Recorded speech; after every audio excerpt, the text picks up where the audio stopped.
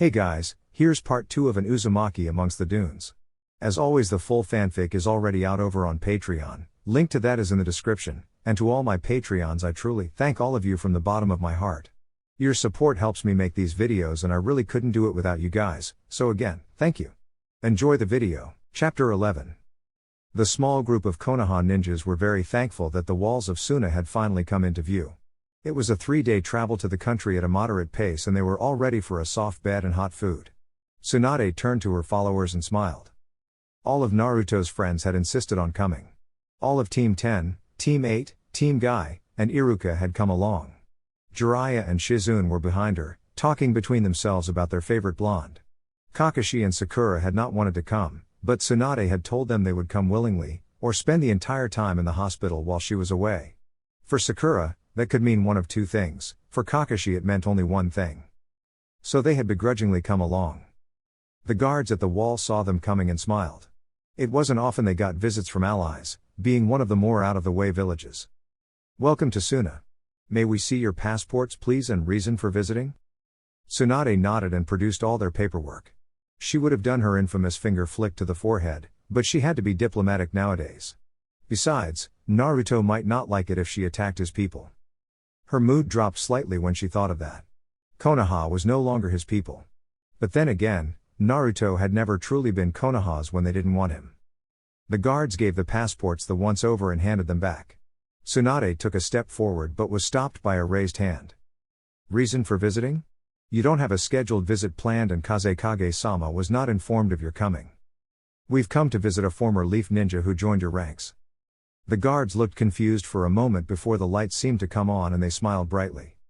"Uzumaki-sama? Yes, he's at the academy teaching right now. He has done very well here over the past year." Tsunade smiled and nodded her head, happy with the report. As they walked into the city, the guards called out to them again. "Be sure to visit the Kazekage first please. He'll take you to Uzumaki-sama personally." Tsunade just waved her hand and led the group to the cage tower. 30. Gaara had been having a typical morning, looking over documents, signing where necessary, and sipping tea in between. Life in Suna had become a bit more hectic once Naruto's experiment was revealed to the public. It was about a half and half affair. Some wanted the green, others wanted to retain their heritage as the village of sand. Gaara had decided to compromise. He had commissioned Naruto to make several parks around the city and to start on some farms later in the year, around the planting time. This appeased most. The richer denizens of Suna had demanded that Naruto use the green to make their homes more beautiful and had gone away somewhat angry and more frightened. Naruto did not take to being bullied just because someone thought they were better than everyone else. If you want your land to be green simply for your own selfish reasons, then you had best get used to seeing sand forever. I have no intentions of helping only those who have the power and money. Gaara chuckled at that memory. Suna's small council had demanded that he make Naruto use his powers for the good of Suna and Gaara had let out a small amount of killing intent to make his point clear. Naruto's power will not be used for such petty purposes.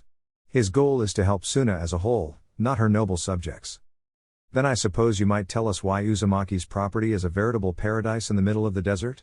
That seems like he is keeping the power for himself. Gaara had not been amused and let them know as such. Naruto has responsibilities to his new summons and will do as he must. This village will flourish with his help and I won't have that sabotaged by narrow-minded, power-hungry fools like you. This council can and will be disbanded if this foolishness is pursued. Am I clear? The council had left with its tail between its legs, knowing that they couldn't go against a former Jinchuriki and a present one at the same time. They'd be wiped out. Not to mention the rest of their little family. Gaara rubbed his eyes and thought about how the citizens had reacted. Naruto had had the wall separating his land from Suna tore down slightly so they could explore. The children had been so happy, running through the grass, playing in the stream, lazing about in the sun. The adults had sampled the fruits, finding them sweet and tasty.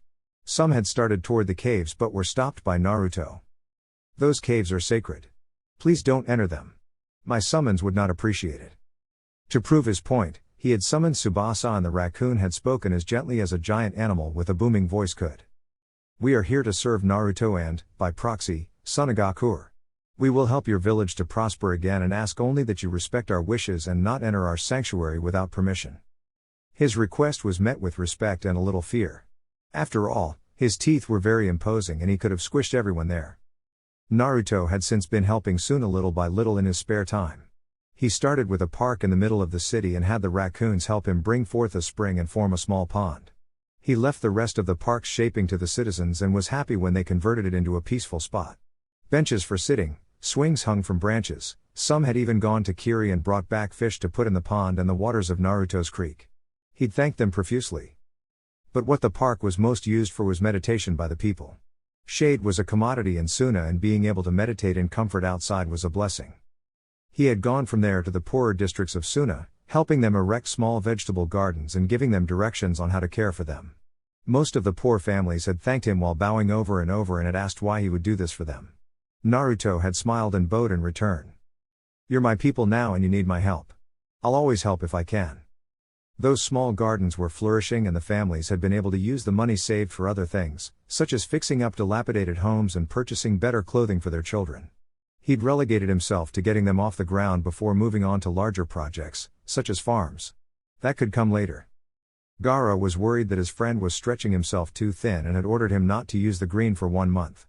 Naruto had protested until Gaara had pinned him to the wall with sand and sighed. "As much as I hate to pull the rank card here, Naruto, you are a shinobi under my command and I order you to cease your extracurricular activities until I say otherwise." He shook his head at that particular memory. Naruto hadn't spoken to him for 2 days afterward. He got over it quickly though and instead began to enjoy the small vacation from the green. Gaara was sure the raccoons enjoyed it as well. Naruto had been running them into the ground, literally, in the search for water under the sands. Naruto's smartass familiar, Sanzoku, had flopped over at one time. "No more, boss. Just go on without me.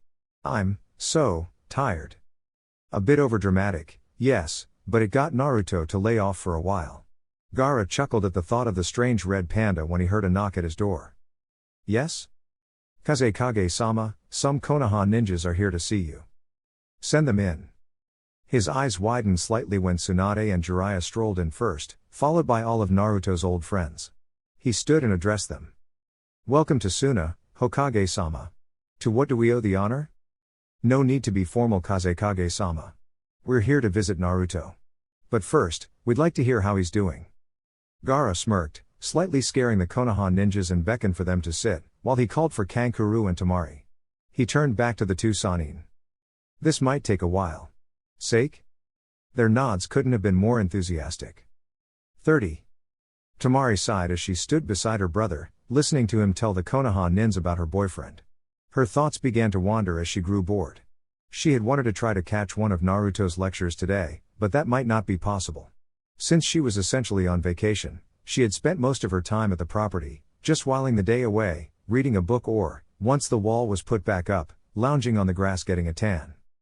She had nearly been mortified when Naruto had walked up on her one time as she lay topless on the grass. But embarrassment soon turned to arousal when she saw the effect she had on him. Temari was sure in her abilities as a kunoichi. She was deadly, she was efficient, she took no mercy. She'd been told she was beautiful before, but had brushed it off until Naruto had told her she was beautiful. She'd been told she had a perfect body before, but had scoffed until Naruto had told her that she was perfect. She'd never really thought of herself as sexy. Until she caught sight of how Naruto reacted to her nearly nude body. She was happy that she had that effect on him, happy and aroused.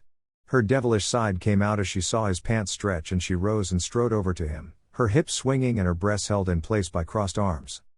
"Like what you see?" Uh-huh. She grinned and bounced up and down slightly, and giggled when his eyes followed her nipples. "Want to touch them?" Temari loved to tease him and this was just one more instance of the subtle power she held over him. She moved up against him and placed her hand on his chest, her breast pressed against him, and locked a leg behind his, rubbing up and down. "Or do you want to touch something else?" She laughed hard as she got dressed and dragged her now unconscious boyfriend over to the shade and placed his head in her lap while she stroked his hair. He hadn't gotten a nosebleed, he hadn't had perverted thoughts. Naruto was an admitted pervert in private and being around Jiraiya pretty much destroyed his inhibitions. But Temari knew he placed her on a high pedestal and such close contact caused him to short-circuit. He'd be fine in a little bit. She noticed that his erection still hadn't gone down and curiosity got the better of her. It wouldn't hurt to look right? Timidly, she began to pull the waist of his pants downward and her eyes widened when Jiraiya had been watching Temari space out and grinned lecherously when a small trickle of blood escaped her nose. Thinking dirty thoughts in front of others, huh? He'd have to find out what. Temari-san, you may want to wipe your nose. You have a little, you know. Temari's eyes widened and she fished a handkerchief from one of her pockets and hastily wiped her nose. Kankuro grinned and elbowed her side, speaking a little louder than he should have. Thinking about Naruto again, huh? The Konoha ninja's neck turned so quickly that she swore she could hear the crack. She cringed and awaited the volley of questions. Immediately, she was surrounded by every female but Sakura, who hung back with one leg thrown over the other, her arms crossed over her chest. So, what's he like? Is he a good kisser? Do you like him? Is he good in bed? Temari's face grew redder and redder with every question until she finally screamed for them to shut up. I'll tell you what you want to know later, okay? How about we go see what Naruto's up to now? Everyone nodded their consent and began the trek to the academy. All the Leaf Ninjas had the same thought. He couldn't be that great an academy teacher, could he? 30. Naruto watched as his students walked over the top of the creek, some still struggling slightly, but every one of his students were able to do it.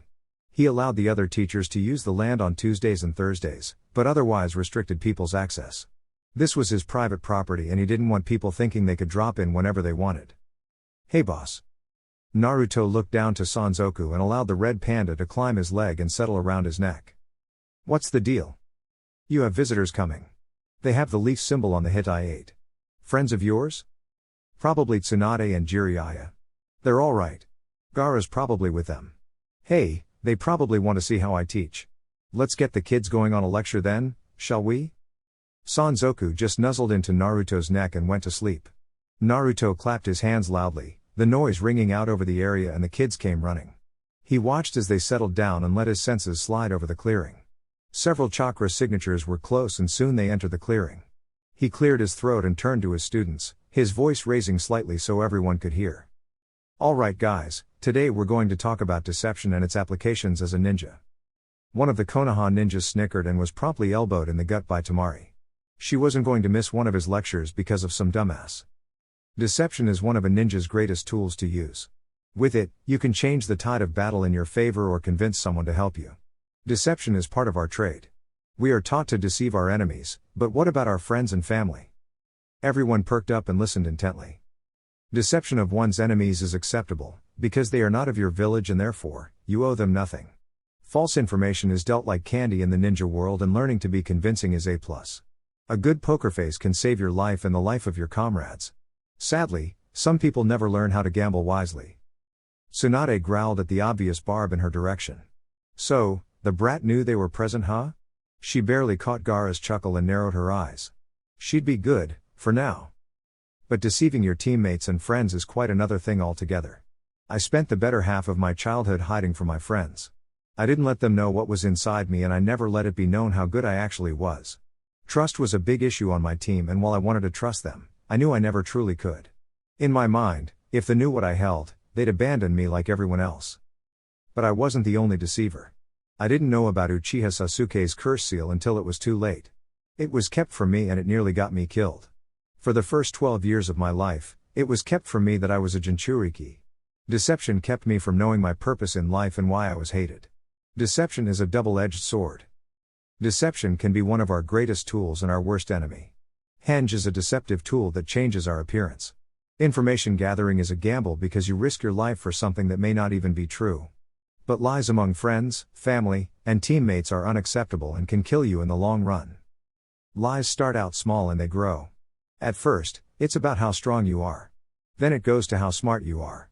Then it snowballs until you get into a situation where you're not prepared and the cold hard fact that you aren't strong enough or smart enough comes to the forefront and everyone you know is dead. All because you deceived them and made yourself seem better than you are. Never sell yourself short, but know your limitations. Don't deceive yourself into thinking you're ready for something you're not. If you know you aren't the one for the mission, tell your superior and if they have any brains, they'll take your advice into account. But if you can do the mission, don't deceive yourself into believing you aren't strong enough. He stopped and turned to where the group of adult ninjas were standing, his hands in his coat pockets, his back to his students. His voice rang out clearly as he spoke and wrapped up his lecture. If you must deceive someone, deceive only your enemies and yourself. Lie to your enemies and throw them off what the truth is. Never give them what they want. If you want to lie to yourself, Then tell yourself you aren't strong enough and use that as motivation to get stronger. Surpass your expectations and soon enough, you'll surpass everyone around you. Remember, look underneath the underneath because deception can only go so far before you unearth the truth. He turned back to his students and beamed at them, showing off his fangs. Now, class is over for today. I want all of you to continue with your studies at home. Read while sitting on the ceiling. Not only will it increase your concentration, you'll surprise your family and maybe get a decent scare or two. Now get out of here. The Konoha ninjas looked on in awe at the way he handled the kids. This couldn't be their Naruto, he couldn't do anything right. This Naruto was calm, cool, collected, in control. Some hung their heads slightly. They'd let quite a gem leave their village. The students all stood and rushed past the group of adults, who watched them go. Naruto stood with his hands behind his back, watching as they finally drank in the look of his land. Tsunade walked toward him and stopped short a few feet before bringing her hands into the ram seal and whispering Kai. Naruto sighed and quirked an eyebrow. Everyone does that. Tsunade opened her eyes to find the trees and gurgling stream still there and wrapped her arms around her favorite blonde. So this is what you've been up to. I see you found Kushina's scrolls. Hi. The sound of shouting and laughing came from behind them and they both turned to see the Konoha ninjas running around like little kids, checking everything out. The Sand sibling strode forward slowly and Temari wound her way under Naruto's arm while wrapping her arm around his waist. Tsunade cocked an eyebrow and grinned slyly. So the pervert was right, you two are together. Of course I was right. When have I ever been wrong? Naruto laughed and clapped his sensei on the shoulder. Every day of your life Urosenin. Jiraiya looked downtrodden for all of 2 seconds before putting on a lecherous grin. So, have you two, you know? The two blondes looked at each other quizzically until they realized what was said and turned beet red. No. And it's none of your damn business. Everyone was astounded that they had said the same thing at the same time and the rest of the ninjas gathered round to begin the question marathon. After several rounds of hugs and handshakes, Naruto sighed and looked at the sky. I'll bet you guys are hungry cause I'm starving. I'll send some clones to get takeout. As the clones ran off, he sat down in the shade, with Temari by his side, and began to recount his past year. 30. Temari hadn't realized that she had fallen asleep until she woke up stretched across the ground with her head in Naruto's lap. When he felt her stir, he helped her sit up and dusted her back off. Want some dengo or some stir-fry? You've got to be hungry. She nodded and looked across to find everyone eating while talking and laughing. Did you answer all of their questions? For the most part, yeah. Ino appeared beside them suddenly and flopped down, a bowl of sturfy in one hand, chopsticks in the other. She pointed at Naruto's neck with her chopsticks. Hey Naruto, what's with the scarf? It isn't that cold out here. I'm not a scarf blondie. Ino shrieked and leapt away as Sanzoku yawned and stretched on Naruto's shoulder. Calm down Ino. Everyone, this is Sanzoku, my personal summon. I hold the raccoon contract now. Jiraiya perked up and sat in front of him. Really? I've never heard of a raccoon contract. Show me? I'm not proof enough? No. I've seen familiars that can talk before. I want to see him summon one. Naruto nodded and walked to a spot that was very clear before he had a great thought. Hey Jiraiya, can you still summon Bunta? The Toad Sage nodded and stood, following Naruto up and over the wall. The others leapt to the top and watched as the two stood a few hundred feet from the wall. You summon Bunta first, okay? Jiraiya concentrated and made a few one-handed seals before shouting Kushios no Jutsu. He rose atop Gamma Bunta and sighed when the Toad boss began his normal rant. Jiraiya. Why have you summoned me here in this dreadful place?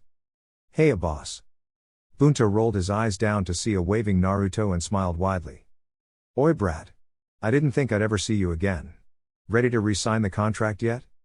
Naruto's grin drooped a little and he dropped his hand. Sorry boss, but I have a new summon. I wanted you to meet him.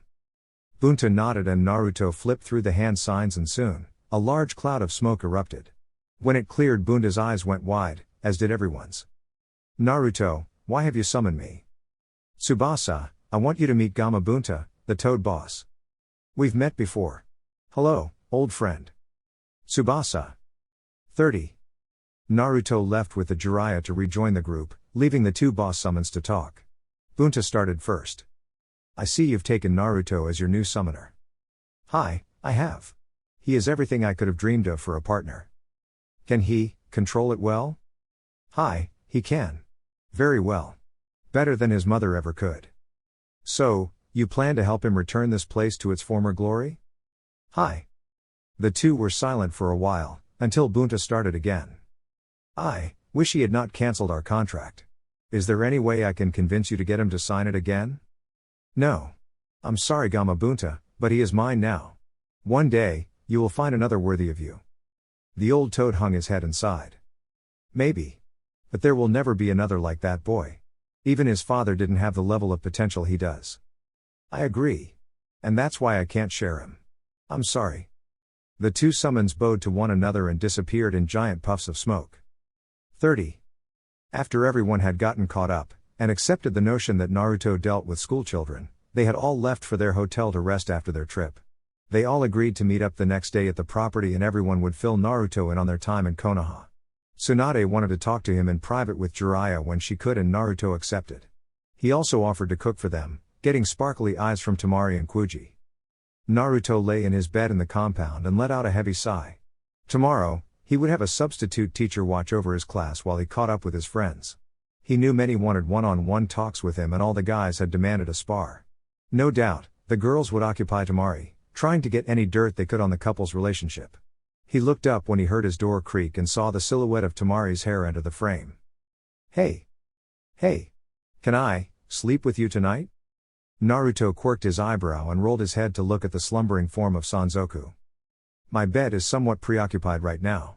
If you can convince Sanzoku to leave, you can. Temari marched over to the bed and put her hands on her hips. Get lost furball. Sanzoku never opened his eyes. It had become like a game between him and Temari to insult each other. Go fuck yourself with a barbed wire baseball bat. I'm comfortable and I ain't moving. Get your flea-ridden ass out of my spot or I'll skin you alive. Up your ass with a garden hose filled with rusty nails. Naruto sighed and lay back with his hands behind his head. He had to admit, these two were great at sarcasm. Pretty soon, the verbal banter would degenerate into physical contact. Apparently, Temari really wasn't playing around and the red panda found himself lifted by the scruff of his neck and booted out of the bedroom. Sleep on my bed tonight, you good-for-nothing fur coat. Crazy bitch. Temari sighed happily as she flopped down beside Naruto and crawled under the covers, snuggling up close to him. He wrapped an arm around her shoulder and shuddered when she kissed his neck. I thought we agreed not to do this until I got my own place. She gave him a pouty look and batted her eyelashes. Not even a little bit? Can I at least feel it? No. She growled and shucked out of her kimono before reaching over and grabbing one of his shirts off a chair. She whipped it on and turned her back to him, pulling the covers over her more. Fine. Good night then. She felt him chuckle and found herself suddenly wrapped in strong arms that pulled her back. She wiggled a bit to get comfortable and found the back of her neck kissed. Temari mewled happily and shuddered when he whispered into her ear, her eyes already drooping as she melted against his warmth. Night Temari. I love you. Love you too. Tomorrow was going to be a hell of a day. Chapter 12. Naruto woke Temari up early so that they could get to the property before everyone else. He didn't know what they had in store for today, but he knew more questions would be asked and his friends would expect answers. Temari sidled up closer to him, his coat wrapped around her and yawned. So, what did they ask you while I was conked out yesterday? Oh, normal stuff. As Temari faded off into blissful unconsciousness, Naruto was gearing up to answer all the questions he knew were coming. His friends all gathered round in a semicircle around the tree and Naruto sighed. Let's try to keep this somewhat organized, okay? How about we start on the far end with Kiba and work our way back until your curiosity is satisfied? Tsunade smirked and folded her arms. Still in teacher mode, huh, brat? That's fine. Kiba, ask away. The Inuzuka boy grinned and looked at his blonde friend. What's with the clothes, loser? Nice duds. Naruto chuckled and grinned back at his fanged fellow. It's mostly to honor my father. But, I guess a good bit of it too was that I just wanted a change. I like orange but it was time for a change.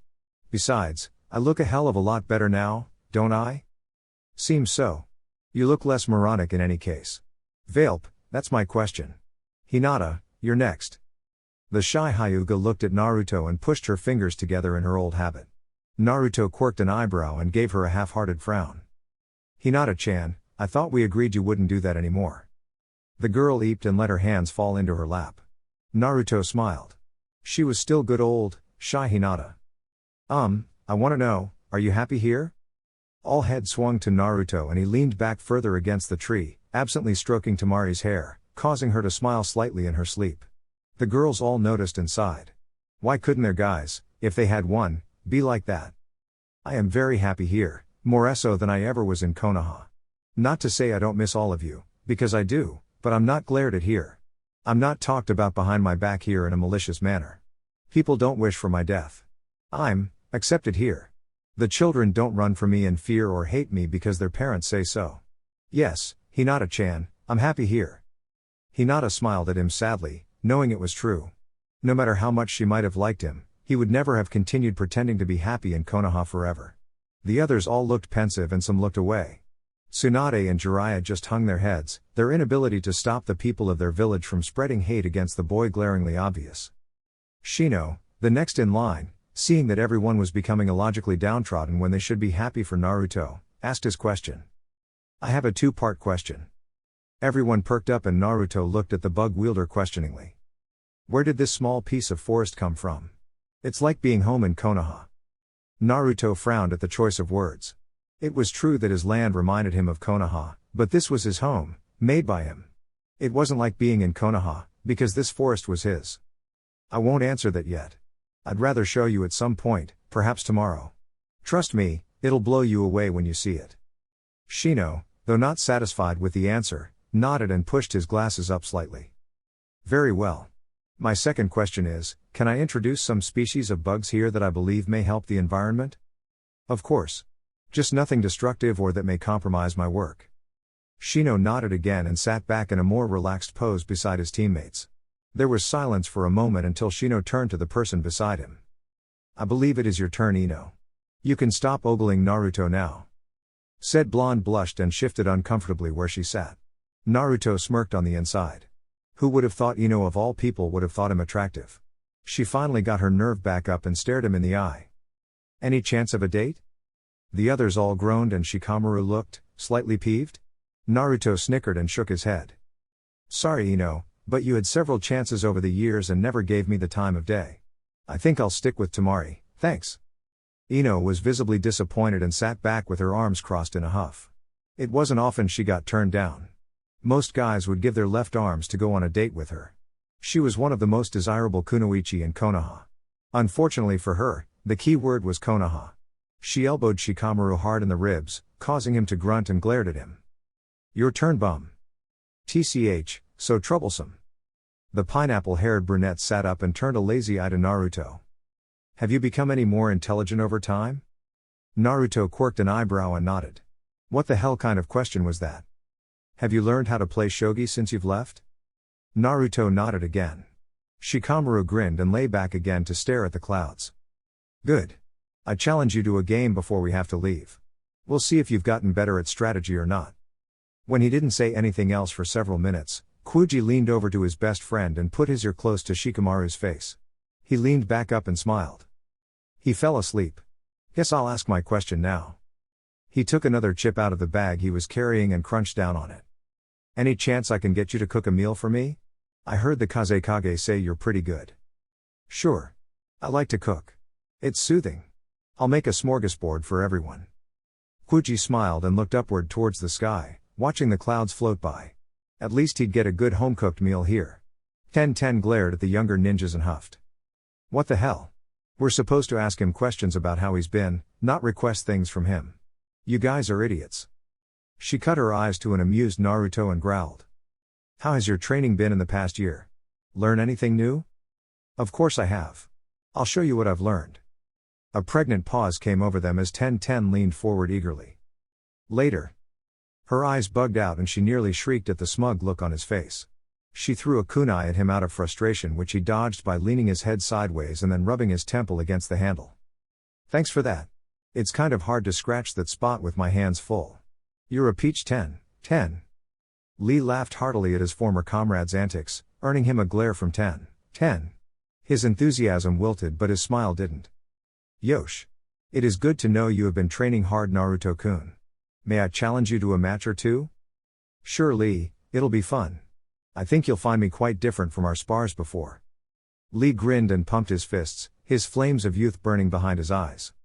Excellent. I cannot wait. Neji sighed and rubbed the bridge of his nose. He'd often wondered over the years what he'd done in a past life to end up on a team with such psychotic people. I too would like a spar Naruto. But for my question, what do you see for yourself in the future? The blonde had to stop and pause here. What did he want? A family, for one. Peace was another thing he wanted. Really and truly Neji, I just want to live life. Have a family, raise kids, that kind of thing. That's very simplistic Naruto. No more shooting for leader of the village? Nah. Gaara can have that. I've seen the amount of paperwork it takes. He can keep it. The Kazekage snorted from his seat beside his brother and looked up with his disinterested eyes. When I decide to step down, you are my chosen successor, just for that little comment. I won't accept. That little maniacal light shone in Gaara's eyes and his sand swirled around slightly. Who said you had a choice?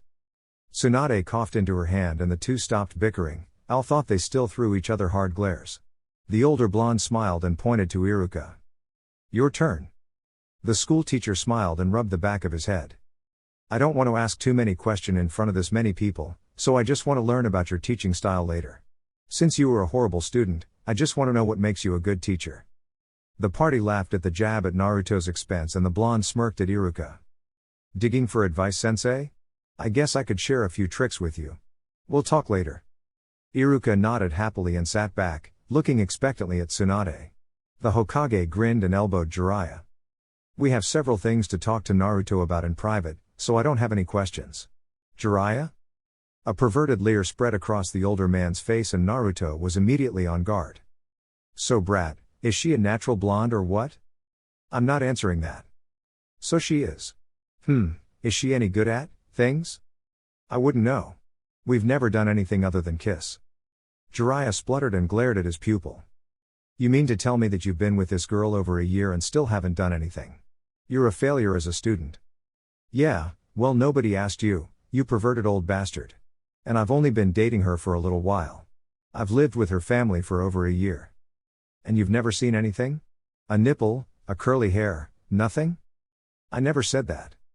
Naruto's eyes widened when he realized what he had just admitted and slapped his hand over his face. Everyone's eyes were wide, Jiraiya's grin was firmly in place, and he felt the grains of sand on the back of his neck. Gaara, don't do anything we'll both regret. Remember what happened in your office that time. The Kazekage's eyes narrowed. What have you done with my sister? Can we please talk about this without everyone here? Hell no. I want to hear about it. Naruto glared at Kiba and growled. Shut up. You're not helping my situation here. Gaara, we'll talk later. Kankuro, put your puppets away.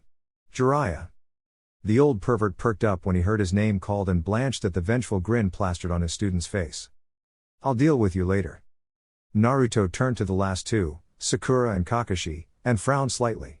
Sakura frowned back and he could tell that even though Kakashi looked indifferent, he was not happy. I'll speak to you two in private later. I believe we have many things to discuss, especially my leaving the leaf. The two continued to glare at him and Naruto sighed as he turned his attention to the sound of footsteps. His clones were back with the food. He smiled and moved Temari into a more comfortable position.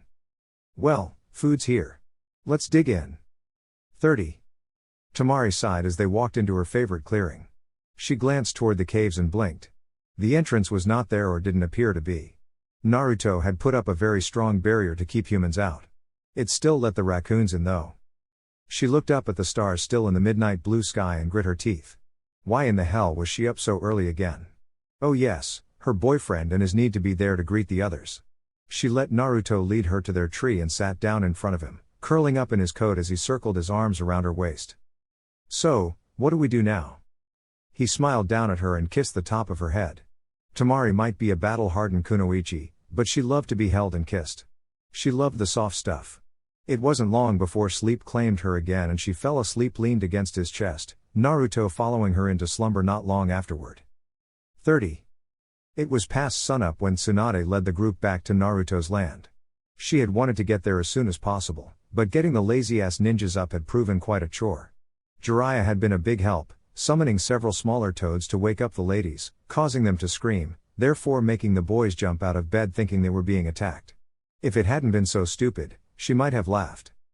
She knew that, while Naruto had been a late sleeper in his younger days, he had since become quite the early riser. That was why she had wanted to get going earlier. She'd have had more time to spend with her favorite blonde. Next time, she'd let the rest just sleep in. Tsunade stepped into the clearing and nearly awed the sight before her. The other girls weren't as subtle as her, however. Even Sakura, who had become very icy since they arrived, couldn't help but think the scene was cute. Naruto sat against the trunk of the tree, his chin resting on Temari's shoulder, while Sanzoku lay on the ground beside him. Temari wore his coat, wrapped up in it like a little girl, her head laid back against his shoulder, as they both snored away, oblivious to the group before them. If that wasn't enough for the cuteness factor of the couple, then the small raccoon kit that laid sprawled atop Temari's head, nestled into her hair, certainly set them squealing. Temari heard the faint noise and her eyes fluttered open. She saw the assembled ninjas staring at her and gave them a small wave. "Good morning." Tsunade smiled at the girl and knelt down beside her. "Good morning. You know, I never thought I'd see someone this comfortable with Naruto. You two look so natural together. And what is that furry appendage on your head?" Temari looked up and patted the small kit on her head, making it squeak before rolling to one side and going back to sleep. She smiled and left it there. "This little fellow is one of the kits from the family that watches over the caves. He seems to have taken a liking to how my hair feels. He and his brothers and sisters do this all the time, especially when I come here to read and relax." "So you spend a lot of time out here?" "When I'm off duty, yes. It's comforting. I hope one day to actually live here maybe." Tsunade smiled and stood upright. "Live here, huh? Sounds like someone has plans for the future." Temari blushed and hid her face further behind the collar of the coat. "Well, a girl can dream, can't she? She can do more than that as long as she loves me. Good morning, everyone." Temari blushed further and buried her head inside the coat. Naruto roared with laughter and squeezed her, causing her to gasp. She re-emerged from the coat and Naruto pecked her on the lips before pulling them both into a standing position. The little kit never budged, its feet anchored onto Temari's tresses. Naruto cracked his back and neck and grinned at his friends. "How about a morning run to warm things up? How about it, Lee?" Lee beamed and ran up to stand beside his friend with a gleam in his eye. "Yosh! A morning run. That sounds lovely. Let's make it interesting, Lee. A race to see who's faster. You and me, once around the desert, with a girl on our backs. What do you say?" The green-clad boy's eyes sparkled and he pumped his fist, nodding his head vigorously. Naruto grinned and looked for a volunteer. "Now Temari will be going with me. Who's going to travel with Lee?" Not many were interested in riding on the back of the beautiful green beast, but Sakura, surprisingly, stepped forward. "I'll go." Lee's smile spread across his entire face and he gave Sakura his good guy pose. "Yosh! With the ever-youthful Sakura on my back, I cannot lose." Naruto rolled his sleeves and pants legs up, deactivating his resistance seals. Jiraiya, being a connoisseur of seals, noticed immediately. "What you got there, brat? A resistance seal? Who in the hell taught you to make those? That's a lost art. Gravity seals are much more popular." "I know. That's why I learned how to do it from some scrolls I found. They work wonders." Jiraiya nodded and stepped back while drawing a line in the sand with his knew exactly which scrolls Naruto was talking about. Lee and Naruto stepped up to the line and bent down to receive their burdens. "Lee, you'd better take those weights off. You'll need whatever advantage you can get." Lee took the weights off, letting the plates pound a hole into the ground. Temari tightened her grip on Naruto's neck and Sakura did the same to Lee. Jiraiya stepped to the side and laid down some rules. "Now, you two are to run to the river country border and back. Going around the desert would take too long. You are to touch the toad that I'll summon on the other side of the border and run back as fast as you can. No funny business, no shortcuts. Understood?" The two nodded and bent over some more to get into a low running stance. Jiraiya summoned a large toad and it bounded away over the sands to river country. It high raised his hand and dropped it. The amount of sand kicked up by the two was simply unheard of. They raised two new dunes in the desert at the starting point. Jiraiya stepped back beside Tsunade and spit some grit out of his mouth. That was interesting. Naruto and Lee were neck and neck most of the way to the border and neither said a word, concentrating on their race. The girls, however, were slightly more talkative. "Temari! Sakura!" They both screamed when the boys turned it up a notch and grabbed their necks tighter. Temari cut her eyes to the pinkette once things were back under control. "Are you still pissed at Naruto for leaving the leaf?" Hell yes. He had no right to leave us alone like that. My teammates have done nothing but leave me since we became a team. He shouldn't have done that. I seem to remember you saying one time that you cried and begged the Uchiha not to leave. I don't recall you doing that with Naruto. Sakura narrowed her eyes and stared ahead. No, I didn't cry when Naruto left. At least, not while he was there. I cried later. He was the one thing I could count on in life to always be there, and then he just up and left. Sakura, his life there was hardly ideal. If anyone had a reason to leave, it was Naruto. Sasuke had it all and he left because he's an idiot. I can't deny that. Sasuke is an idiot. But he also has major problems. He's not right in his head. And that's just one more thing we're going to discuss between you, me, and Kakashi, Sakura. Now you two pipe down so me and Lee can concentrate. The two kunoichi huffed and settled back in for the ride. They saw a large toad ahead wearing armor. That was their halfway point. Naruto and Lee ran up to the toad and jumped, landing their feet into the toad's belly. It grunted and looked down. What the hell? Sorry Froggy, got a race to win. Pardon me, Toad-san. I have to beat him.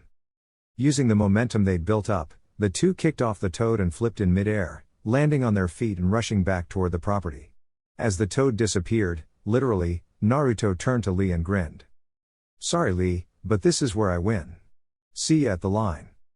Lee watched with wide eyes as Naruto sped off with a happily shrieking Temari on his back.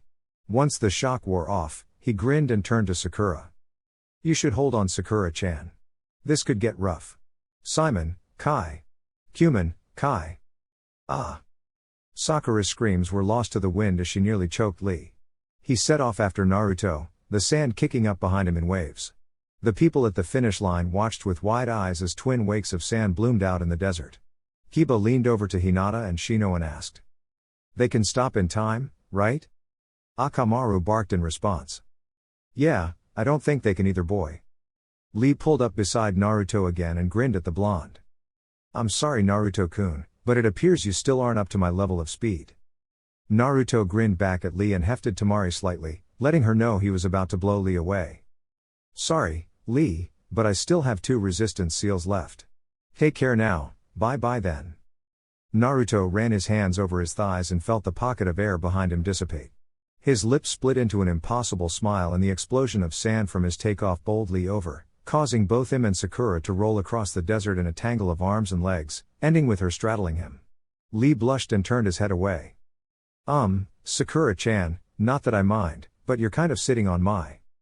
Sakura looked down between her legs and leapt up immediately, crossing her arms.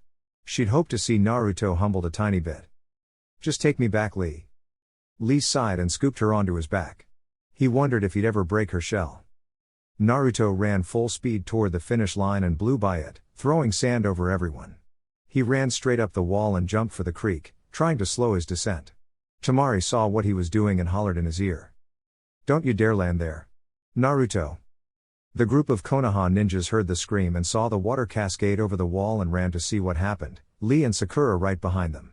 They found a fierce-looking Temari straddling Naruto's waist in a low section of the creek, totally soaked, and strangling her laughing boyfriend. I told you not to land there. Why in the hell did you insist on landing there? Because you're beautiful when you're wet. She let go of him and stood up in the creek, planting a foot in his stomach, knocking the air out of him, and stepped over him, before sitting down on his coat and letting the sun start to dry her out. Idiot. Naruto laughed again and stood up, shaking himself and sending water spraying everywhere. Lee appeared next to him, his fist shaking. Ooh, Naruto-kun, your youthfulness knows no bounds. You actually beat me in a foot race, while I had 2 gates open. You are a prime example of the springtime of youth. I shall redouble my training in order to beat you. Naruto laughed and slapped his friend on the back. That's great, Lee. I look forward to our next race. Rest up and we'll have a spar before you all leave. Lee nodded and turned around to find all the Konoha ninjas with gaping stares. He looked at them quizzically. What? Ten stepped up and touched the 2 on the faces. Just seeing if you 2 were actually for real or not. That was amazing. The 2 grinned and Naruto nodded. Of course we're amazing. We're the dobes, remember? We have an obligation to be amazing. The Konoha ninjas all groaned and Tsunade smacked him on the head. Idiot. 30. Once everyone had settled down, Naruto looked at them all seriously and put his hands on his hips. Now look. I know you're all curious about how this place came to be like this. Well, I did it. Ino snorted and he looked toward her. Something you'd like to say, Ino? Yeah, I do. I grew up in a flower shop and I know that you simply can't transplant flowers and trees in an uninhabitable place like this. I don't know where you found a water source, but it isn't enough to make this much grow in just a year. Something like this would take years. Naruto nodded and put his hands behind his back. That's all correct, Ino, but it doesn't apply to me. I control the green, I can do whatever I want. The group looked confused and let Ino be their spokesperson. The green? What the hell is the green? I'll show you. Follow me. Naruto led them back over the wall and sat down just a few feet from it. He crossed his legs and clapped his hands together, seeming as if he was praying. Watch. The Konoha nins watched carefully as he seemed to glow slightly and his hair waved slightly in a non-existent breeze. Naruto closed his eyes and concentrated, calling on his unseen ally. Everyone watched with wide eyes as grass began to sprout around Naruto and flow outward toward them. Soon, it stopped just behind them and trees began to grow until they stood at full height. Flowers bloomed of every color and type and everyone watched as fruit bloomed from the trees. Naruto opened his eyes slowly and blinked, taking in the look on everyone's faces. They were a mixture of awe and elation. Ino whispered out, somewhat loudly. No way, the Shodime's power. No. She swung her head to look at Naruto and her eyes pled for an answer. What do you mean no? It's not the Shodime's power. It's the green. It's the primal source that guides all plant life on this planet. And you control it? He nodded to her and her eyes widened again. Yes, I control it. Naruto, how do you do these things? I just find a way to do these things. I have more to show you guys, much more. This is just the tip of the iceberg. But I want to see what you've all learned as well. He stood and plucked 4 gardenias and placed them in the ponytails on Temari's and arm around her shoulders. He turned to face his friends. Every one had a startled look on their face. If he improved this much in just a year, how far had he really come? Naruto grinned at the looks on their faces. I think I'd like to spar Lee later on today, but until then, I want to talk to him, Neji, and Ten. The rest of you go and explore the city, have fun. Just don't enter those caves I told you about. I'd hate to have to discipline you for entering sacred ground. I'll see the rest of you at lunch at the compound. The rest of the ninjas turned to walk away and gathered at the entrance that led back to Suna. Iruka turned around and told them his plan. I want to know what the people of this village think of Naruto and I think we should start with his students. They have the most interaction with him. The others nodded and went to find the school with him. Tsunade and Jiraiya went to talk to Gaara. Naruto sat Team Guy down in the shade of a tree and looked to them. Okay guys, so, what do you want to do first? The 3 looked at each other and grinned evilly. Neji answered for them. We each want to spar with you, to see how far you've come. Light contact? Ten grinned and produced a staff from nowhere. Nah, that's boring. We prefer full contact. Naruto grinned and leapt away from them. Just how I like Chapter it. 13. Lee tried to run forward, but fell onto his backside and sprawled out on the ground. Darn, I knew I shouldn't have opened the gates for a simple race. But I wanted to impress Sakura-chan. Ken glared at her fallen teammate and spun a kunai by its ring. We told you not to overexert yourself while you were racing. You knew we were going to try to spar him today, but you had to be hard-headed. But it was a youthful race. Lee, just lie back and be quiet. Ten and I will need all our concentration. Lee sighed and propped himself up against a tree. Sitting out of a fight sucked. Naruto stretched himself out a little more and readied himself for whatever they threw at him. Sanzoku. Got it, boss. The members of Team Guy watched with wide eyes as the small red panda grew until he was the size of a horse, and then grinned at them. Been a long time since I've been in a fight. Be gentle, huh? Ten and Neji nodded dumbly. They thought it should be the other way around. The claws on the creature were nearly as long as one of Ten's kunai. Naruto smiled and got into a low crouch. Without warning he shot forward and threw a kick at Neji's gut. The Hyuga luckily had his Byakugan activated already and blocked the kick with his forearm. Bad idea, he realized, as Naruto's kicks were now on par with Lee's. Even blocking them hurt. Naruto used the block to pivot off to the side and launch a punch at Ten. The girl ducked out of the way and chucked a kunai at his chest. Naruto caught it as he backflipped away and came up swinging it on his finger. Come on you two, get serious. I've spent over a year training and I want to see what you can do. Well, you haven't exactly shown us anything yet that proves you've improved. 1010 was about to respond but found herself blocking a large claw, courtesy of a red panda. You're pretty cute, you know. I'd much prefer the boss go out with someone who looks like a panda than that insane chick he's dating. But alas, let's see what you got. 1010 growled and unsealed a sword from one of her scrolls. Bring it on, furball. Sanzoku raised his hackles and growled. Now you remind me of her. He leapt toward her and they began to fight in a ball of fur and steel, curses and shrieks. Naruto grinned and formed a Rasengan in his right hand. Neji quirked an eyebrow and smirked. So you're able to make it with one hand now, huh? That still doesn't prove anything.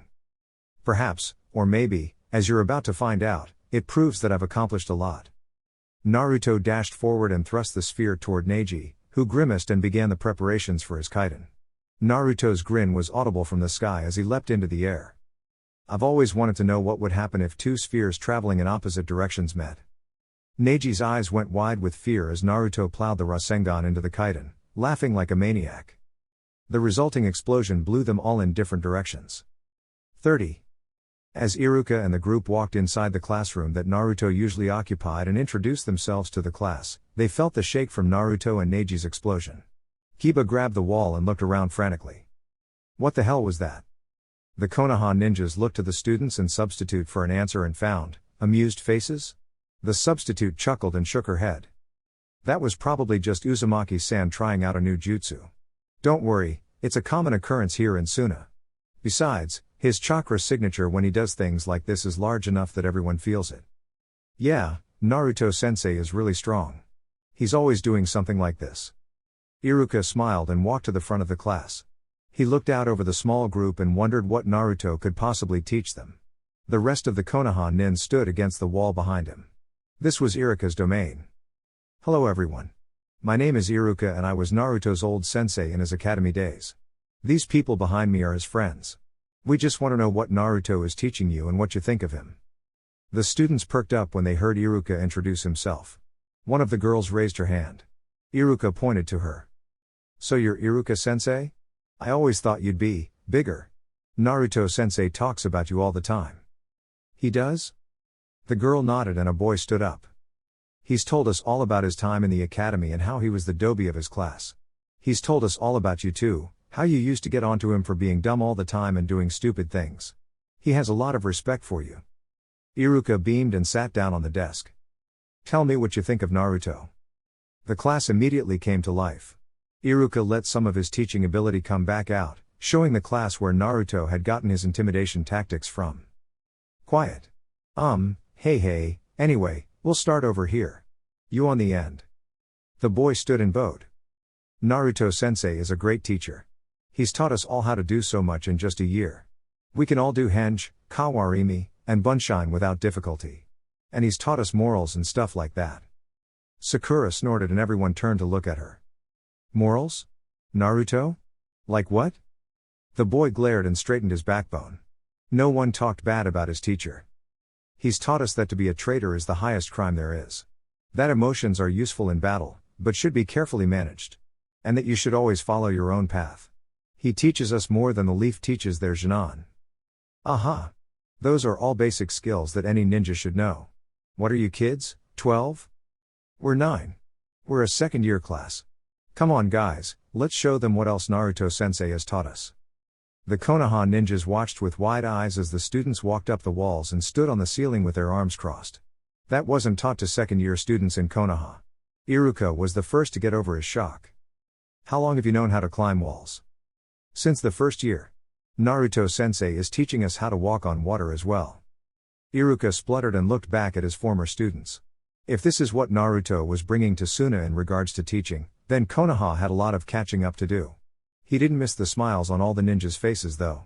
Naruto was actually a hell of a teacher. Alright, you've proven your point. You can come down now. The Suna students all flipped to the floor, landing lightly, and took their seats again. Iruka smiled at them and crossed his arms. You all have no idea how proud I am of Naruto, that he could take you all this far in so little time. I think, a revision of how we do things in Konoha may be in order. But that's for later. Tell me what he's been up to. One of the girls in the back stood up. Naruto-sensei has been working to make Suna greener. He's always doing something. And while we're in class, he usually has his Kage Bunshin working on reading or working on jutsus. In the evenings, he spends time with Temari-sama if she's home. The sound of the door opening was heard and everyone watched as Sakura walked out. Hinta looked at Ino and the blonde nodded, before smiling at the children. Sorry everyone. We have a bit of girl business to take care of. We'll see the rest of you at lunch, okay? The boys all nodded and Iruka frowned, but put his smile back on as he turned back to the children. Let's hear some more about Naruto-sensei, huh? 30. What the hell, Sakura? Why'd you walk out? The pinkette turned to find the blonde and brunette following her. She sighed and pushed her hair back. I don't want to hear some little brats talk about how great Naruto's life is. I didn't come here to hear about how awesome it is that he lives in Suna. Sakura, I don't know why you're acting like this, but you need to stop. Naruto wasn't happy in Konoha. He wasn't accepted in Konoha. Why begrudge him happiness? Sakura turned to Hinata and frowned. I seem to remember Sasuke not being happy in Konoha, but everyone tried to bring him back, Naruto especially.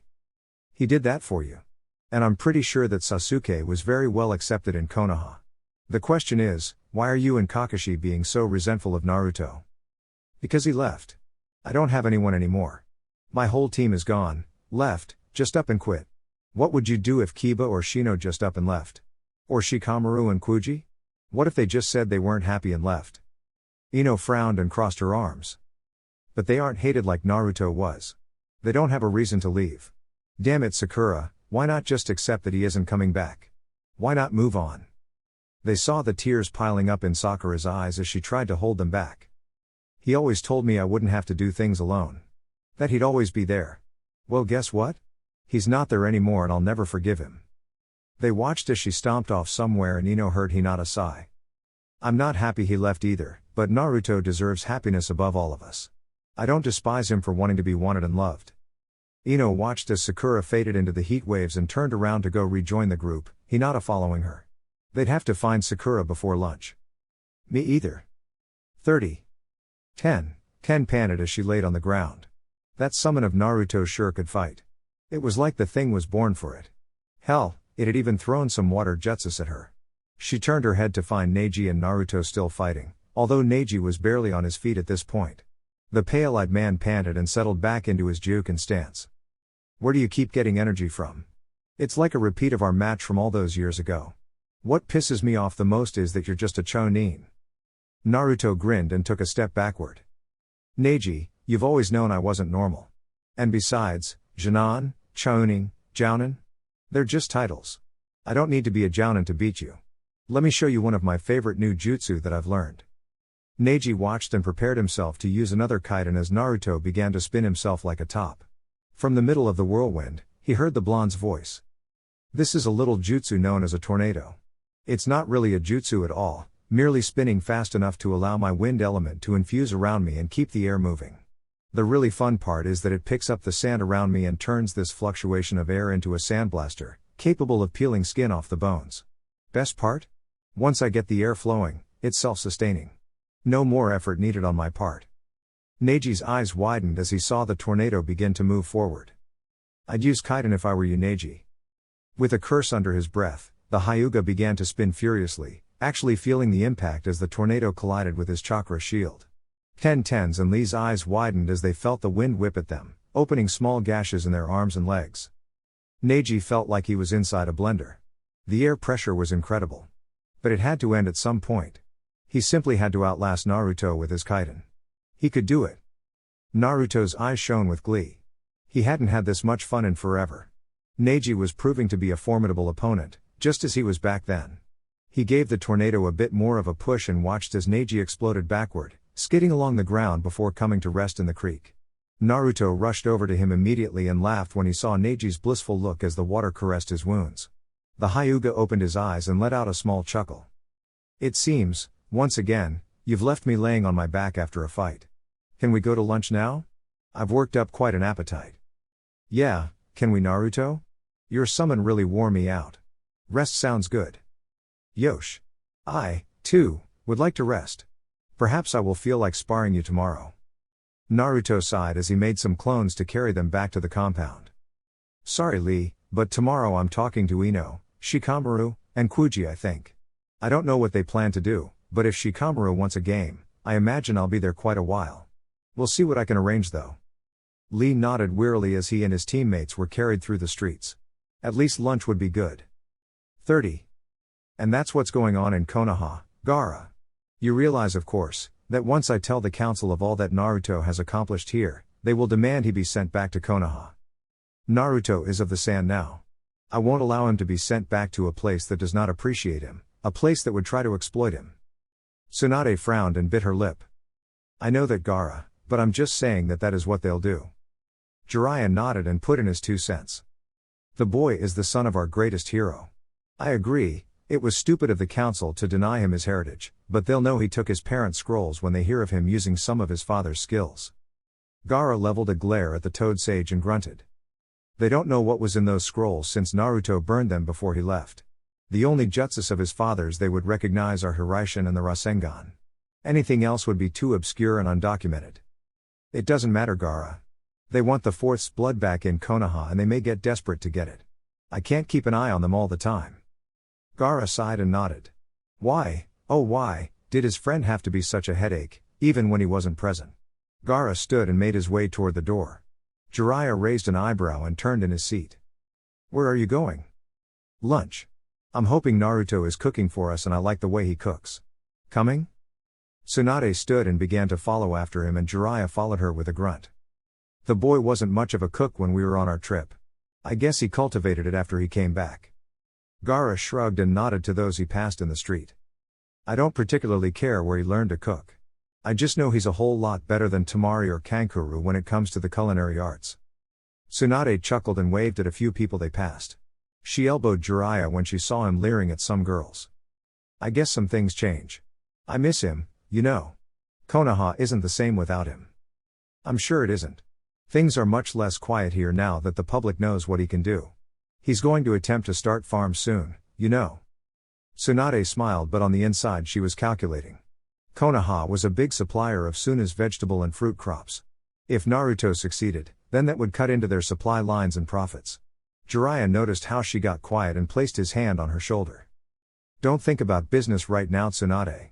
You're here to visit, not worry about economic growth. She gave him a curious look and her lips quirked downward. How did you know what I was thinking? I've been around you long enough to know what you're thinking by your body language. Don't think about things like that. Besides, it'll take quite a while before he could have fully functioning farms. Gaara chuckled as they reached the gates of his home and he pushed them open, allowing the other two inside first. It wouldn't take as long as you think. Naruto has become quite proficient with the green. He can adapt several acres into pastureland in one day. The only thing that stops him is that he has to search for a water source that can support farms of a good size. It's been slow going. Tsunade nodded her head, pleased to gain a little further insight into her favorite blonde's power. So that's why all of Suna doesn't look like Konoha. No, that's because Suna took a vote and we wanted to keep our heritage. We're the village hidden in the sand. My people voted to only make parts of the village green. It was Naruto's idea to run a small river through the city and then branch several creeks off the side of it. Jiraiya perked up when he heard that. Moving water required the use of a jutsu to make it bend to your will in so little time. Men alone couldn't do it. So Naruto can control water as well? No, his summons control water to a frightening degree. That red panda of his is very good at it as well, though not as well as the king of the raccoons. Gaara trailed off as a screeching voice floated through the air. Damn it Kuji. Give me that pot. Naruto made enough stew for everyone. Don't be such a pig. Back off Ino. He'll make more. This pot is mine. Tsunade slapped a hand over her face and dragged it downwards while Jiraiya laughed loudly. Gaara just quirked an eyebrow and grinned. That's nothing. You should see Temari and Kankuro fight over dessert. She tried to stab him one time with a fork when he went for the last piece of Naruto's cake. She's very protective of him, isn't she? Jealous is the better word I believe. Gaara opened the door and stepped inside to the madness. Naruto stood at the stove and 3 clones of him stood chopping up vegetables and meat furiously. Temari sat beside him on the counter with one leg thrown over the other, chatting as he stirred the pot. Kankuro sat on one of the couches in the living room, fiddling with a puppet as Shino sat close by, observing the puppeteer curiously. Hinata sat close to Kiba, patting Akamaru on the head while the dog-like young man arm-wrestled Lee, who was spouting that he wouldn't lose because he was the more youthful of the two. Shikamaru was holding back an irate Ino, who was trying to throttle an extremely happy Kuji as he cradled a pot of stew like it was a newborn baby. You could almost hear him growl when someone got too close to that pot.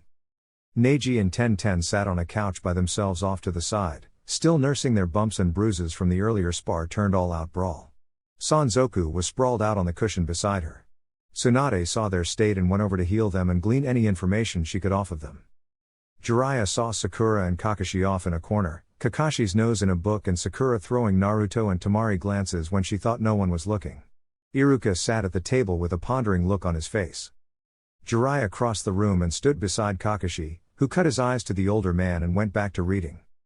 Gaara walked calmly through the throng and sat down beside Lee, who looked at him quizzically and flexed his free arm. "Ah, Gaara-san. Come to see my youthfulness as I defeat Kiba?" "Hardly. You're just one of the few I can stand here." Lee blinked a few times and slammed Kiba's hand down on the table without looking. Kiba growled and jumped to his feet. "That isn't fair, man. He beat me without even paying attention." He was largely ignored, except by Akamaru who barked at him. "I am not a sore loser." Another bark. "Yeah, well, who asked you?" 30. Tsunade knelt before Tenten and began to heal her sore bones and bruised and cut legs and arms. The girl sighed in relief and leaned heavily against Neji, who groaned at the contact. Tsunade looked up at the two and grinned. "So, got into a fight with Naruto, huh?" The two nodded. "How'd he do?" "He made me fight his summon while he went one-on-one against Neji." "What about Lee?" "Lee fell over before we even got started. Idiot shouldn't have used the gates in that race." "So who won?" "Naruto." "How?" Neji winced when Tenten bumped one of his bruises but answered the Hokage. "He used elemental manipulation to form a tornado around his body and ground it against my kaiden. The opposing forces blew me away and into the creek. He shrugged it off and laughed at me." Tsunade nodded and turned to Tenten, whose injuries were now healed. "And you?" "I lost to his summon. That damned rat kept pounding away at me." "I'm not a rat, I'm a red panda." Tenten glared down at the red ball of fur beside her and huffed. "Furball. Why is it that all the human girls I meet don't like me? Aren't you bitches supposed to like cute, cuddly things?" Tenten's eyes gleamed as she fished a kunai from her pouch. "I suggest you start running." Sanzoku squeaked loudly and bolted for Naruto's bedroom, slamming the door behind him with his tail. Tenten beat on the door, cursing the whole time. Neji sighed and let the Hokage deal with his injuries. "He beat you again, huh?" "Yes. At least this time there was no audience to see me get humiliated." Tsunade nodded and finished up just when Naruto called that lunch was ready. She wondered how it would taste. 30. Jiraiya sidled up alongside Kakashi and stared out over the group as he spoke softly. "Are you still upset with my apprentice?" "I expect an answer with words, Kakashi." Jiraiya grit his teeth and reached out with his one arm and snatched Kakashi's book away. The masked ninja narrowed his eyes and held his hand out. "Give me back my book, please." "Not until I get a satisfactory answer from you." Kakashi sighed and leaned back against the wall. "Yes, I still resent him for leaving." "Why?" "Because all my life people have left me and I expected Naruto to stay. He was a ninja of the leaf and he willingly left for a desolate wasteland like Suna. It's not so desolate anymore. Naruto has seen to that. And without him they wouldn't have this. Now, my book please." Jiraiya scowled and handed the book back. He pushed himself off the wall when Naruto said it was time for lunch. Looking back over his shoulder, he leveled disappointed eyes at the copy ninja and his final remaining student. "I'm disappointed in both of you." 30. Naruto beamed as everyone settled in with a bowl of stew, Kuji with his half-eaten pot, and waited for their reaction. Temari saw the anxiety in his eyes and giggled. You'd have thought it was a life or death situation. Everyone took a taste test at the same time, and immediately began to destroy the contents of their bowl. Kakashi was the first to finish as usual and had to admit that it was delicious. Jiraiya's earlier words echoed in his mind. He put on his eye smile and turned to his former student. The least he could do was be polite. "That was very good, Naruto." The blonde beamed at the praise and thanked each of his former comrades in turn as they expressed their thoughts on it. He was just about to begin washing the dishes when the girls grabbed him. Hinata smiled and pushed him toward the table. We'll do that. You sit. Shikamaru wants a game with you. Naruto looked across the table to where Shikamaru sat before a shogi board, looking hungrily at his opponent. He smiled and sat down in front of the Nara. Well, let's get this over with then. Huji already got his wish and Ino never came up with anything other than a date, so let's play. Everyone gathered round as the two began their game, never noticing the three clones sneaking upstairs. One clone whispered to the others once they were safely in Naruto's bedroom. Okay, the boss said to read some books on shogi and dispel when we'd read a good bit on strategy. The other two nodded and sat down with their respective books. 30. Shikamaru was sweating bullets. He hadn't had a challenge like this since Asuma and he was enjoying himself, despite racking his brain constantly. Whenever he'd think up a strategy for how Naruto was playing at the moment, the blonde would change his game up. It was maddening. Naruto smirked as he went through the paces. Shikamaru was in a corner and in just 3 turns, he'd have him. 1 turn. 2 turns. 3. Checkmate. Shikamaru sighed and looked at Naruto with a newfound respect. That was troublesome, but it was fun. Let's do it again someday. Naruto nodded and looked at the clock. It was nearly 10 at night. They'd been playing for over 9 hours. He glanced over to where Neji and Ten were leaned against each oat snoring lightly, exhausted from the day's activities. Guess it's time to sleep. You guys can go back to your hotel and take the lovebirds with you. I'll meet Team 8 at the property tomorrow at dawn. Don't be too late. The Konoha ninjas stood and said their goodbyes while Lee picked up Neji and Sakura hefted 10. Team 8 promised to be at the property right after dawn and bid Naruto goodnight. The blonde left some clones to clean up the kitchen and went to shower after saying goodnight to Gaara and Kankuro. Naruto crawled into bed and laid there for a while staring at the ceiling when his door opened up and he saw a familiar silhouette walk to the end of his bed and crawl on. Sanzoku looked up over his tail and sighed. All right, I'm going. Naruto chuckled as his summon left the room and he lifted the covers for Temari to crawl under. She snuggled up to his side and rubbed her leg up and down his, trying to warm herself up. Naruto shivered at the contact. She was clad only in panties and a t-shirt, her favorite nightwear. If your brothers find out you're sleeping with me at night like this, they'll skin me alive, you know that right? Temari just nuzzled her nose further into his neck. Ah, they'll be fine. I'm a big girl and you know where your boundaries lie. Naruto nodded and wrapped his arm around her waist, pulling her closer to his chest. I think I'll start on my house after everyone leaves. I'll need help with the decor, you know. Temari smiled as she drifted off to sleep, the rise and fall of Naruto's chest helping lure her to dreamland. Helping design the house, huh? Sounded like plans for the future to her. 30. So they're all in Suna, huh? Yes, all of the ones you know have gathered there for some reason. Perhaps to visit him. The dark-haired man nodded and gestured for the woman to leave and she did so reluctantly. He put his chin to his hand in a thinking pose and narrowed his eyes. Perhaps it is time I visited the one who considers me a brother. A reunion would be nice, to finish that which is left undecided. The dark-haired man chuckled. Perhaps it was time to go to Suna on a whim. Chapter 14. Naruto yawned as he sat under his favorite tree, waiting for Team 8 to arrive. Gaara had informed Temari in the middle of the night that she was needed to run a quick errand to a neighboring town a day away and she had left bed grudgingly. Hey, Naruto was a warm body in the cold desert night, and desert nights were notoriously frigid. That was the only reason she'd been in bed with him. He missed her company already. Temari had proven to be everything he could want in a woman. Sure, she was a bit on the affectionate side. She loved to be held and touched, but Temari, like him, never received it much when she was younger. Hell, once her mother died, she never received any physical contact outside of a pat on the head from Baki. Naruto didn't mind showering her with affection since he loved it as well. But she wasn't just a fragile flower. She'd proven that many times over in their sparring sessions since he'd started living there. In battle, Temari was ruthless and would use whatever advantage she could to get the upper hand on her stronger opponent. Her analytical mind and knack for strategy could almost trump his on-the-spot plans and natural good luck. It didn't work all the time though. Naruto leaned back against the tree, nearly suffocating Sanzoku, who had taken up refuge from the cool morning air behind his back. The red panda finally wiggled his way from behind him and curled up around his neck, a much safer venue. Naruto scratched Sanzoku behind the ears and lost himself in thought again. He had come far in his training with his father's jutsus. With Temari's help, he had torn into the wind jutsus with gusto, learning them quickly with the help of his cage bunshines. The tornado was the culmination of several months of study and trial and error. When he'd finally been able to do it without blowing himself up, he had wrapped her up in a hug and gave her a very passionate kiss. Temari had looked at him like he was crazy, her fingers on her lips, for several moments. Naruto was afraid he'd overstepped his boundaries, until she had bowled him over returning the kiss. He'd been surprised that she had been jealous of his dating around. Temari had given no indication of jealousy on the outside, but now that he thought about it, the signs had been there. Whenever they'd sparred in the past and she'd asked how his date had went, he remembered she was more aggressive the better his date had gone.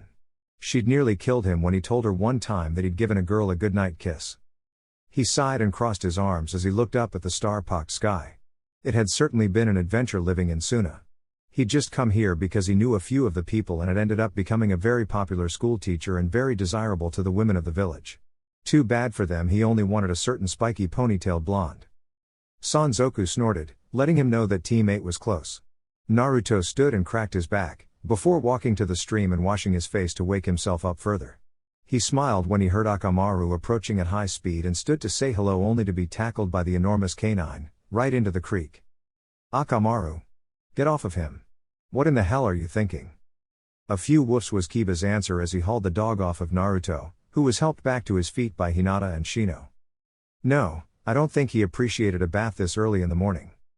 A few more barks made Kiba raise an eyebrow and the others look on in confusion.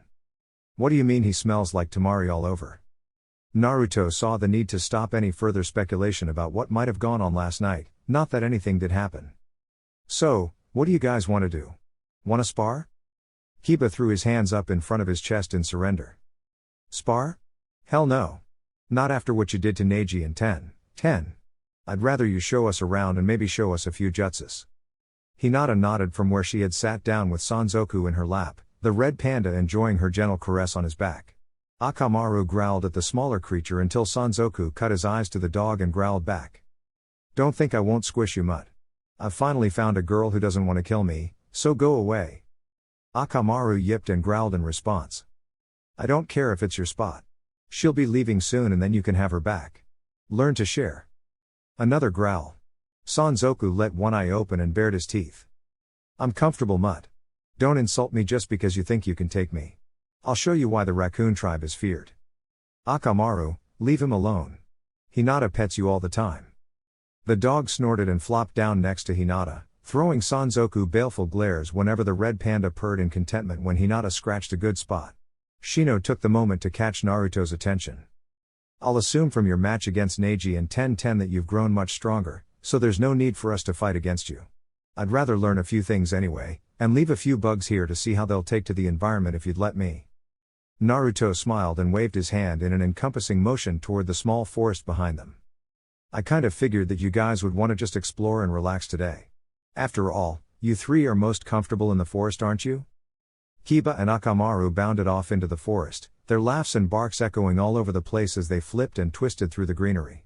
Shino wandered in, shaking his head at their tomfoolery, and began to search for the various insects that might inhabit the place. Naruto watched them go and noticed that someone was missing. He turned around to find Hinata still petting Sanzoku. Aren't you going to go and have a bit of fun? She shook her head and smiled up at him. No.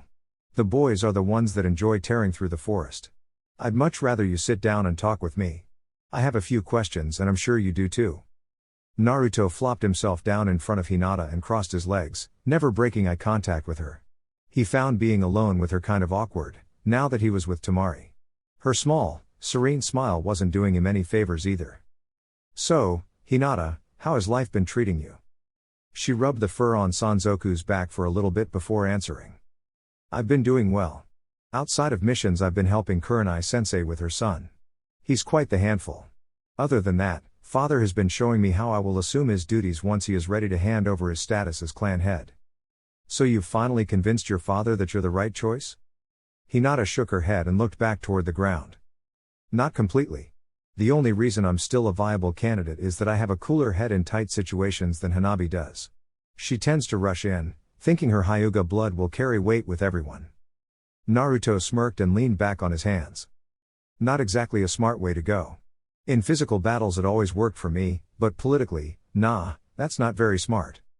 Hinata smiled and her eyes drooped slightly. You've grown a lot, Naruto-kun. I only wish I could have helped you.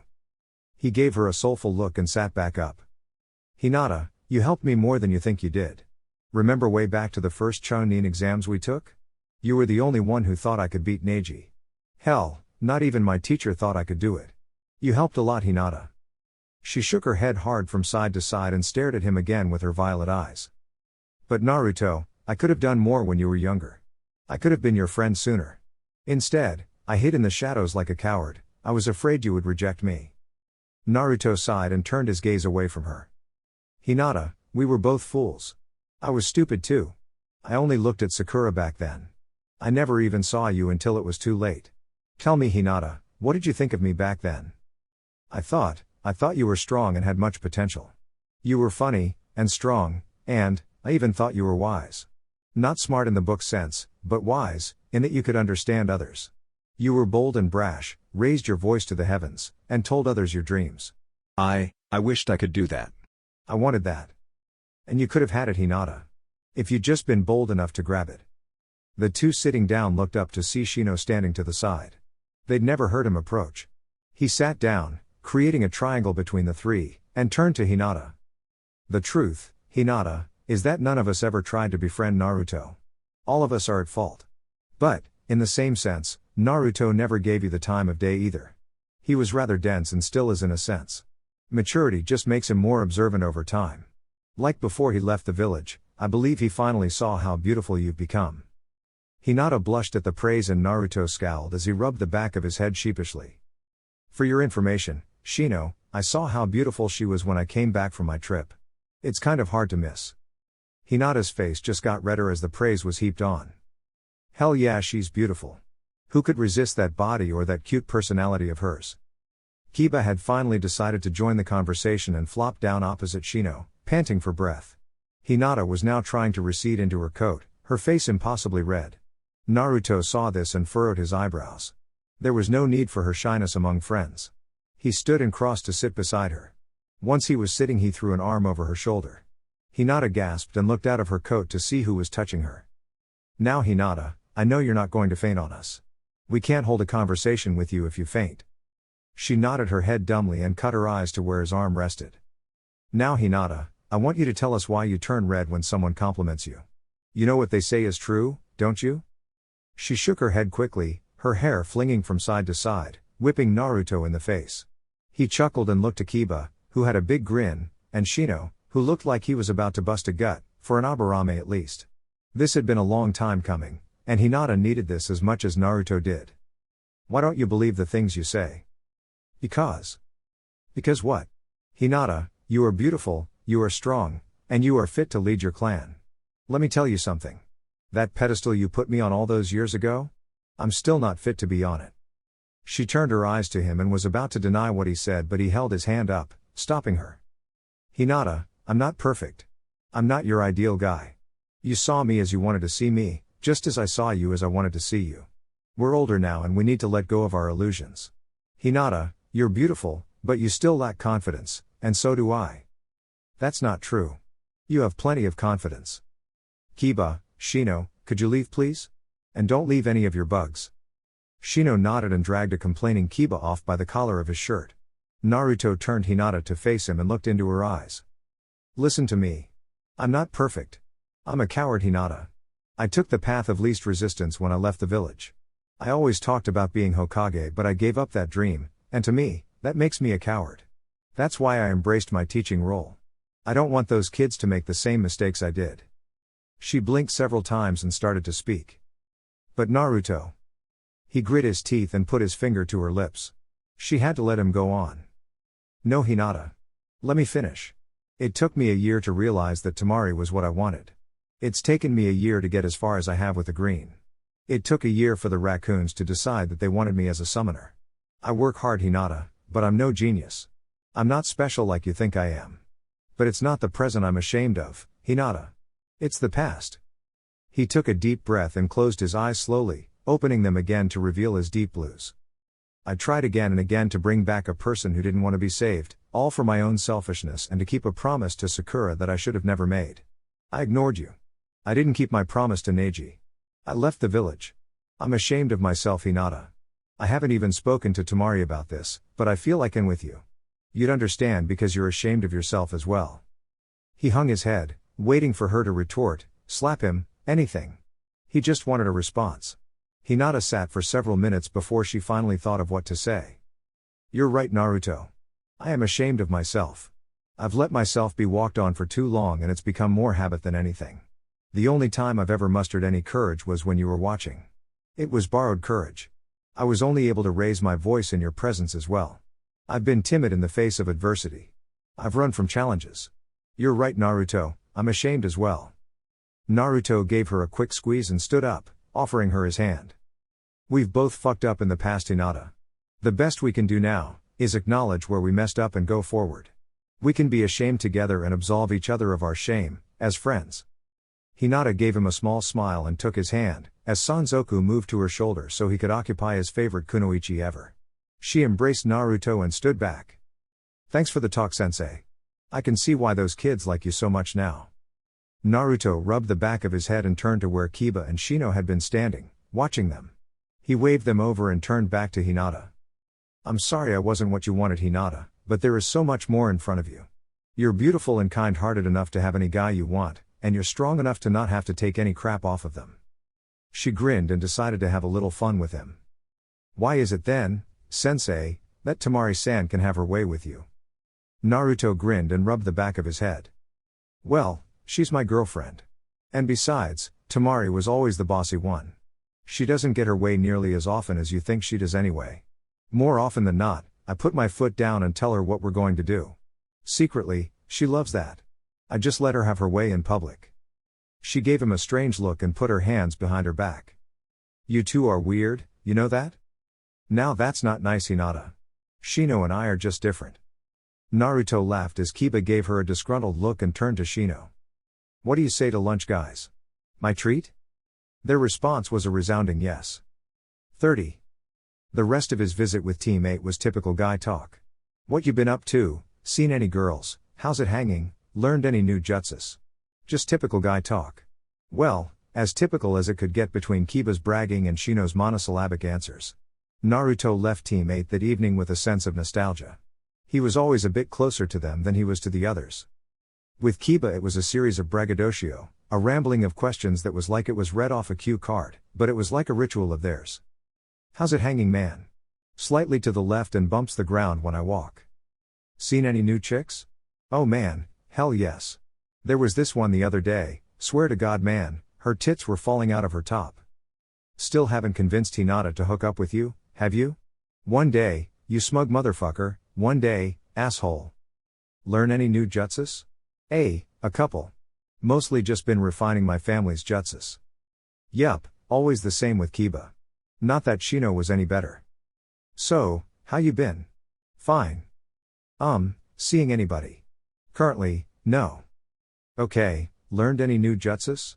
Not in the past few weeks. Found any new bugs? Why, yes, I have. Let me tell you about them. Naruto had let his friend ramble on for what seemed like hours, while Hinata and Kiba chatted to themselves. He let Team 8 return to their hotel late in the evening, happy that he'd gotten to talk to them. He'd gotten a few requests from Hinata for flowers to press and had made them on the spot. The girl had squealed with delight and latched onto his neck. All in all, it was a successful reunion with Team 8.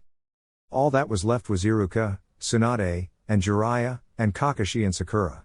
The last two he was dreading most of all. He opened the door to the compound and walked through the living room, where a few of Kankuru's puppets were strewn about, to the kitchen. He was surprised the light was on and found Iruka making tea on the stove. Finally back, huh? It's about time, Naruto. Iruka-sensei? What are you doing here so late? I wanted to talk to you tonight instead of tomorrow. Tsunade and Jiraiya want you then and I didn't want to wait. Naruto sat down at the table and accepted the cup of tea Iruka handed him. Okay, sensei. I'm all ears. 30. Iruka sighed as he sat down opposite his favorite student. He couldn't believe how the boy had grown. Now, he had his own class and students that looked up to him. It was funny how things came full circle in the most unexpected ways. I met your students, you know. They're a great bunch of kids, Naruto. You've done well. They're so young and yet, I bet they could take on a graduating class from Konoha. Naruto took a sip of tea and smiled at his old sensei. He never thought he'd be talking to the man as an equal, as a schoolteacher. Life was funny that way. Thanks, sensei. That means a lot. I don't know how you've put up with it all these years. I was ready to kill them after the first day. Iruka laughed and slapped the table, nearly upsetting their teacups. That's rich. I can remember wanting to kill you on a daily basis. You were such a brat. Was I really that bad, sensei? Iruka smirked and leaned back in his chair, throwing one leg over the other, and sipped his tea. No, you were worse. You were a holy terror, Naruto. I can't imagine a more terrible student, or a better one. They both laughed for a while before sighing simultaneously and losing themselves in their tea. A long, uncomfortable silence ensued, neither knowing what to say. As usual, Iruka broke the silence. Naruto, let me see your hit. The blonde looked at him quizzically, but untied the headband from his arm and handed the band over. Iruka took his leaf headband off and put the sand band on. So, how's it look? Naruto shook his head and chuckled. It doesn't suit you, sensei. You're a leaf shinobi through and through. Iruka nodded and took the band off, handing it back to Naruto as he retied his own on his forehead. To me, the Suna hit doesn't suit you either, Naruto. I wish you hadn't left the leaf. Things were going to get better with the realization of who you were.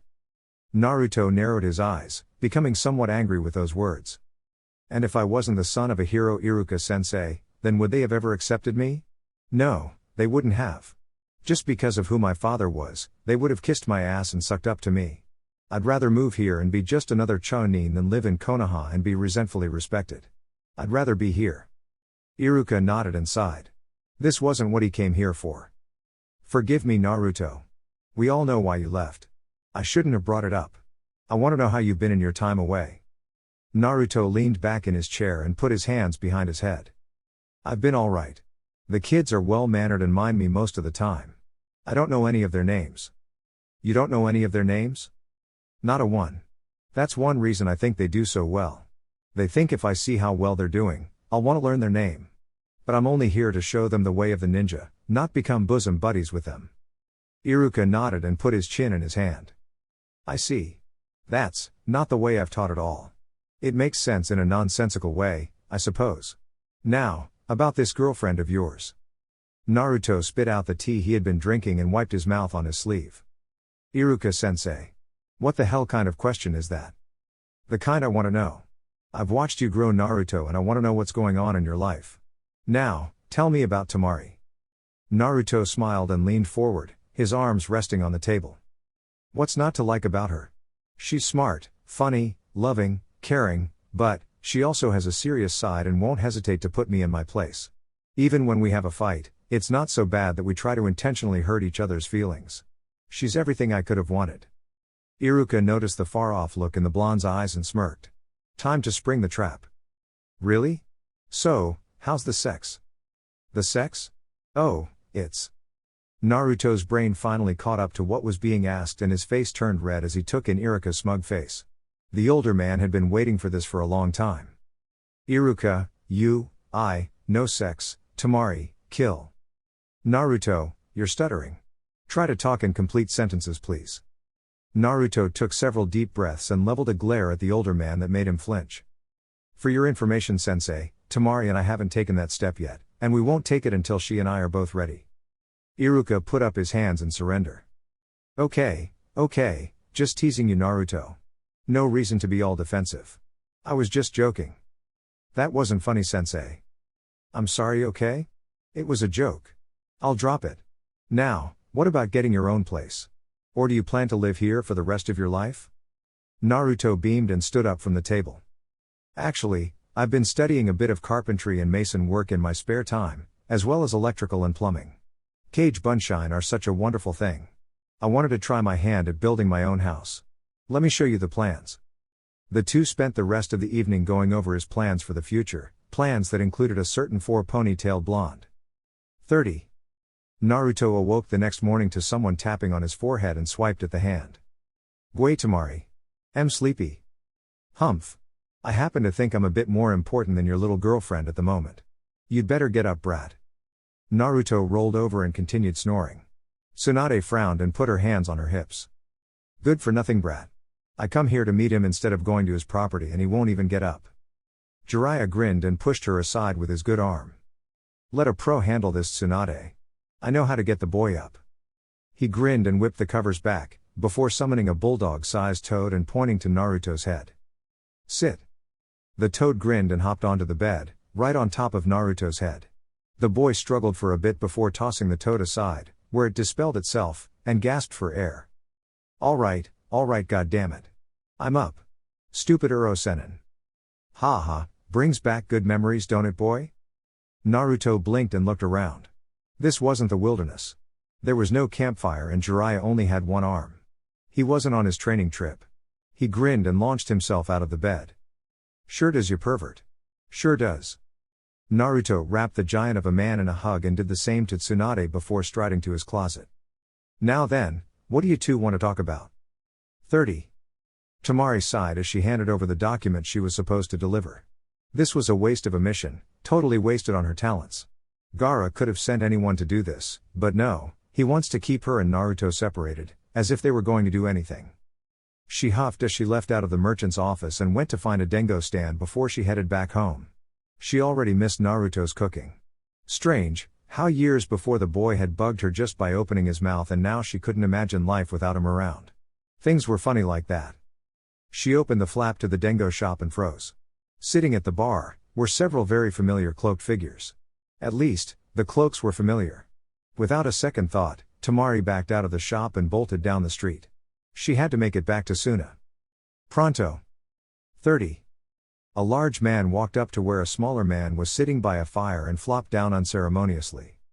So, how long till we arrive? The smaller man cut his black eyes over and blinked slowly. What's the matter? Hard to keep the urge down? It's getting harder the closer we get to civilization. I hope I can last until we meet this, Naruto. The smaller man grabbed the other by the throat, making fear appear in his eyes. He's mine. Don't forget your place. He thrust the larger man backwards and returned to staring at the fire while the others looked on. Soon, brother, soon. I'll have my eyes, and you'll have nothing. No animals made a sound as that sinister chuckle emanated throughout the forest. Chapter 15. Naruto ushered the two older folks out of his room so that he could get dressed and yawned once they'd left. Getting sat on by that toad was a definite blast to the past, and although it had been annoying, it did bring back memories of his road trip with Jiraiya. He shrugged his clothing on and left his bedroom, Sanzoku draped around his neck. You know, you have got to be the laziest summon I've ever met. You didn't even warn me that those two were in my bedroom. The one you call Ba-chan threatened to neuter me if I told you, so bite me. Besides, watching you get sat on was entertaining. I'll remember that. You do that. Lay out something for me to eat when you're in the kitchen, okay? Lazy ass. Sanzoku snorted and went back to sleep. Naruto rolled his eyes and continued on down the stairs. If it weren't for the fact that the red panda was a fearsome warrior, as Ten could attest to, and was useful in a pinch, he'd have sent his ass back to the summons realm so fast. He rounded the corner of the hallway and stretched again once he was in the kitchen. Tsunade and Jiraiya sat at the table, sipping coffee and chatting with each other. Tsunade smiled when she saw her favorite blonde come in. Good morning, Naruto. Hope you don't mind us making some coffee. Nah, I don't mind. It's Temari's coffee anyway. I don't usually drink the stuff. I prefer tea. Want something to eat? Jiraiya swallowed the last of his cup and poured some more. What do you have? Naruto flipped through the cupboards and fridge. Well, we got fruit, bread, bacon, eggs, you know, breakfast stuff. Bacon and eggs sounds delicious. And heat up that bread with some honey. Tsunade stood up and walked around the counter before spinning Naruto around and holding him by the shoulders. Before you start cooking though. She wrapped him in an enormous hug, nearly crushing his spine. It's so good to see you again, brat. I've missed you. Naruto smiled and hugged her back, squeezing slightly to show her that his strength had improved as well. I've missed you too, Ba-chan. It hasn't been the same without you. Jiraiya coughed into his hand and the two blondes looked over at him. What about me? I don't get a hug or at least a handshake? Naruto narrowed his eyes and released Tsunade. You tried to crush my head with one of your toads this morning. You're lucky I don't castrate you. Be glad I'm making you breakfast. Ungrateful brat. Naruto smiled and pulled out a pan from under the counter to fry the bacon and eggs. There's the Uro-sennin I remember. Now, what did you two want to talk about? Tsunade reached out to where Sanzoku was chomping away happily on some fruit and tried to pet him when he growled at her. Don't touch me. You threatened to take away my nuts earlier. Tsunade frowned and turned back to Naruto. Well, we want to hear what you've been up to and to discuss some things about Konoha with you. But that's business. Let's hear about your life up till now. Naruto nodded as he cracked the eggs on the side of the pan and listened to them sizzle in the heat. Well, when I first arrived here. 30. Tsunade and Jiraiya smiled as they listened to Naruto's story. It made them both happy he had found some form of acceptance among the people of Sunagakure.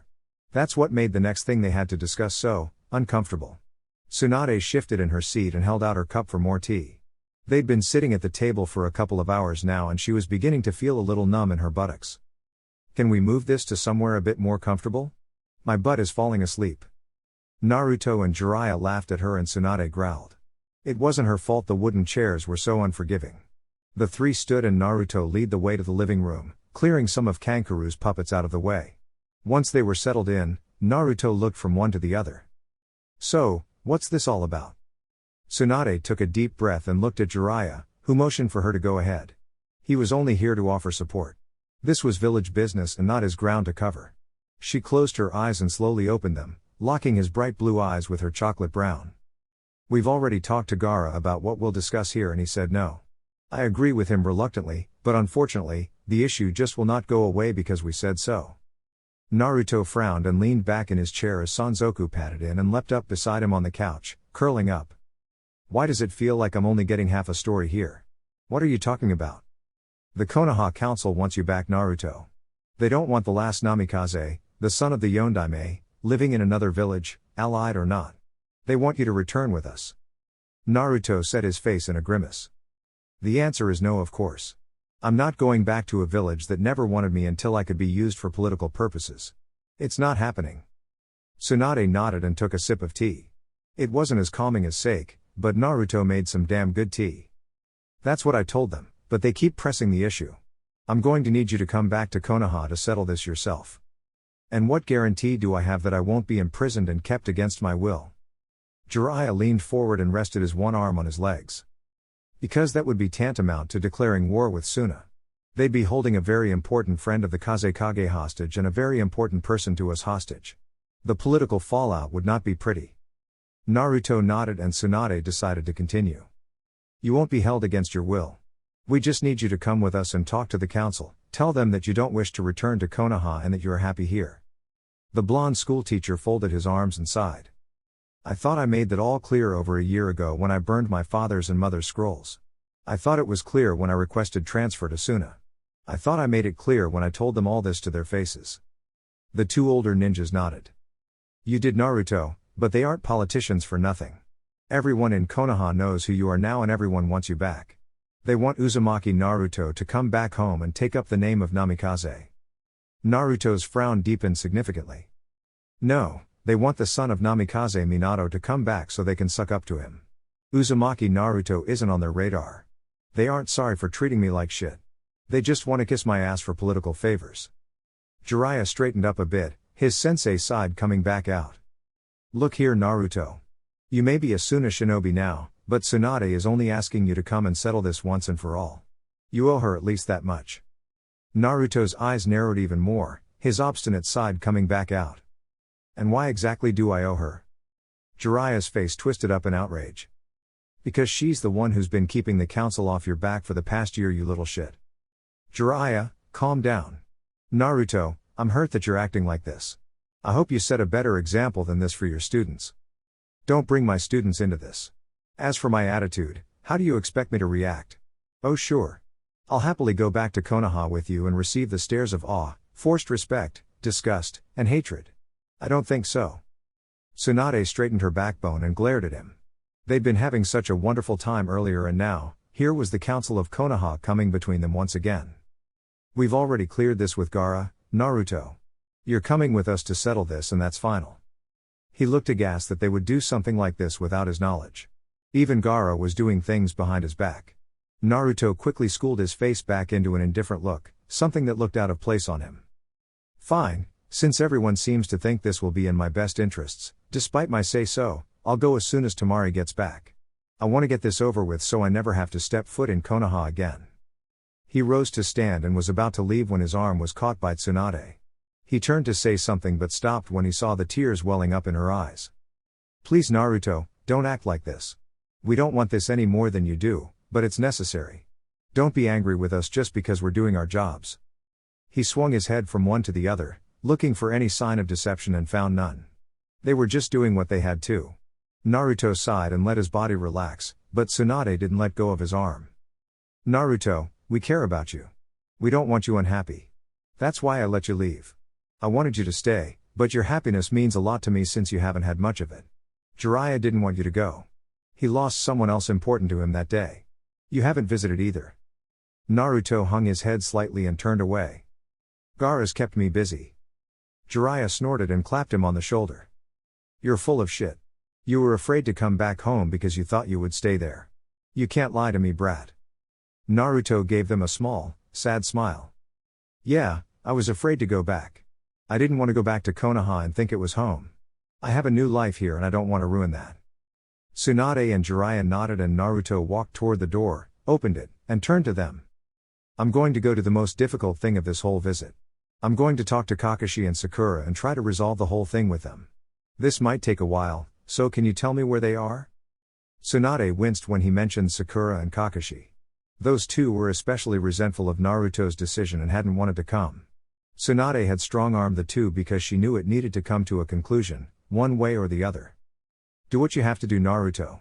They're at the hotel and haven't left except to eat. I just hope you know what you're doing. Naruto smiled at the two as he walked out the door. Me too. 30.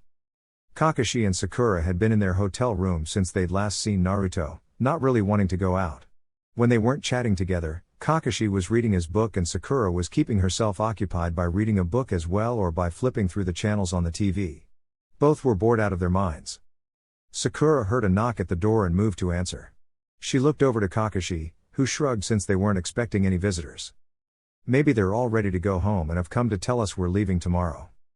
Kakashi shrugged and went back to reading his book as he heard the door creak open, and dropped it just as suddenly when he heard Sakura's icy voice. Naruto. Kakashi was immediately on his feet and quickly crossed the room to the door. The person standing before him was an immediate reminder of the sensei he'd lost, and the student he had lost as well. Naruto looked just like his father, right down to the look in his eyes. It was the look Minato had every time he had to say something he didn't really want to. May I come in?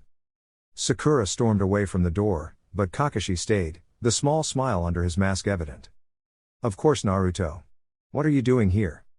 Naruto listened to the door close behind him and closed his eyes, breathing in slowly.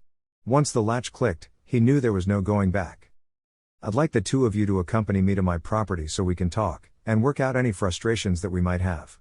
Afterward, if we're all still talking to one another, I'd like you to come back to the compound and I'll make lunch. Naruto had a strained smile on his face as he spoke. He noticed Kakashi's introspective look and Sakura's look of disdain. He half wished they'd accept and half wished they would decline. Kakashi's voice broke the silence. We'll go with you, Naruto. We'll be there shortly. Naruto nodded and walked out the door, closing it behind him and ran for the property. His heart was pounding more than when he'd spoken to Temari the first time on their first real date, and he settled under his favorite shade tree to meditate until they arrived. He would need his nerves to be calm since he knew that Sakura had a volatile temper, much like his girlfriend. 30. Sakura turned to Kakashi once she was sure that Naruto was gone, her face twisted in anger. What the hell, Kakashi? I don't want to talk to him. Kakashi turned slowly, his one visible eye showing his trademark boredom. Sakura, we've both been stewing over this for over a year now. It's time to try to mend the fences or at least talk and leave on amicable terms. Jiraiya talked to me the other day and said we need to leave the past behind. I'm willing to do that. It isn't healthy to hold a grudge like this. Now get ready to go. She snorted loudly and stomped around the room, grabbing her kunai pouch and pulling her shoes on, growling the whole time. Kakashi sighed and pulled his sandals on, before slipping his book into his gear pouch and opened the door, ushering her out. He could only hope this would go well for all three of them. 30. Naruto had slowed his breathing to acceptable levels. His meditation had calmed him much, and it was a good thing since what was to come would probably be very, very stressful. He had sent Sanzoku off to do something else, away from what might be a very emotional and very physical battleground. If Sakura used to pound him into the dirt for annoying her, he didn't want to think about what she might attempt for truly upsetting her. Not that he would let her hit him. That was Temari's sole privilege. With his eyes closed, his other senses were incredibly acute and he heard the sound of the ground crunching under sandals before they were even in sight. His eyes opened slowly and he smiled slightly at the sight of Kakashi and Sakura approaching. Kakashi gave him his traditional lazy wave while Sakura just stared at him, barely containing her ire. Naruto stood and brushed his pants off. Look, I know neither of you are happy with my decision, so I'm going to give you the opportunity to get all your frustrations out in any way you deem appropriate. Sakura, we can start with you.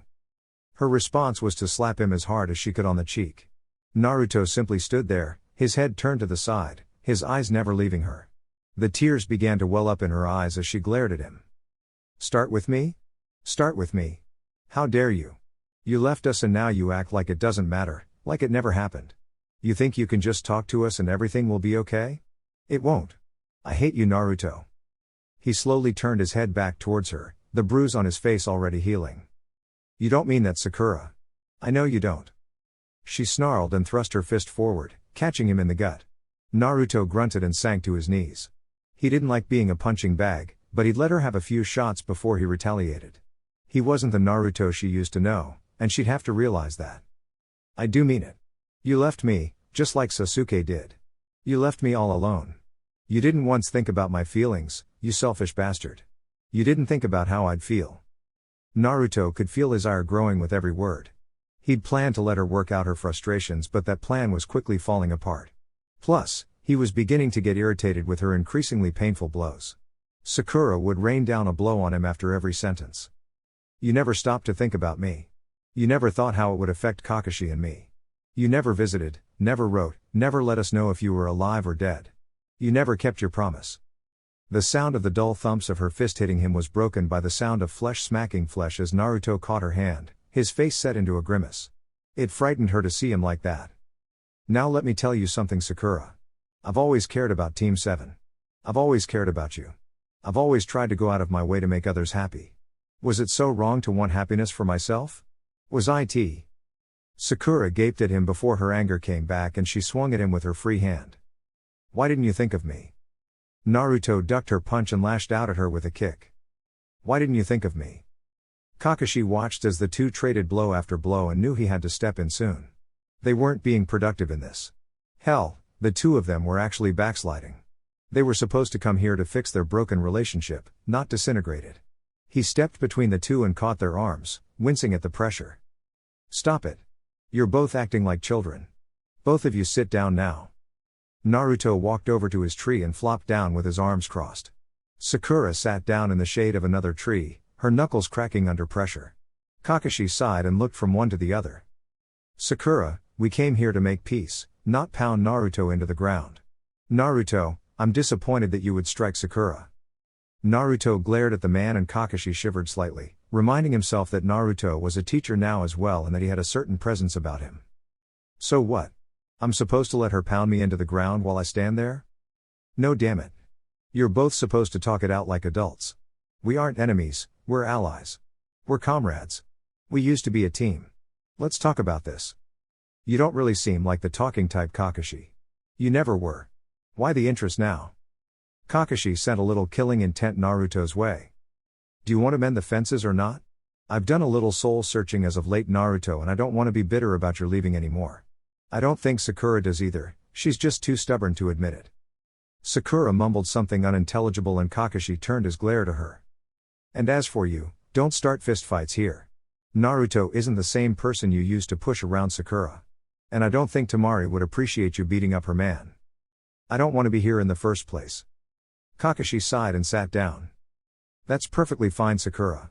You can sit there and watch as Naruto and I talk and try to re-establish our rapport with one another while you sit there and sulk and miss your chance.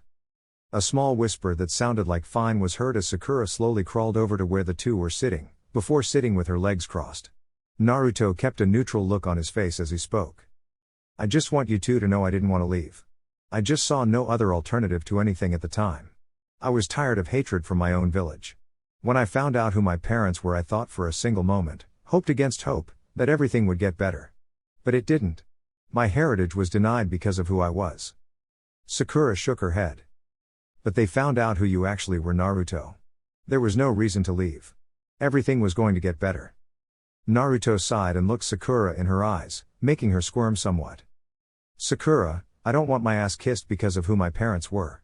I lived my whole life as a nobody, dirt in the eyes of everyone, including you, because I had no parents to call my own. I never knew my parents or who they were, and God rest their souls, I have no idea who they truly were. Kakashi knew my father, but I don't know anything about them except what I've been told by Tsunade and Jiraiya. He refused to tell them about the scrolls he had copied. They may be comrades, but they were still loyal leaf ninjas. Your parents were good people, Naruto. I'm sure they'd be proud of you. Naruto turned to Kakashi and smiled sadly. Would they, Kakashi? Or would they be ashamed that I took the easy way out and left the village? Gave up on my dream and ran away? I don't know what they'd think. The point is, if I had stayed, things would have only got better on the surface. I still would have been resented and hated. Sakura tried to come up with a convincing argument, but she just couldn't. The longer she talked, the more she realized that she had missed Naruto terribly. Her misguided animosity toward him was being washed away by the fact that he had never been wanted in Konoha. Kakashi didn't know what to say to any of it.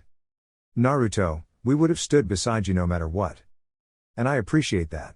But you have to realize that I'm happy here. You two have to go on with your lives without me there. I can't be your sounding board, Sakura. I can't be your tie to the past, Kakashi.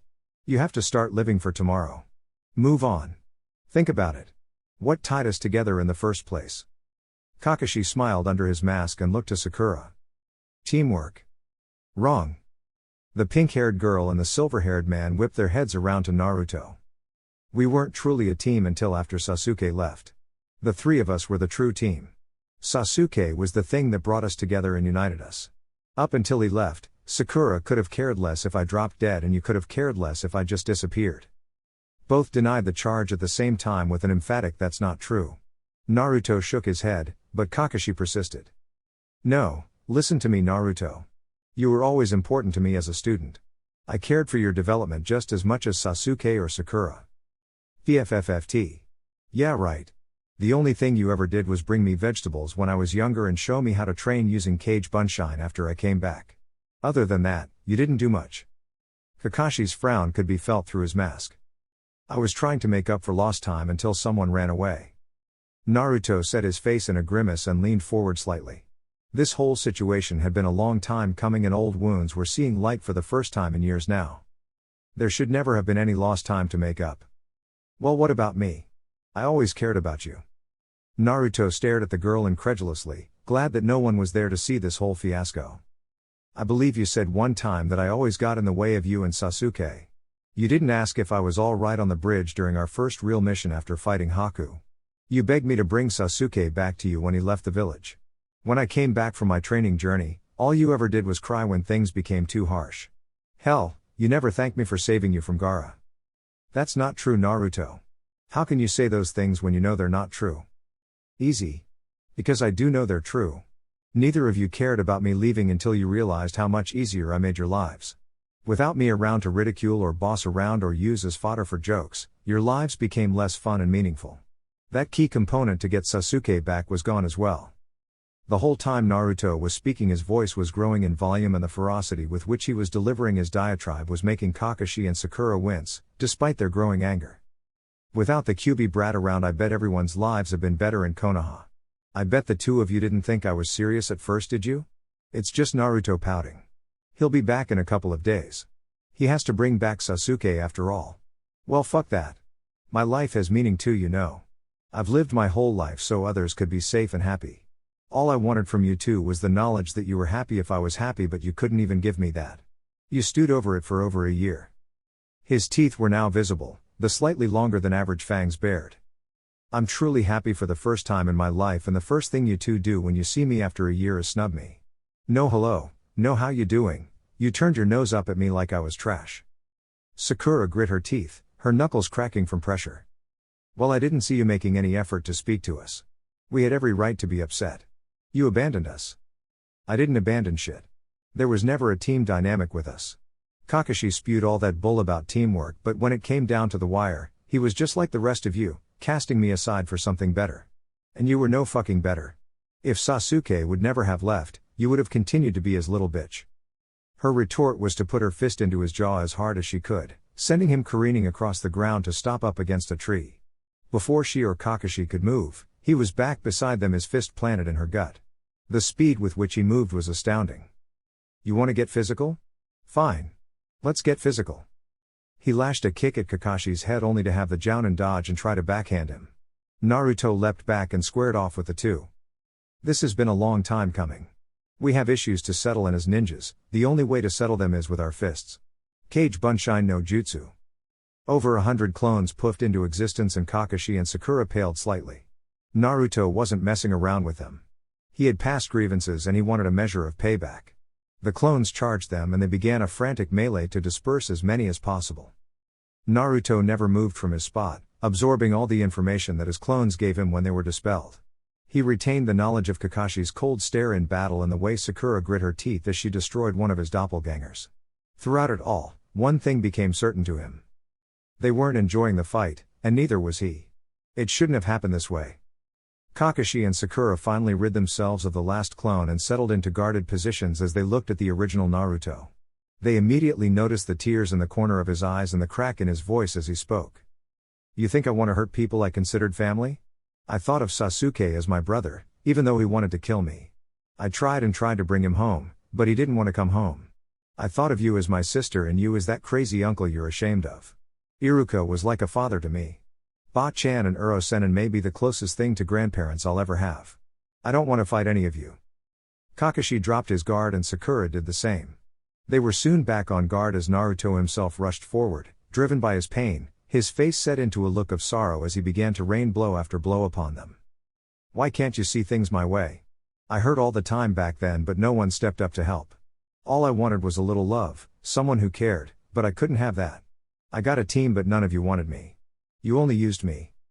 Naruto landed a blow on Sakura's cheek and clubbed Kakashi in the head with the back of his hand. Both were amazed at his speed, but they weren't slouches either. They also had an advantage. Naruto had been teaching for the better part of a year, and while his skills weren't rusty, he was facing two extremely dangerous foes in tandem. Sakura landed a kick on his thigh while Kakashi punched him in the shoulder. The blows rocked him hard and Naruto began to stumble. On his way back, he hit Kakashi in the hit eye, nearly giving him a black eye, and kicked Sakura in the gut. They were all fighting on empty, the emotional turmoil beginning to take its toll on them as their blows became weaker and weaker from lack of trying. Naruto began to tear up as he fought, not from physical pain but from not wanting to fight them. Kakashi wasn't looking too hot either. That's when they decided jutsus would be appropriate. Naruto was bound and determined to show that he didn't need a teacher to learn anything. He wouldn't do anything too threatening to them but unleashed his tornado jutsu and rushed at them. They both leapt away as he impacted the ground and left wide craters. Their eyes bulged. If he had connected with that. Sakura charged her fist with chakra and punched the ground hard, splitting it, and barely missed Naruto as he ran toward Kakashi. The one-eyed ninja formed his seals and summoned a water dragon to hit Naruto in the chest. The boy disappeared with a puff and Kakashi found the back of his head assaulted by a fist before he kawarimi'd out of danger. Naruto pulled another jutsu out of his hat and blew them both away with a futon, daitapa. Sakura was bowled into the creek while Kakashi hit a tree, nearly breaking it in half. Sakura came back with a punch to Naruto's jaw and Kakashi hit him with a low-powered Raiten jutsu. None of them were really trying to injure the others, but the fight wasn't serving its purpose. It was supposed to make them feel better. Instead, it was making them feel worse. Naruto was now wiping full-fledged tears away as he ran and Kakashi looked ashamed. Sakura had begun to tear up as well and got behind the blonde, wrapping his arms in an armlock. Her anger at him was all but gone as the fight was leaving them physically and emotionally drained. We didn't mean to use you. We're sorry, okay? Just, let us fix it. Naruto knocked her away and lashed out at Kakashi, putting the man on defensive. There's nothing left to fix. We can't even talk to each other anymore without fighting. That's how bad it's gotten. Kakashi knocked him onto his back with a well-timed punch and quickly wrapped his arms behind him, much in the way he had done Sasuke all those years ago. Let us apologize, Naruto. Stop fighting us. We get it, okay? We know we were wrong. Let us try to fix it. Naruto threw Kakashi off of him and rose to his knees but didn't move. He was exhausted from all this, more so than any fight he'd ever had. They'd apologized so. I'm sorry. I'm sorry for what I've said and done here today. Forgive me. Sakura knelt beside him and drew him into a hug, the feeling of his warmth automatically familiar and comforting even after a year. She cried lightly into his shoulder and squeezed a little more. I'm sorry too for anything hurtful I might have said. Let's forgive but not forget though, okay? Everything we said today was true and needed to be let out. Naruto felt a hand on his shoulder and looked up into Kakashi's smiling eye. That was probably as close as he'd ever get to a hug from Kakashi. I'm willing to start with a clean slate if you are Naruto. We know you won't come back to Konoha and we're okay with that now. We just needed some form of closure. Naruto chuckled lightly and finally got Sakura to release him. I guess we just needed to beat the crap out of each other, huh? That was always the way we settled anything on Team 7. The other two laughed lightly and they all enjoyed the silence, their bruises reminders of what had been said and done. They might not be a team anymore, hell, they still weren't totally comfortable with each other, but wounds were beginning to heal. Naruto finally stood with a groan and reached both his hands out to the reclining Konoha ninjas. Let me show you something I haven't shown anyone but Temari. They took his hands and followed closely behind him. 30. Naruto turned to them as they neared the caves and spoke with authority. You must understand that this is holy ground. Don't take anything from here and don't try to harm any of the inhabitants. Understood?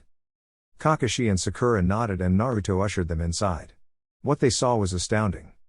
All around them were crystals of all different sizes and colors, throwing prisms of light onto each other in a never-ending river of colors. Kakashi and Sakura spun round and round taking in the visage. Beautiful, isn't it? This is one of my new burdens. I am the guardian of these caves. The raccoon tribe has asked me to ensure their safety. Sakura turned to him in awe. Is that why there are so many raccoons running around here? Of course. This is their holy ground. I'm just a guardian. But this is where I connect to nature.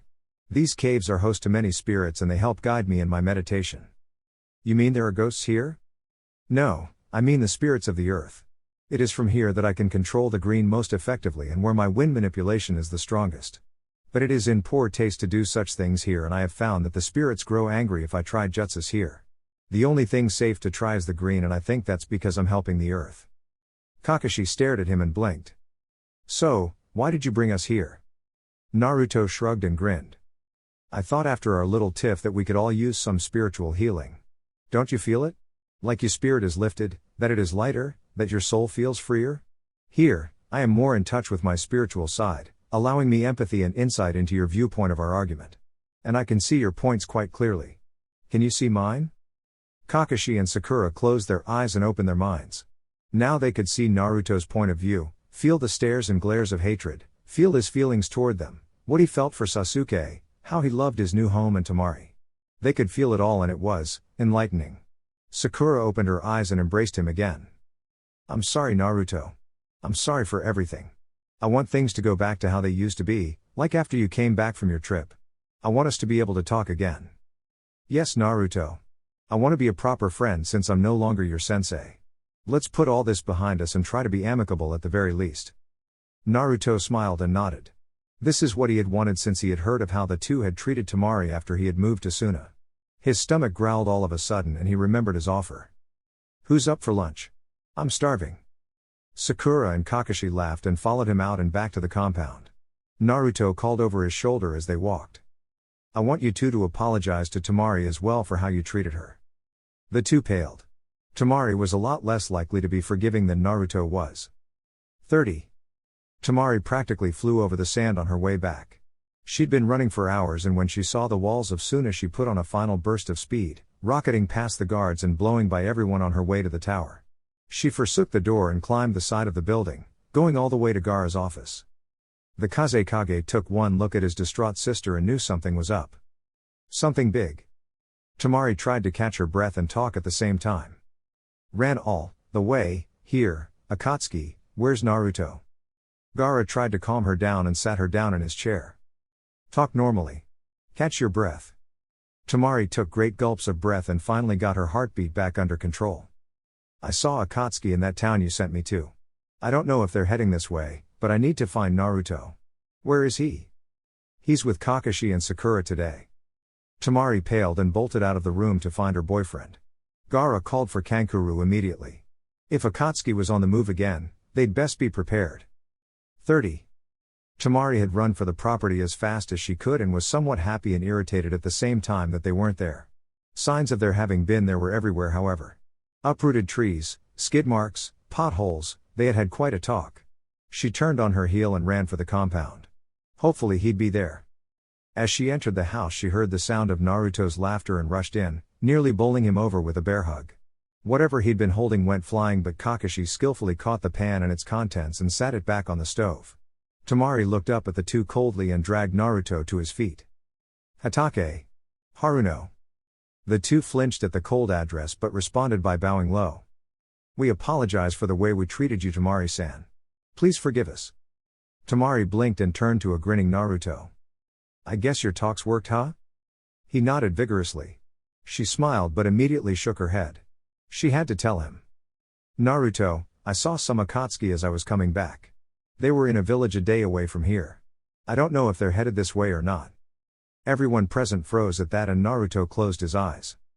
Peace couldn't last forever. I had a year without them, but I guess forever was too much to ask. He turned to the Konoha nins. "I think your stay may be extended a tad. Just in case you understand." Sakura and Kakashi nodded. They understood completely. "Good. We'd better go find Ba-chan and Uro-senin. They'll want to hear this too." The other three nodded and they set off to find the rest of their group. 30. Trouble was coming to Suna in the form of two groups. They traveled from different directions but their goals were the same. To find and eventually kill a certain Jinchuriki, the last Jinchuriki. The group's goal was to find Uzumaki Naruto and take his life. One through extraction, the other through extermination. The desert would play host to a fierce battle soon. A battle where all sides were enemies and things would come to a head. One way or another. And at the middle of it all was someone who wanted nothing to do with any of it. Chapter 16. While Temari went to discuss strategy with Gaara and the Konoha nins, Naruto walked outside the gates of the village and sat down on the sand. The gate guards gave him some funny looks and one of them walked forward apprehensively. "Naruto-san, what are you doing meditating here?" Naruto didn't turn around and kept his eyes closed. "The Akatsuki might be headed this way. I'm going to send out some scouts to see where they are and if they are indeed coming." "But Naruto-san, our forces are not necessary at the moment. I have my own. Please return to your posts and don't worry." The guards were not comfortable with that, but walked back to their posts and stared at him. The Akatsuki had already infiltrated Suna once and beaten the Kazekage, but Naruto had done that when he was younger. Maybe there was nothing to worry about. Naruto concentrated his chakra and flashed through the signs for Kushios. A small army of Kodas, red pandas, and raccoons popped into existence. Naruto eyed them all and smiled. "Listen guys, I need you to do a little scouting. Run out into the desert and go as far as you can. Pick a direction and report back if you see anyone heading this way. Got it?" "Hi." "Good. Now get going." The guards watched in amazement as the raccoon tribe members raced off in different directions at high speeds, their bushy tails flopping as they ran.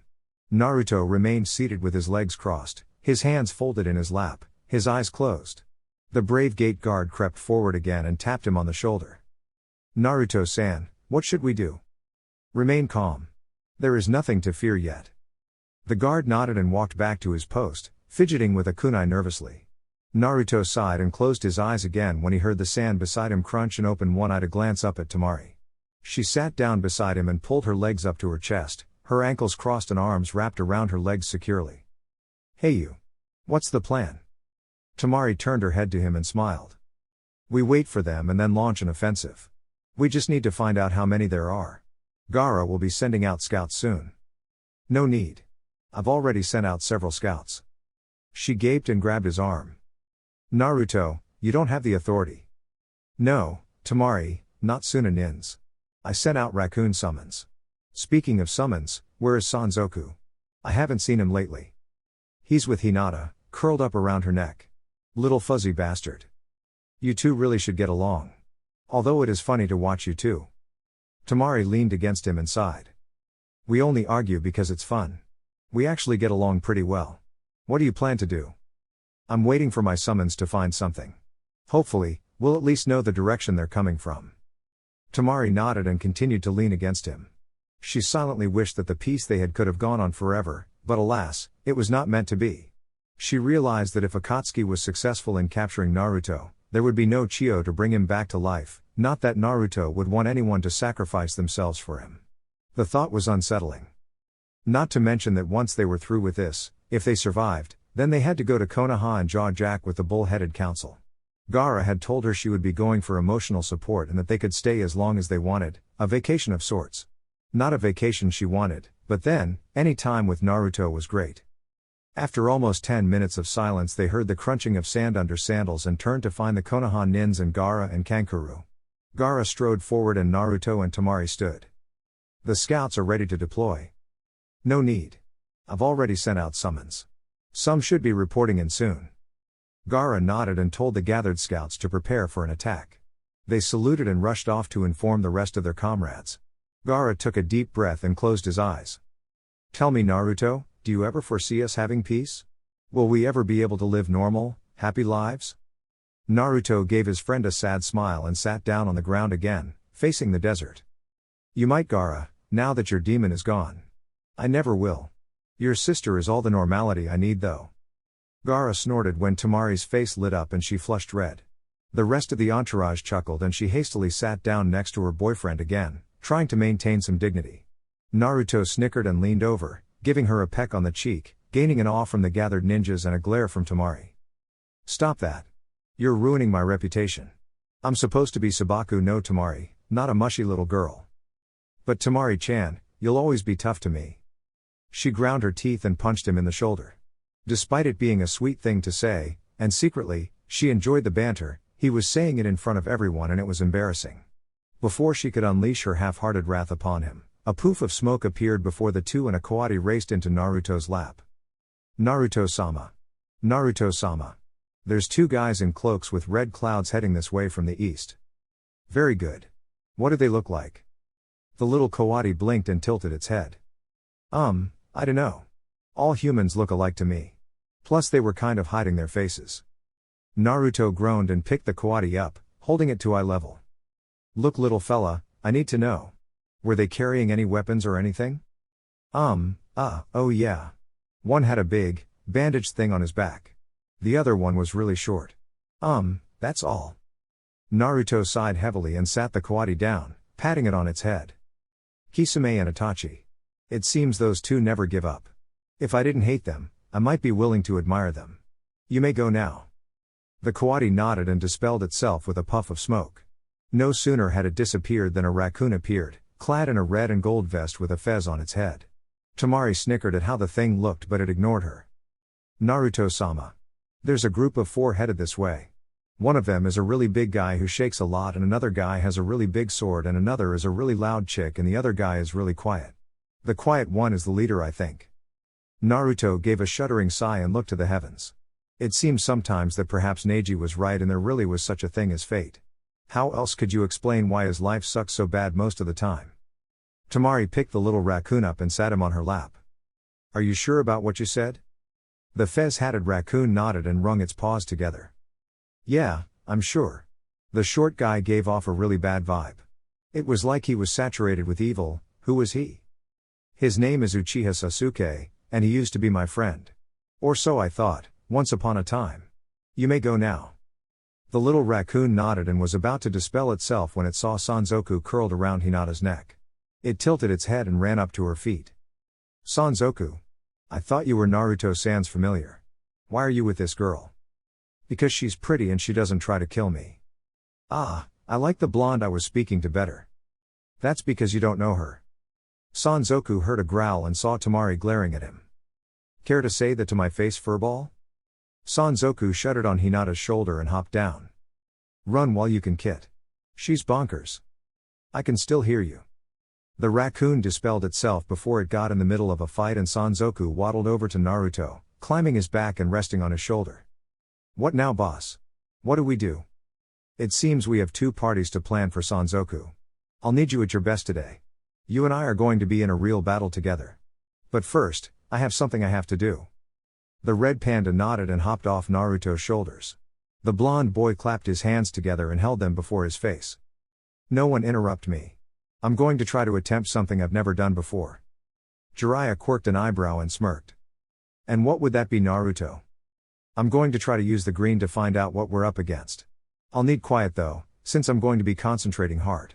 Please don't interrupt me until I come out of my trance and don't touch me, no matter what happens.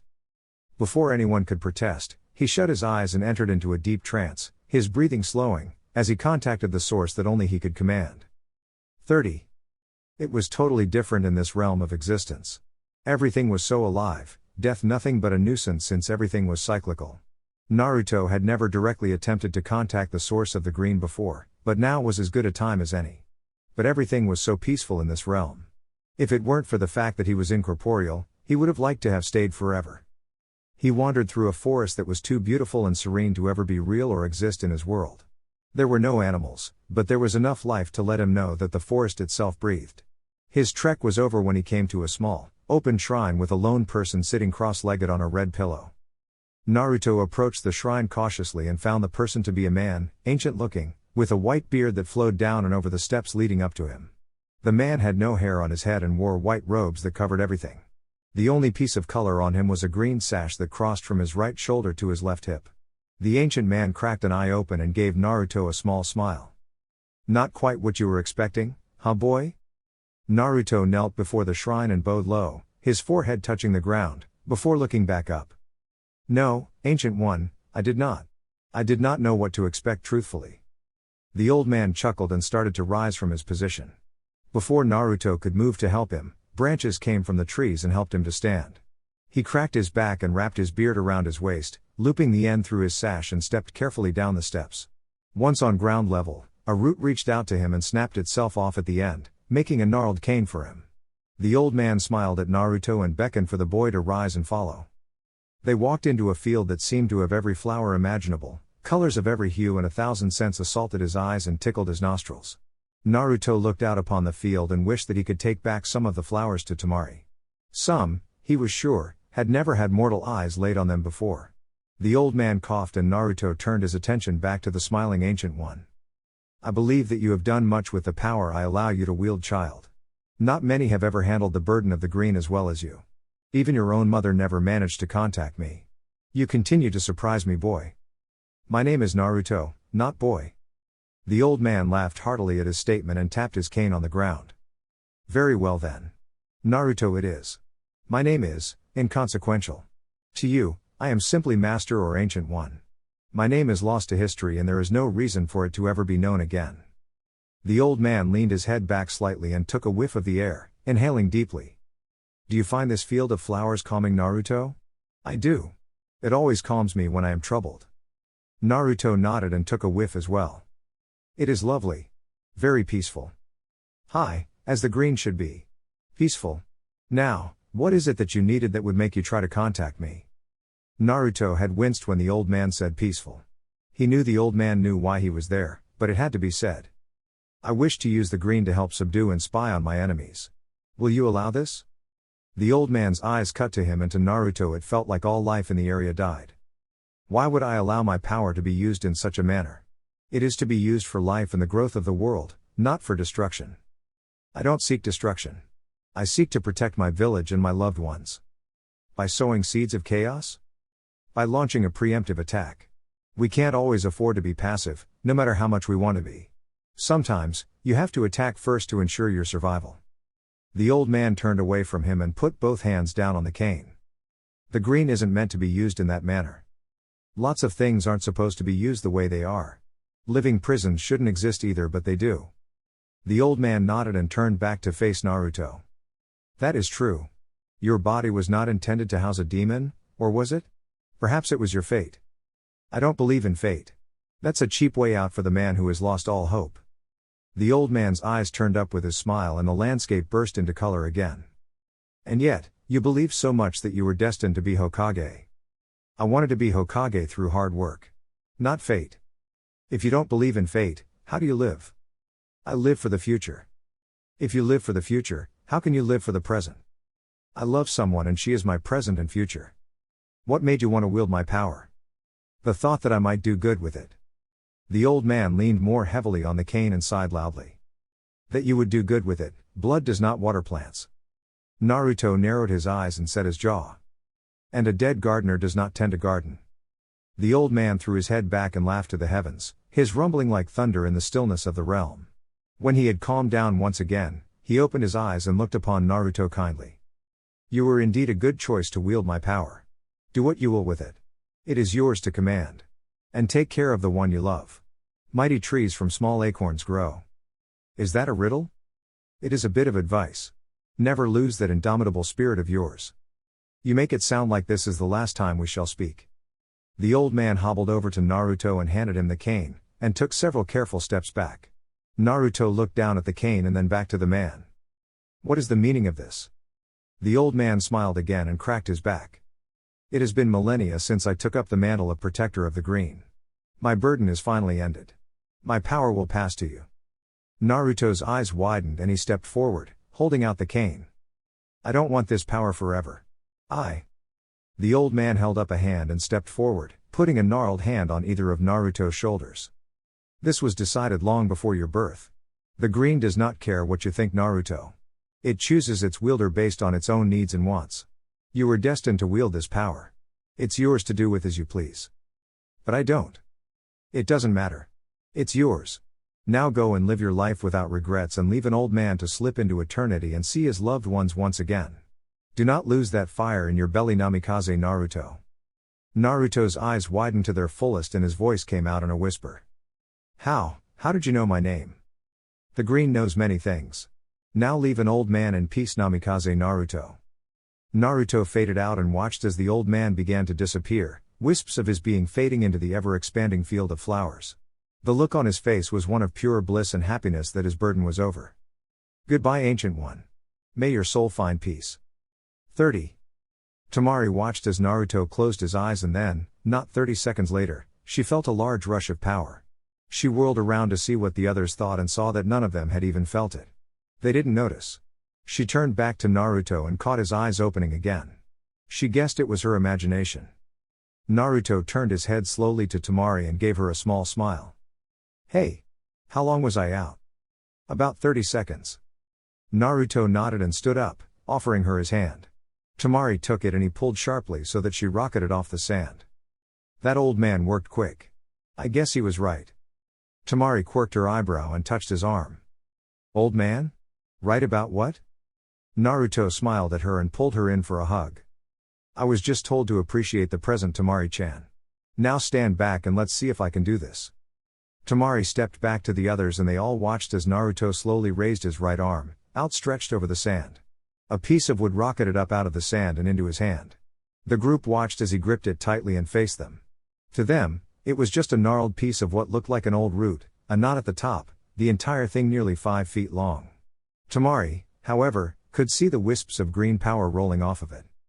Naruto grinned and turned back to the desert, jamming the staff of wood into the sand and clapped his hands together in front of his face while leaning against the embedded staff. Temari touched his shoulder and he cracked an eye open. Naruto, what are you doing? We don't have time for you to meditate twice. He grinned and closed his eye again. Don't worry, Temari-chan. I'm just giving our unwanted guests a little welcoming present. They all wondered what he could possibly mean. 30. The two robed figures moved across the desert in no particular hurry. The larger one had sworn that he had seen a rat running across the desert and then poof out of existence, but his shorter companion chalked it up to heat stroke and the fact that he was used to having water near. Kisame took the bamboo hat off his head and wiped his extremely sweaty brow. He hated the desert, absolutely, positively hated it. Unlike Itachi, he wasn't genetically predisposed to being cool as a cucumber all the time. He mopped his brow again and put the hat back on, huffing loudly. God damn it, I hate the desert. I've always hated this place. Why did we have to come again? Because the QB is my responsibility and you are my partner. Now quit complaining and move. Kisame grumbled under his breath and took another step forward, only for something pointy to erupt under the spot where his foot would have been. He leapt back and pulled Seimata from his back in one swift motion. Itachi was several feet away, looking for their assailant. Kisame narrowed his eyes at what had tried to gut him. It was a tree root. And there was only one person alive who could command tree roots. That Yamato bastard is around here somewhere. No. Kisame blinked, but kept his guard up. No? No. It's not Yamato. He has to have pre-existing plant life to command it. This was born from nothing. This is different. A stalk of thorns erupted near Itachi and dragged across his face, leaving a line of blood. He put his hand up to touch the blood and looked at the droplets on his fingertips. It seems that we have an unknown variable here, Kisame. I believe it would be prudent that we observe from here on out. We will not attack. We will watch and we will wait. As soon as the words left his mouth, the ground exploded in a deluge of greenery. Limbs wound around each other and vines snaked around huge trees that came from nowhere. Kisame ended up wedged in between two massive limbs from a tree that looked like it had come from the forests around Konoha. He snarled and cut the limbs in two with Seimata, looking for Itachi. He soon found his smaller companion, hanging upside down by his ankles, which were wrapped in vines. Kisame laughed at his stoic partner's expression, and his laughter only deepened when he heard Itachi grunt. I believe that our assailant is someone we know, and they have a most odd sense of humor. Once Itachi was free, the two stepped back and blinked owlishly at the expanse of trees and vines that shouldn't exist in the desert. It was like an oasis just sprang up from nowhere.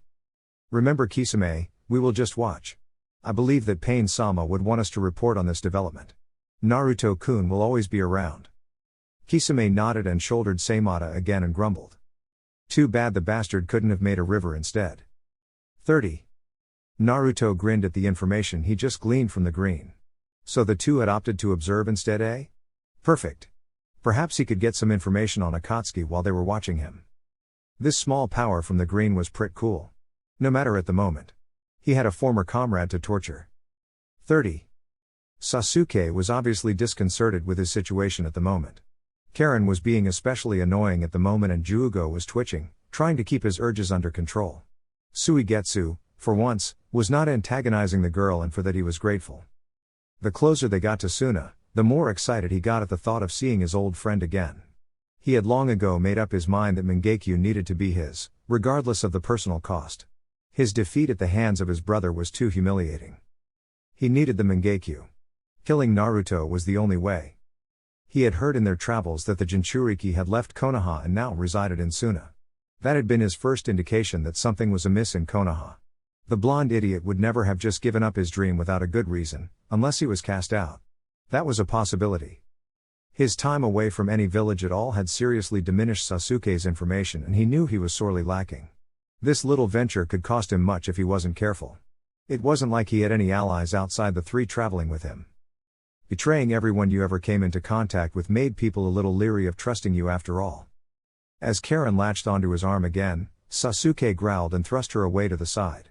She squealed when she landed and shrieked when several thorny vines erupted from the ground where she had been standing. Suigetsu immediately began to hack at them, but they only grew more. Sasuke pulled his sword from his back, looking for the only one he knew could do such a thing. Show yourself, Yamato, you tree-hugging bastard. Show yourself. Of course, Yamato never answered, and the group constantly had to dodge the vines that tried to ensnare them. Jugo was the first to be caught, his limited thought capacity not up to dealing with vines that were seemingly sentient. Karen was next, strung upside down, screaming and kicking. Suigetsu was tiring quickly. There was only so much hacking and slashing he could do before he would tire. And trying to cut his teammates loose was fast becoming a chore he could do without. He missed a swipe at a huge tree branch and was knocked unconscious when the very same branch wrapped around itself and struck him in the side of the head.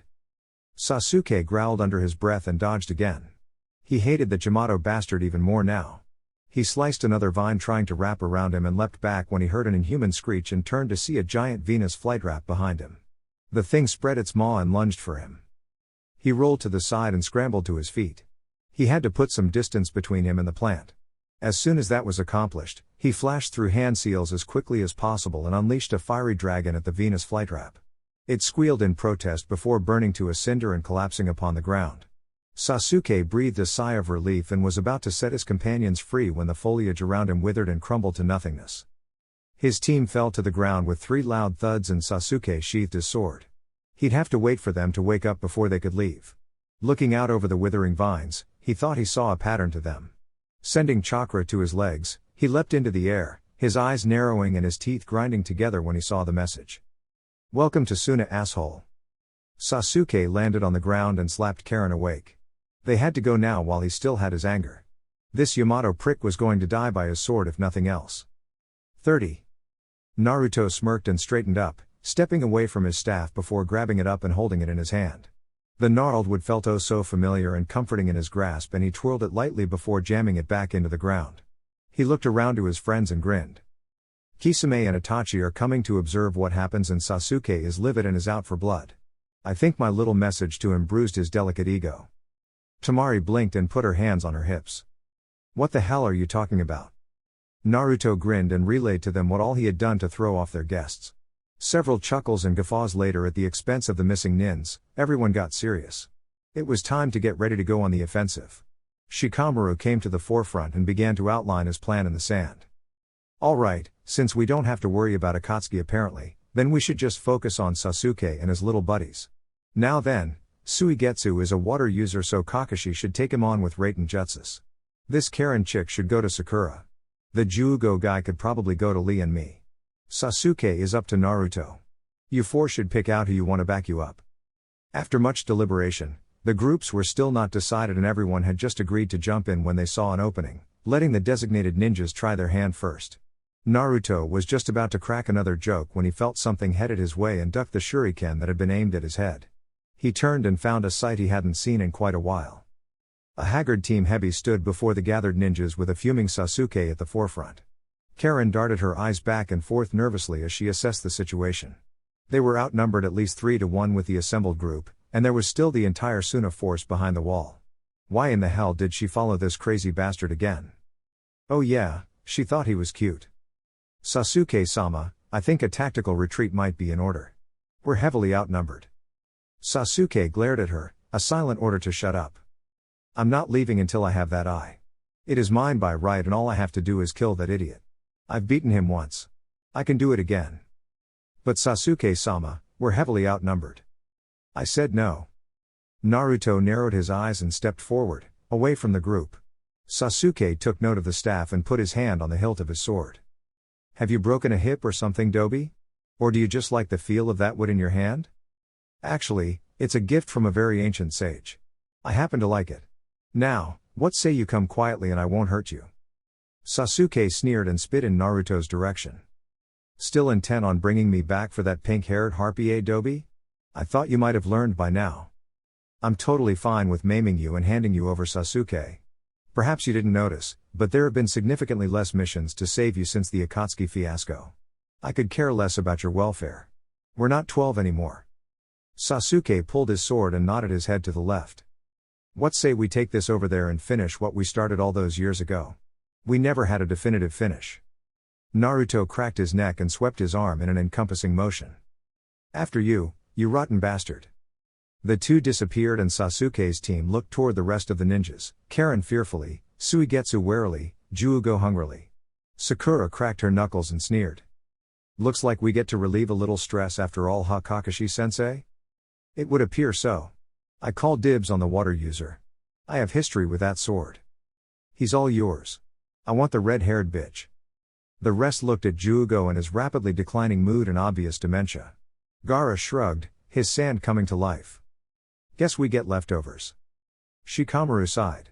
Why did he bother with plans at all? 30. Naruto and Sasuke stood facing each other, neither moving. This battle had been a long time coming and it made both nostalgic. Sasuke took a deep breath and smirked. You know, the last time we faced off like this, I nearly killed you. The last time we faced each other, I vividly remember you nearly pissing your pants every time I stood back up. Sasuke snarled and made to draw his sword, but was stopped by a hand. He turned his head to find Naruto standing behind him. His eyes turned back to the front and the Naruto standing before him waved and puffed out of existence. Now Sasu-chan. We have admirers here. We need to go all out. Don't be so hasty. Sasuke elbowed him in the gut and Naruto grunted before disappearing in a cloud of smoke, another clone. Show yourself, you gutless wonder. Stop hiding behind your clones. Naruto sighed and Sasuke spun to face him. He noted that the blonde had gotten faster. Not nearly fast enough, however. Sasuke took several deep breaths and closed his eyes, reopening them to reveal the Sharingan. Now let's see you run. 30. Kisame and Itachi sat perched on a sand dune not far from the scene, silently watching the goings-on. Neither was impressed so far. The Kyuubi brat's playing with your brother. He's toying with him. Yes, he is. I wonder how Sasuke will react when he finds out? I bet he flips out and pulls on the curse seal. I know he will. My foolish little brother has always taken the path of least resistance to power. He won't hesitate to use the seal, especially when Naruto-kun begins to win. So what's the plan? Itachi sat for a moment, pondering. When Naruto-kun starts to win, We'll move in and make our presence known. We can't try to take him because he has eyes on him besides ours, but I would love to see my brother's expression." Kisame grinned and shifted Seimata. "This could be fun. I hope it's an entertaining show." Chapter 17. Naruto dodged yet another sword swipe from the Uchiha, backpedaling in circles around the dunes. Sasuke's face was one of pure, unadulterated hatred and anger as he tried repeatedly to hit the boy. But it seemed the Sharingan was having trouble predicting the movements. Every time he would see the phantasm of Naruto's body move, the image would slow or speed up, confusing his eyes. It was, to say the least, infuriating. The raven-haired boy thrust the sword forward, catching Naruto's cloak and tearing a gash all down the side of it, splitting it in twain. Naruto leapt back again and grasped the torn fabric. He frowned at first, the frown soon turning into a full-blown death glare. "This was my father's jacket. It has priceless sentimental value to me and you ruined it." Sasuke smirked and settled himself into a low sword stance. "Your father? Don't make me laugh. A loser like you doesn't have family. You don't have parents. You don't have a legacy to live up to. I do. I have a family to avenge.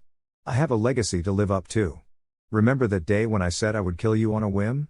I'm killing you with purpose now." Naruto's face was set in a grimace as he jammed his staff into the ground and let the fabric fall from his hands before shucking the coat and tossing it aside. His shirt followed and Sasuke noticed the seals drawn onto his arms and his pectorals. "What are those loser tattoos?" Naruto smirked and stood up, rolling his pants legs up as well. The necklace around his neck bounced in the wind and he put it into his pants pocket, lest it get lost. "You'll find out later if I actually need them, Sasuke. I didn't just appear into this world, you know. I was born like you were. I had parents who were more special than yours." Sasuke blinked and the blonde disappeared. Sasuke looked around frantically, only to have a familiar arm wrap around his neck and a kunai thrust against his Adam's apple. Naruto leant down to his ear and whispered. "My parents were amazing shinobi, Sasuke. Amazing. There were none like them and there never will be. The Uchiha never made a Hokage, did they? They never accomplished anything. Itachi was the best of you all and he went rogue. You can't hold a candle to him, and do you know why?" Sasuke grit his teeth and eased his sword back to strike the blonde. Naruto chuckled and pushed the kunai harder into the boy's Adam's apple. "You will never beat him unless he lets you. You simply can never catch up to him because he will always be better than you in skill. Only an Uchiha can kill an Uchiha, you said one time. I think that's a bit facetious. I had plenty of opportunities to kill you at the Valley of the End and Haku did a good job of rendering you helpless. He could have taken you out at any time." Sasuke jerked his head backwards, headbutting Naruto in the nose and turned around quickly, jamming his kusanagi into the blonde's chest. Naruto coughed up blood and looked down. Sasuke grinned and twisted the blade, making the boy gasp and spit up more globules of blood. "Worthless. Just like the rest of them. You were never on my level, Naruto. I only acknowledged you that one time because I had thought you a worthy rival. But you were never on my level." A low chuckle came from the blonde as he grasped the sword hilt and looked into Sasuke's eyes. "You're right. I've never been on your level because I surpassed you long ago." With a burst of smoke the clone was gone and Sasuke twirled round and round to find Naruto standing several feet away with his staff in his hand. The Uchiha activated his Sharingan again and sneered at Naruto. "What's the matter, you blonde fool? Afraid to get close even when you have a knife to my throat?" Naruto shook his head and tapped the staff on the ground. "Sasuke, you're going to learn a hard lesson here. I'm going to show you just how useless that Sharingan of yours is." Sasuke let out a short barking laugh and the tomoe in his eye twirled as if in disbelief. "You couldn't break the Sharingan then without the Kyuubi's help and you sure as hell can't do it now. I seem to remember someone else needing help from another source as well. And you relied on its power first. I never chose to rely on another's power. Mine's been with me since birth. Want to know something else?" The Uchiha eyed him warily as Naruto grinned. "I haven't used it since either. Now pay close attention. I've been training for the day we would meet again and I have a nice little surprise for you. Remember those tattoos you were admiring? Those are seals. I have 6 on my body. Let's see you keep up when I release them. I wonder how many I'll have to release to take you down?" Sasuke grit his teeth as the blonde mused to himself. His eyes widened when he felt a sudden rush of wind as Naruto swiped a hand over one of the seals on his chest and it slowly vanished. The blonde smiled and patted his right pec. "Ah, that's better. Now then, let's see how much faster I am." In a blur he was before Sasuke and clubbed him in the chin with the staff, sending the Uchiha rocketing backwards over the sand. Sasuke skidded for a moment and rolled on his back, coming back to his feet. Naruto grinned and tapped the sand with his staff. "Well? What do you think, you whiny bastard?" Sasuke's answer was to snarl and rush back towards him, Sharingan blazing. 30. Kisame looked across to Itachi and saw he too had his eyes fixed solely on the fight below. The giant blue man wiped his brow again, hoping desperately for a thunderstorm or even a simple cloud to cover the sun. "The kid's gotten better, huh? Your brother is having quite the time down there." Itachi nodded and let his eyes rest for a moment. "Those seals on him intrigue me. I've never seen such things. I wonder if he made them himself? I dunno. That breeze felt good though. I'm almost tempted to shake his hand and thank him for that." Itachi grunted and reactivated his Sharingan. "I am still not impressed by either yet though." 30. Sakura cracked her knuckles as she looked at Karen, who looked like a mouse caught by a cat. The red-haired girl's eyes darted here and there looking for a way out. "Hey! Red! Give up and I won't knock the mess out of you." Karen's eyes locked onto Sakura and she dipped into a taijutsu stance. "I don't want to be here right now and I know this is a bad idea, but Sasuke-sama wants those eyes like his brother. Uzumaki has to die. I have to help Sasuke-sama attain his goal." Sakura looked perplexed as the girl readied herself. "Why? Why help him?" Karen looked into Sakura's eyes and hardened her own. "He saved me from Orochimaru. That's all you need to know." Sakura threw up her arms and blocked the first kick before rolling aside. She grimaced when she thought of how she had used to blindly follow Sasuke everywhere, and apparently he had actually saved this girl. It would be hard to convince the redhead to give in. Sakura pulled her gloves a little tighter and leapt back into the fray. 30. Kakashi eyed Suigetsu with utter boredom, his hands in his pockets. "You know, I have history with that sword. It doesn't belong with you. It was a monument to a great swordsman, one who earned my respect." Suigetsu brandished the sword with both hands and sneered. "I'm honoring Zabuza in my own way. Kubikiri Haucho was meant to be used, not to rust in the ground. Claiming the blood of the copy ninja will be a great feather in my cap and another ninja fallen in the sword's illustrious history." Kakashi sighed and blinked again, his eye only half open. "I was hoping you would give up so I could go and watch my two former students beat the tar out of each other. But, I guess taking that sword back to its rightful place is just as good." Suigetsu scoffed and lowered the sword another inch. "The only way you're getting this sword from me is to pry it from my cold, dead hands." Kakashi's visible eye glared at the former Miss Nin and he pulled a kunai out of his pouch. "So be it. Don't say I tried diplomacy." Suigetsu ran to him with a battle cry and Kakashi blocked the sword with his kunai, his lazy eye still present. "You know, you may have skill for one so young, but Zabuza was a master and I defeated him. You don't have a snowball's chance in hell." Suigetsu laughed and lunged the sword back again, swinging for Kakashi's midsection only to hit a cage bunshine. "Resorting to cheap tricks, copy ninja? That's fine, so can I." Kakashi shook his head from his position under the ground. "You were a water user in the desert, you fool. You're way out of your element." Kakashi wordlessly reached up and grasped Suigetsu's ankles, pulling the boy underground so only his head was visible. He crouched down beside the youth and gave him an eye smile. "Like I said, you have skill but Zabuza was a master. You're out of your league." His smile faltered when Suigetsu gave him one of his own. "You ain't seen nothing yet, copycat." 30. The others were all gathered around Jugo as his demeanor became more and more bestial and barbaric. It almost seemed as if he was having a battle with himself, like a part of his psyche, the dark part, wanted dominance at the moment. The giant grunted and groaned, grasping his head. Shikamaru watched as Jugo fought with himself. He couldn't figure out really what the problem was, but he was leaning toward split personalities. He sidled up to Tsunade, Jiraiya, and Gaara. "So, any ideas on what this guy's capable of? If I have some clues, maybe I can come up with a way to subdue him." Jiraiya nodded, his eyes still transfixed on the struggling Jugo. "His name is Jugo. My sources tell me that he is the origin of the curse seal. His psyche is split into two parts, a peaceful one and a bloodthirsty one. His bloodthirst is always fighting to get out and kill. He usually keeps it in line, but in situations like this, it comes to the forefront." Shikamaru nodded his head. "If I capture him in my cage, Main and Gaara and Kuji help subdue him, can one of you knock him out?" "It should be possible. From what I hear, he has no tact when he's in a rage. He's just a killing machine.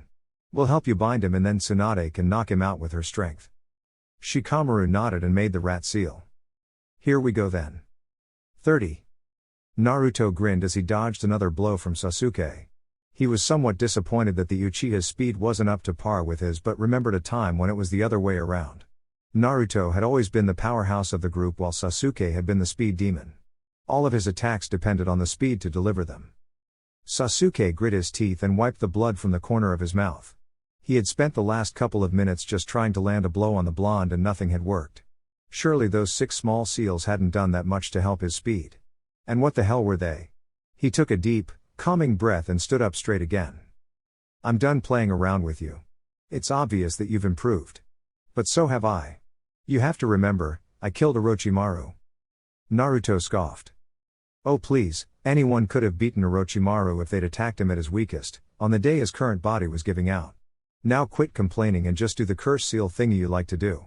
I have other places to be. Sasuke growled as the black mark spread across his skin.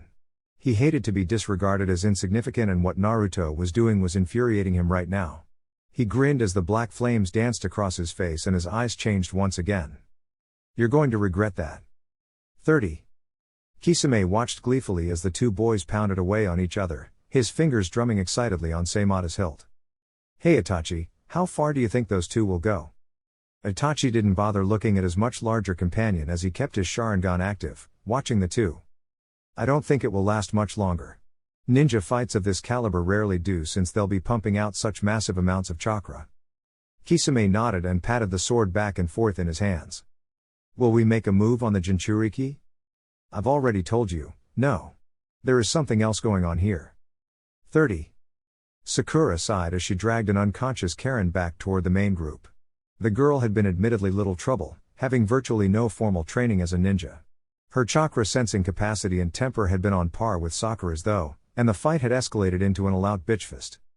Sakura felt around unhappily at a small, missing patch of her hair that had been torn out. She turned around and glared at the unconscious girl and tugged a little harder on the hair she had her by. If she had time to stop. Her attention diverted to the scene of Kakashi and Suigetsu fighting. Kakashi wasn't really having much trouble. True, Suigetsu may have been the coming of the next Zabuza, but unfortunately for him, he never saw his true potential realized. His training had not been completed, and in all reality he just swung the sword wildly. Whereas Zabuza knew how to utilize the massive blade, Suigetsu didn't, and it showed. It showed badly. Kakashi blocked another strike and slashed out at Suigetsu's head, the kunai going right through with a splash.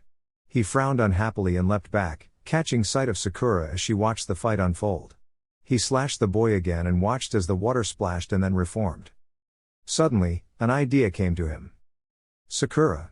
Go get Gaara and Jiraiya-sama and tell them to come here. Why? I need a beaker. She puzzled at his words, but nodded and ran off. Kakashi turned back to Suigetsu, who was staring at him with amused eyes.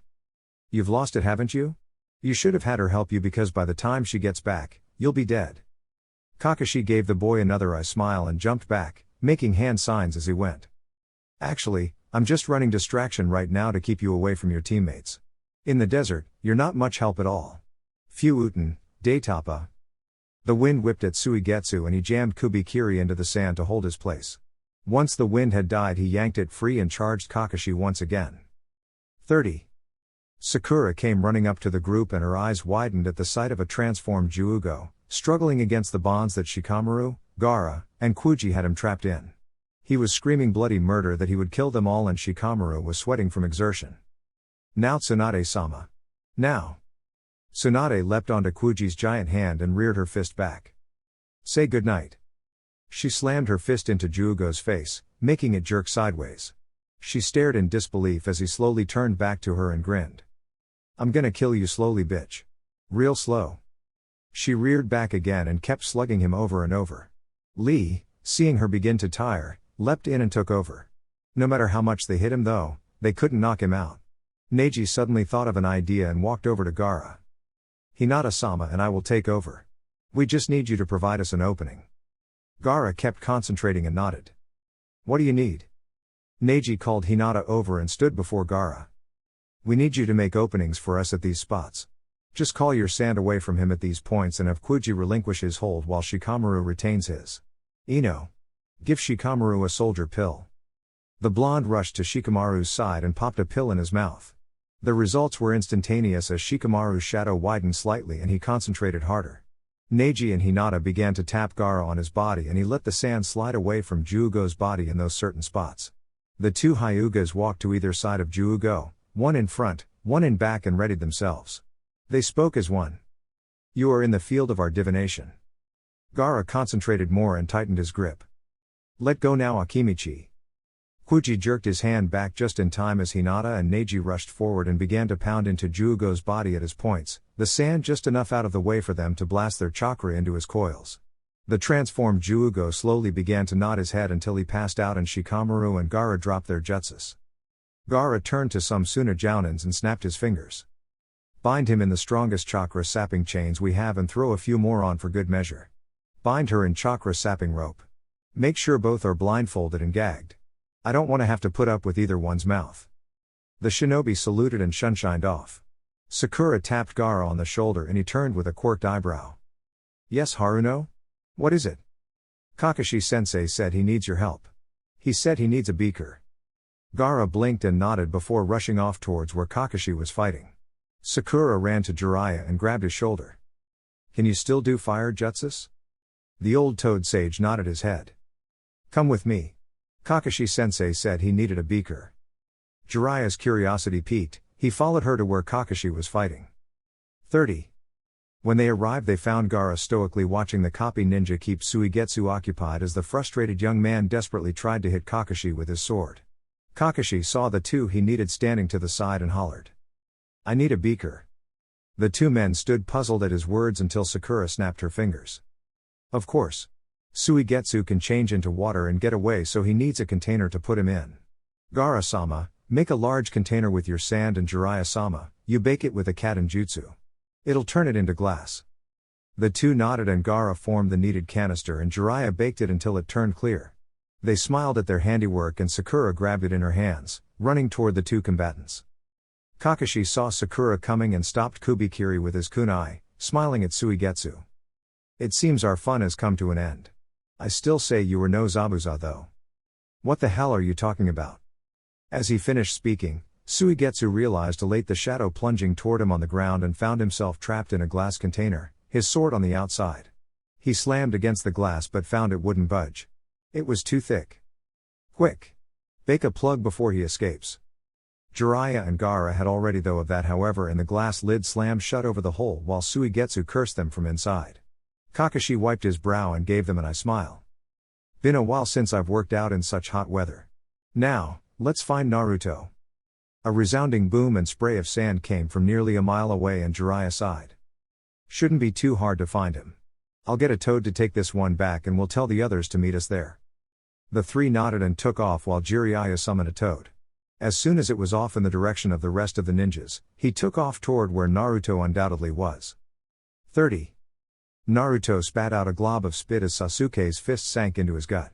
He had thought one seal would be enough, even for the curse seal, but he was mistaken. The damn thing just kept enhancing Sasuke's strength and speed. The only downside was that it kept draining him quickly of chakra since there was no longer an Orochimaru to draw from. He rolled out of the way of a Chidori-enhanced sword swipe and backflipped away a couple times to a safer vantage point. I guess one seal isn't enough, Sasuke. I'll have to take another couple off. Sasuke sneered and charged his sword again. What's the matter, loser? Afraid of me already? No. Just better to be safe than sorry. Naruto swiped his hand over the other seal on his chest and the one on his right arm, and the wind kicked up again as the resistance left his body. He glared at Sasuke and held his arms out to the side, parallel with the ground. I haven't just been learning jutsu, Sasuke. I've been learning manipulation. Let me show you an invention of mine. Of course, no hand seal so you can't copy it. He nearly laughed at Sasuke's face and knit his eyebrows together with concentration. I can only do this when I drop 3 seals because there's usually too much resistance. Check it out. His eyes grew harsh as the wind began to pick up to incredible speeds and the sand whipped around him, leaving cuts in his pants and on his arms. Naruto paid no heed as Sasuke brought his arms up to shield his face. Kamikaze. The wind that had surrounded Naruto focused into a non-existent wall and barreled toward Sasuke, kicking up the sand as it went. Naruto watched silently as it slammed into the raven-haired boy. 30. Kisame's jaw dropped as he watched Itachi's brother get slammed by the huge wall of wind. Holy shit. Just think, Itachi, that could have been one of us. Itachi nodded and grinned slightly. Yes, it could have. Luckily, my foolish little brother volunteered to gain this information for us. It is not wise to rush into danger after all. This is the difference between the two of us. Kisame chuckled and turned his attention back to the fight to see if Sasuke had survived. Remind me to send the kid a thank you letter for all the breezes he keeps giving me though. Almost makes me sad he has to die. 30. The 4 Konoha ninja had come up behind where Sasuke was standing and had watched in awe as Naruto became surrounded by a wall of wind and were mortified as it barreled toward Sasuke and thus, them. Gaara threw up a hasty wall of sand and struggled to hold it as the wind buffeted his defense until it finally slowed. He let it drop just as the rest of the Konoha ninja and Temari and Kankuro, as well as some high-ranking Suna nins, came charging up. Temari was nearly in a panic as she ran up to Gaara. Where the hell is Naruto? What the hell was that? Gaara quirked an eyebrow at his frantic sister and put his hand on his shoulder, calming her immediately. Naruto is over that dune and that blast of wind was him using a jutsu, I believe. Temari pushed him aside and clambered up the side of the dune, her eyes wide as she saw the damage. 30.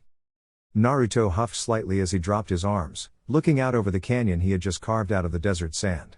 The sand still had not receded by Sasuke and Naruto was having déjà vu of his fight at the Valley of the End. The scene was too eerily familiar and the hairs on the back of his neck were standing on end. Sure enough, when the dust settled, there sat Sasuke on his hands and knees, his wings surrounding him.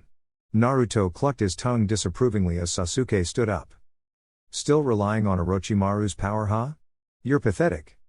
Sasuke sneered, his canines slightly longer than normal and gave Naruto an odd smile as he flexed his claws. Bring it out, Dobi. Bring out the fox's power. I want to beat it again. I want to revel in the feeling that I've beaten a demon. Sorry, no fox for you. You'll just have to settle for me at my best. Your best isn't good enough. Naruto frowned and bent over, sending chakra to his hands as he swiped at the seals on his legs. Do you know why the seals on my legs are bigger, Sasuke? It's because they hold me back the most. Try to stay standing. 30. Temari's eyes widened when she saw Naruto go for the seals on his legs and she ducked down quickly. Everyone down now. It's about to get bad.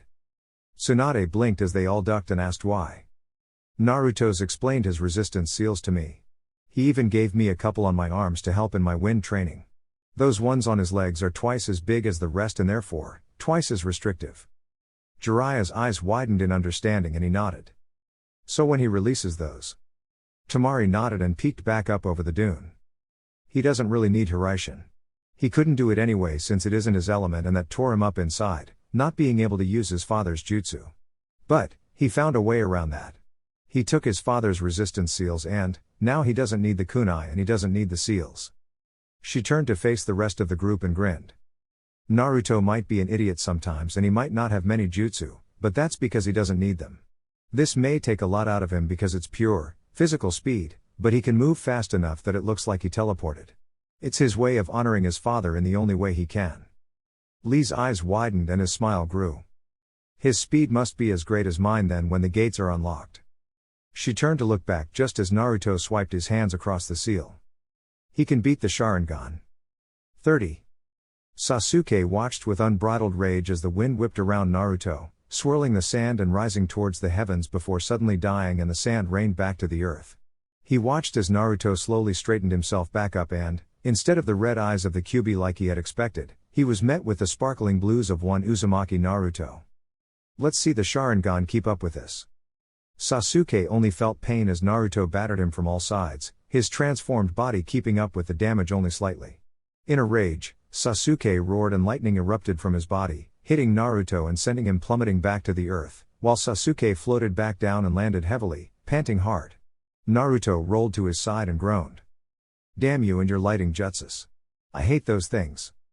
Sasuke grinned and held his hands towards the heavens as the sky began to darken. Then you'll really hate this. Kirin. Naruto's jaw dropped as lightning formed in the sky and he could practically feel the electrical charge in the air. Without hesitation, He called, thrust his hands upward just as Sasuke thrust his down and the lightning came crashing toward him. Naruto uttered no words as he merely wanted to stop the attack coming. He could feel the wind as it whipped around him and collided with the lightning, the two elements battling for dominance. Sasuke and Naruto's faces were full of concentration as they battled for supremacy. Naruto grit his teeth and dug deep inside himself, trying to quell the thought that he might need the fox for this. He could hear it in the back of his mind after all this time, trying to coerce him. No. I won't be swayed by you. With a guttural roar, he pushed more chakra into his attack and watched as the wall of wind bent the lightning and sent it screaming toward a wide-eyed Sasuke. The lightning hit the transformed youth and his mouth contorted into a soundless scream as his own jutsu was turned back on him. Naruto fell to his knees, gasping for breath as a now normal Sasuke collapsed forward, smoking from the brunt of his own attack. Temari was by Naruto's side before he knew it, checking all over him. Are you all right? Naruto gave her a weary smile and nodded. Yeah, I'm fine. Do me a favor? Pack a couple extra changes of clothes in my bag. We might be in Konoha a while. Temari sighed as he passed out and began to snore on the baking desert sand. Tsunade ran a diagnostic over him and smiled. He's just passed out. He's fine, except for the being an idiot part. Temari giggled and looked over to the smoking form of Sasuke, who was being tended to by Sakura. And him? Sakura shouted out that Sasuke was still alive, but his pulse was weak. Tsunade sighed and stood up. Guess we'll have a few more guests going with us to Konoha. Gaara, I think we might have to put off leaving for a couple more days. The Kazekage nodded and used his sand to pick up Naruto and his sister as he walked back toward Suna. Come. We'll discuss this in my chambers. Have someone get the other heavy members. Tsunade nodded and followed, smirking to herself. At least this little gift should bring the council around to her way of thinking. 30. Naruto awoke to the feeling of something cold on his forehead and the pleasant sensation of someone running their fingers through his hair. He rolled his eyes upward to find Temari smiling at him. Hey you. You gave me quite a scare back there. Naruto grinned and tried to sit up, but found it difficult to do. He looked around to find himself in his room. He and Temari were alone and she was only in her panties and her large t-shirt. What happened to everyone else? Temari yanked slightly on his hair. Everyone's fine. Team Heavy was captured and are being held as we speak. Sasuke is alive, but you didn't hold back much on him, did you? He barely had a heartbeat when Sakura began working on him. He didn't hold back on me. Very true. She took his head off her lap and moved her legs, setting his head on his pillow, before pulling the covers up and laying down beside him, her right leg thrown over his and her arm around him. Temari, if your brothers see us like this. She playfully bit his shoulder and snuggled up closer. I'm a big girl. I know what I'm doing. Now shut up and go to sleep. I know you're still tired. Naruto let out a yawn and began to drift off again. What happens now?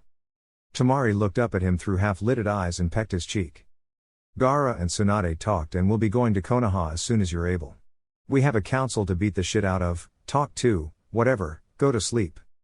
Naruto nodded and kissed the top of her head, drifting off to well-deserved rest. It would only get more interesting from here. 30.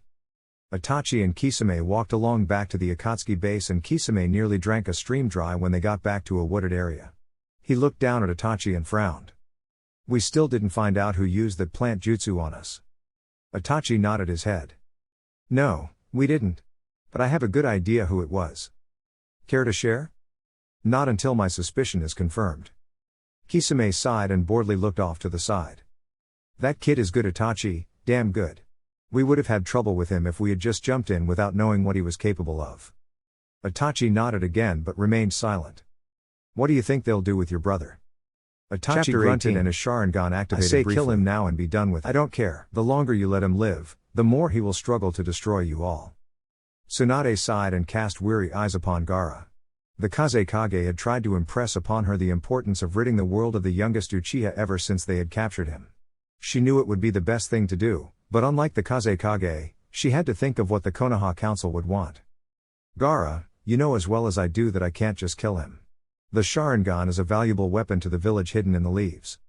And it's a weapon that hasn't been there for years if you don't count Kakashi. His crimes are many and his virtues few. Just kill him. I'll do it for you. Sabaku Q. Sabaku so-so. He won't feel a thing. He'll be dead, I'll be happy, Naruto will have to worry about one less person wanting to kill him, and everybody wins. Gaara. The Kazekage put on a fierce face and his sand rose behind him. He was tired of arguing his point and not actually being heard. Jiraiya moved to stand beside Tsunade in case Gaara tried anything. The former Jinchuriki took a deep breath and closed his eyes. Tsunade, let us not talk as Kages and village leaders for the moment. Let us talk as normal human beings. Does the Uchiha deserve to die for his crimes? Tsunade bowed her head and closed her eyes. Yes. Does he deserve pity? Does he deserve to even make it back to Konoha alive? No. Gaara put on an exasperated face and glared at Tsunade. Then why in the seven hells are you taking him back alive? Kill him now. I can't. I can't just kill him. He has to stand trial. The redhead sat back in his chair and sighed while shaking his head. This is the difference between Konoha and the rest of the world. Criminals are enemies of the state and should be treated as such. When they break the law, they no longer have rights. When a murderer murders, he should be killed before he can kill again. When a traitor betrays, he shouldn't be let back in the country to stand trial so he can live another day to betray again. I stand firm in the belief that he should be killed. Gaara stood and walked over to Tsunade. She tensed with every step he took and cringed when he put his hand on her shoulder. She looked up into his eyes and found his usually stoic face somewhat troubled. I am sorry I ever put him into your custody, Hokage Dono. I should have executed him while he was still in the custody of my ninjas. At least then, it would have been on my hands instead of yours. Gaara. He stopped her by raising his hand. What is done now, I suppose. I'm retiring for the night, Tsunade. I shall see you off tomorrow morning. She nodded and watched as he left. She turned to Jiraiya as he helped her up and put an arm around her shoulder. She was grateful to him at times like these. He's right, you know. We should have killed him on the spot. Letting him live like this is a huge mistake. Jiraiya nodded and squeezed her a bit harder. I know. But unlike Suna, we do things differently in Konoha. Clans have a lot more say-so and power. And sadly enough, the Uchiha clan has always been an important facet of Konoha. Even if they are traitors.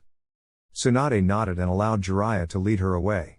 They were almost back to their hotel room when she stopped him. Let's go to the dungeons. I want to say something to him. Jiraiya was not fond of the idea, but tagged along anyway. He couldn't very well let her go alone. 30. Uchiha Sasuke was feeling very indignant at the moment. Shackled and chained like a common criminal, a blindfold placed over his precious eyes and warded with seals put on by the great toad Sanin Jiraiya himself, he was feeling very put out. He hated to feel powerless, and yet, here he sat, totally under the control and at the mercy of his captors. His teammates, if you could so call them that, were in other sectors of the dungeon. He chuckled mirthlessly. It seemed that Gaara was not so big a fool as to put them all together. He heard the sound of the guards shuffling and the bolts on the door being moved. Was he being moved already? How long had he been in here? Sitting in the darkness, one couldn't tell time. The shuffle of the feet got closer until he heard the crunch of the pebbles underfoot. He looked up, not that it mattered, and sneered at whoever was before him. I know you're there. Why don't you reveal yourself? Afraid I might get you? A snort was his answer and the sneer left his face, to be replaced by a frown. Boy, I've met bigger boogeymen than you in street gangs. Afraid? You're the one who should be afraid. Humph. Jiraiya. What does a one-armed old has-been such as yourself want with me? I want nothing from you except for you to shut your mouth and pay attention. Sasuke had not been reprimanded many times in his life. Even Orochimaru did not keep him on too tight a leash. His surprise quickly turned to anger. Who the hell do you think you are? I. Jiraiya shut the boy's mouth by backhanding him to the ground and then lifting him by his collar. Shut your mouth. I know who I am and I know who you are. You're in a precarious position now, Uchiha, and if I were you, I'd do everything I could to prolong my life. With all those suppressing seals I have on you, all it would take is a twist of the neck and you'd be dead. Hell, after all the suffering you've caused my student, I'm half tempted. Jiraiya, that's enough. The toad Sennin scoffed and stood upright, letting go of Sasuke's shirt in the process. The boy coughed a bit and pulled himself back into a sitting position. So, even the great and powerful Hokage sees fit to visit me. I'm honored. Tsunade scowled and bent over at the waist, her hands on her hips. Don't patronize me, you little punk. I came here to tell you that I will do everything in my power to make sure you get the death penalty. It was pure luck that you survived that backlash from your attack. It should have fried your ass. You're lucky Sakura was able to patch you up as well as she did, although you'll have some scarring for life. Naruto came out without a scratch by the way. I don't care what that loser walked away with. I'll kill him all the same. Tsunade clucked her tongue and stood upright again. See? That's why no one likes you, kid. You make threats all the time and then wonder why you have no allies. You've just threatened to kill an ally of Konoha, in front of the Hokage no less. What kind of deal can you expect to strike to save your life? The smile on the raven-haired boy's face was sickening. I expect the council to give me a hero's welcome while Naruto gets exactly what he always has. Nothing. He'll be shunned while the people clamor for me to come back. Tsunade sighed and shook her head as she motioned for Jiraiya to follow her. When she reached the door, she turned back and gave him some parting words. You'll soon find that things in Konoha have changed, Sasuke. A few years can make all the difference in the public's perception on certain people. Those words would bother him for quite some time. 30. Temari groaned as the sun came in through the window and settled on her face. She was enjoying the warmth that Naruto gave off, especially since nights in the desert were so chilly. She nuzzled further into his neck and squinted her eyes, trying to block out the rays. It did no good since the sun refused to relinquish its gaze upon her. With a sigh she sat up and reached across to the nightstand for her hairbands and quickly tied her hair into its usual 4-ponytailed state. She leaned back against the headboard and pulled the covers up over her knees as she watched Naruto sleep. It was relaxing listening to him snore softly, and it never ceased to amaze her how peaceful he looked in the early morning. She realized after a few minutes that today was the day they had to leave for Konoha, and she gently shook his shoulder. Naruto, wake up. We have to get ready to leave soon. He rolled over and pulled the covers up over his head. Gwei. I don't want to get up. Temari giggled and shook his shoulder again. He would never be a morning person, of that she was sure. Naruto, come on. We have to go to Konoha, remember? He sighed and rolled over, his blue eyes blinking up at her. Do we have to? Can't we just lay here together and maybe they'll forget we were supposed to go? I doubt it. Now get up and get dressed. I have everything packed already, but you have to make me breakfast. She leaned down and pecked him on the lips before standing up and stretching, making sure he was watching as her shirt rode up over her buttocks. She grinned as his eyes fixated on the flesh peeking out of her panties and let the shirt fall back again. Maybe if you're a good boy on the trip I might let you see more when we get to Konoha. Now get up. He groaned and rolled out of bed, his bare feet hitting the floor. He stretched and she winced as she heard the bones popping back into place. He must have popped every bone in his body from the force of that jutsu he used. He flopped back onto the bed and huffed. This is gonna suck. As she cinched the sash of her kimono, she watched as he swiped the seals one by one and felt the whip of the wind as he put the resistance seals back to use. A blast of air filled the room and whipped all his papers around as he sealed the ones on his legs again, and she turned back to find him huffing and puffing on the bed. Damn. That hurts more each time I do it. Can you help me up? She grasped his hand and pulled him up, noticing the slight resistance he gave her. Naruto shook himself all over and stretched his limbs, getting used to the resistance the seals gave him again. When he was satisfied with his movement again, he grabbed her by the waist and pulled her in for a kiss. Temari melted into the kiss and stood on her tiptoes while he held her. She was actually quite glad for their trip to Konoha. At least there, she would have a few hours a day alone with him, she hoped. She whined when he broke the kiss and tried to renew it, but he held her back. Her eyes opened and she glared at him. You're the one who said we had to go, Temari-chan. She stuck her bottom lip out and smacked his arm hard before leaving out the door. Ass. Hurry up and make me breakfast. I'm hungry. Naruto snickered and followed behind her. As you wish, dear. I want pancakes. Blueberry. And bacon. He sighed and trudged off to the kitchen. Yes, dear. I want some bananas and peanut butter. Temari looked down at her feet and blinked. Where did you come from? Your room. Since my spot on the boss's bed was occupied. Fine. The rat wants bananas. Bimbo. Flea farm.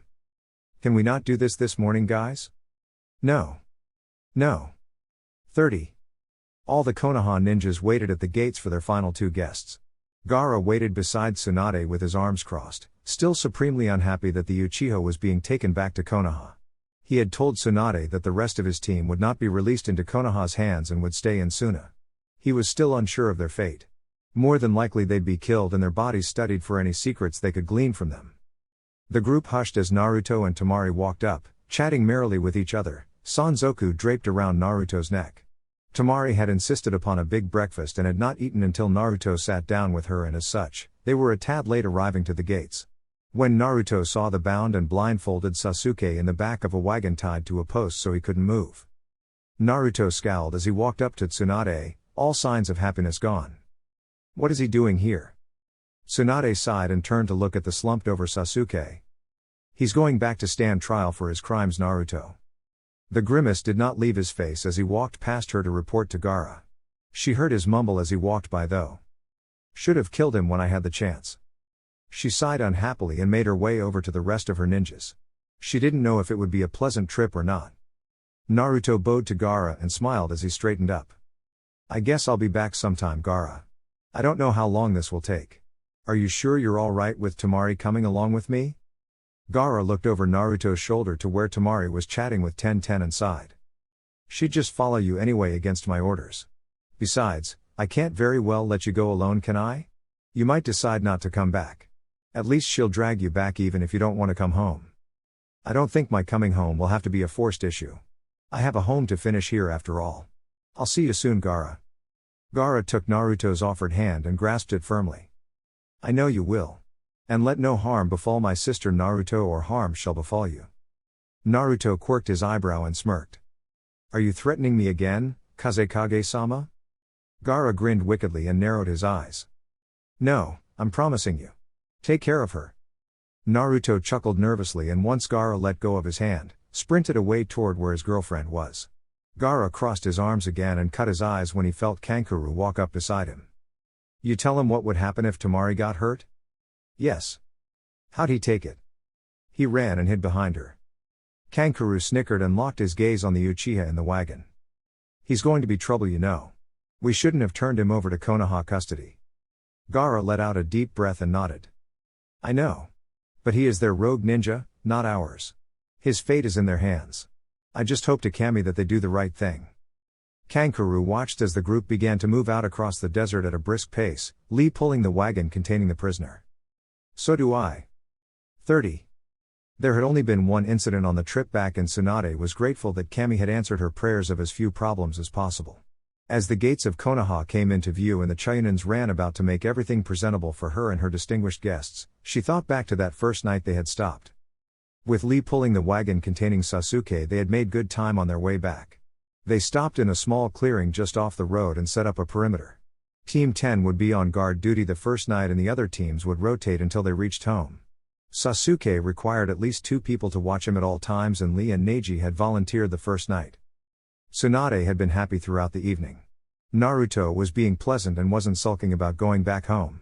Her smile slipped a little when she remembered that he didn't consider Konoha his home anymore, but it came back when he called her Ba-chan and she gave a half-hearted swipe at him. As long as he was smiling, she was fine. Jiraiya sat beside her and they watched the boys play a round of poker. She itched to play, but decided against it. She really didn't want to put her infamous bad luck up against Naruto's ungodly good luck.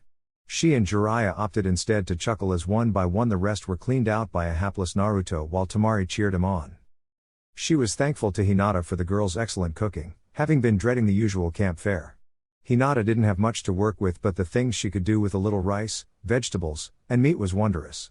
She watched as Ten cautiously fed Sasuke while Lee and Neji stood at his side, glaring down at the boy. When the Uchiha was done, Ten scuttled away and back to more comfortable ground with the rest of the group. Temari was chatting with Hinata that she simply had to let Naruto cook for her, and Hinata nodded happily. She informed Temari that they would be staying with her so they could see what she had done with Naruto's parents' house. This exclamation delighted Temari since she had always wanted to know more about his parents. The camp hushed for a moment when Lee and Neji strapped metal cuffs to both theirs and Sasuke's wrists and stretched a chain between the cuffs so that Lee had Sasuke's right wrist bound to his left and Neji had his right wrist bound to Sasuke's left. Neji turned to the group and frowned. We're taking him to relieve himself. We'll return shortly.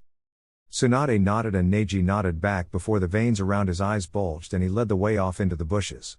Tsunade quietly made her way to Shino and put her hand on his shoulder. Shino did not turn around, but she caught the quirk of his eyebrow. Follow them. Make sure he doesn't try anything. If he begins to try to mold chakra, have your bugs drain him. Shino nodded slightly and walked off into the shadows, disappearing quickly. Tsunade walked back to where Jiraiya was listening to Naruto and Iruka swap class stories and sat down beside him. The old hermit didn't look at her, instead speaking out the side of his mouth. You sent Shino? Yes. He is the most suited for this. He is ruthless and won't hesitate to take the Uchiha down if he tries anything. Jiraiya nodded and smiled. Let's hope he tries something then. 30. Neji had led them nearly a quarter mile from camp and halted suddenly, Sasuke nearly bumping into him. They had refused to take the seals off his eyes, instead letting him stumble over the roots and potholes in the ground. With his Byakugan active, Neji had noticed Shino as soon as he appeared behind them but had said nothing, opting instead to keep walking as if nothing was awry. He kept his eyes on Sasuke as he and Lee stood just a little off to the side. He cursed his all-seeing eyes as the Uchiha unzipped his pants and began to relieve himself, but kept on target. His eyes widened when he saw the subtle flip as Sasuke began to make the signs for a Katen jutsu, and he ran to the left, calling out to Lee as he did. Lee! Run right! Lee grit his teeth and took off to the right. He didn't get far before the chain snapped him back around and he heard a loud popping noise followed by a scream. 30. The party fell to a hush when the scream was heard and remained silent for several minutes. Shino emerged from the forest behind Tsunade and whispered in her ear. She nodded, and it wasn't soon after that Neji and Lee appeared, dragging a screaming Sasuke behind them. Tsunade looked over to Ino and thrust her head in the Uchiha's direction. See why he's screaming and fix it. Ino nodded her head and walked over to where Sasuke lay groaning, leaning down next to him. She looked up at Lee and Neji, who stood stony-faced. What happened? Lee was unapologetic in his response. He tried to perform a jutsu and I jerked his arm out of socket. Oh. Is that all? We can fix that, no problem. Hold him. Lee held Sasuke and braced himself while Ino grabbed his dislocated arm. All right, on the count of 3. 1, 2.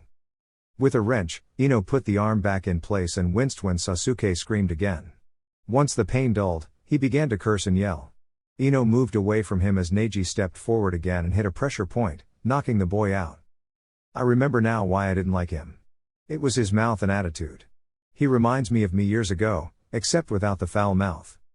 A chuckle went through the camp and they tied Sasuke back to the post in the wagon. Tsunade closed her eyes and barely caught the whisper of Naruto as he leaned toward Temari. We should have killed him in Suna. I'm sorry I didn't stay awake to finish the job. That had been quite a night, but there were no more incidents of note the rest of the trip. When Sasuke woke up he was given food and drink and Neji promptly knocked him out again. It wasn't healthy, but Tsunade didn't really care about her prisoner's health at the moment. She sighed as she approached the gate and saw the council ready to greet her.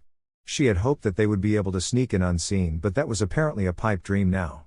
Turning her head slightly to see if Naruto had noticed, she winced at the overly noticeable frown marring both his and Temari's features. This could be ugly. The party stopped outside the gates and the council stepped forward with Koharu and Homura at the head. The two were showing their age now very clearly. Koharu had more wrinkles and her jowls now looked like a bulldog's, and Homura leaned heavily on a cane. They smiled at Tsunade and bowed as low as they could. Hokage-sama, welcome back. We hope your trip was eventful. Tsunade followed decorum and bowed back before she spoke. More than you can imagine. Uzumaki Naruto returned with us to speak with the council and we brought back one of our missing nin that we picked up in Suna. Koharu gasped and took a step forward. Which one did you return? Tsunade called out over her shoulder. Lee. Remove the bag.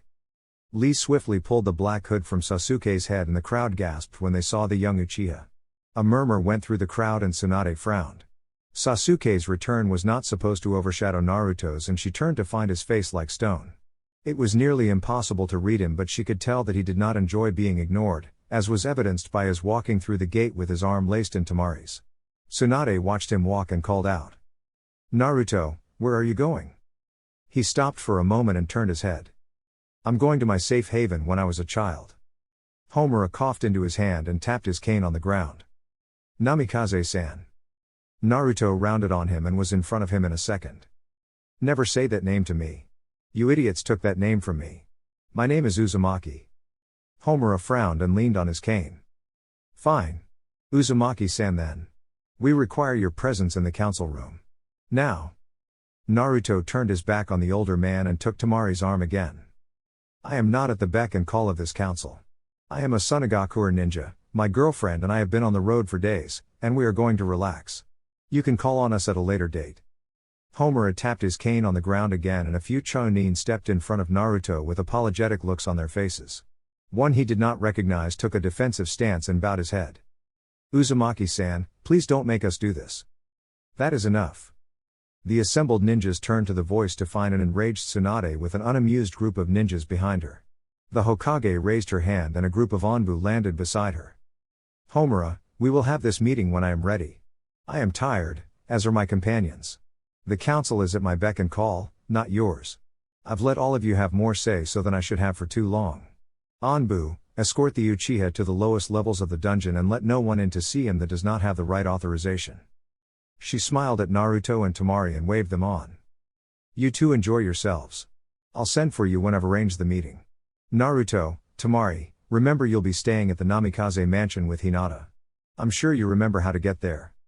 Naruto nodded and grinned at her before dragging Temari off.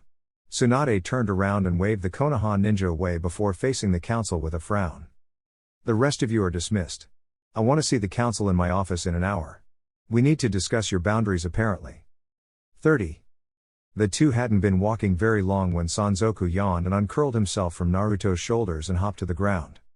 I'll just go catch a ride with Hinata-san to her house. I'll meet you all there. Naruto nodded distractedly and Sanzoku leapt to Temari's shoulders, speaking in a hushed voice. Watch him carefully. Make sure no one starts anything. We can't afford an incident here. Temari nodded and watched as the red panda waddled off down a side street, before she heard the laughter of children and he came streaking back out and down another, with a gang of kids behind him. She laughed and let Naruto drag her off. Temari watched Naruto carefully as they walked the streets to wherever they were going. It was eerie how the people treated him. In Suna, they could walk the streets and no one would bow or wave, even though they knew who they were. In Suna, Naruto and Temari were just a normal couple outside of missions and wanted to be treated like everyone else. The people of Suna respected that and even appreciated it. After all, no one likes a snob. But the people of Konoha were treating Naruto like he was royalty and it was bothering him. She could tell because of the tightening of his arm around hers and the scowl that was ever deepening on his face. The only time he lightened up was when a young child came forward. He would smile and say a few kind words and send the child on its way. She asked him why he did that with children and he gave her a sad smile. Children should not pay for the sins of their parents. She almost tackled him to the ground and kissed him right there. It was how he treated all children, anywhere and everywhere. It wasn't right to demonize a child because of something their parents did. It wasn't the kid's fault if their parents were bad people, it wasn't their fault if their parents did bad things, and it wasn't their blame to take if the parents wronged society. That's what Suna had done to Gaara. That's what Konoha had done to Naruto. And neither would ever truly forgive their home village totally. Naruto, where are we going? He smiled at her and pulled her a little closer. We're going to my special place, a place I used to go when the weight of the world got too much for me. Let's get there quick then. These people are starting to creep me out. 30. It's beautiful. I can see why you came up here. Naruto sighed and flopped down cross-legged on the ground, pulling Temari down into his lap as he wrapped his arms around her waist. The view of Konoha was dazzling as sunset washed over the village and gave the horizon an pink and purple glow. He rested his chin on her shoulder and sighed. The view isn't why I came up here. It was to talk to them. Them? The Hokages. Temari's mouth formed an O and she nodded her head before sadly turning back to the front. Naruto smiled and kissed her neck, gaining a groan of contentment from her.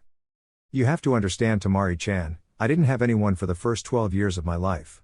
Even Gaara was never truly alone.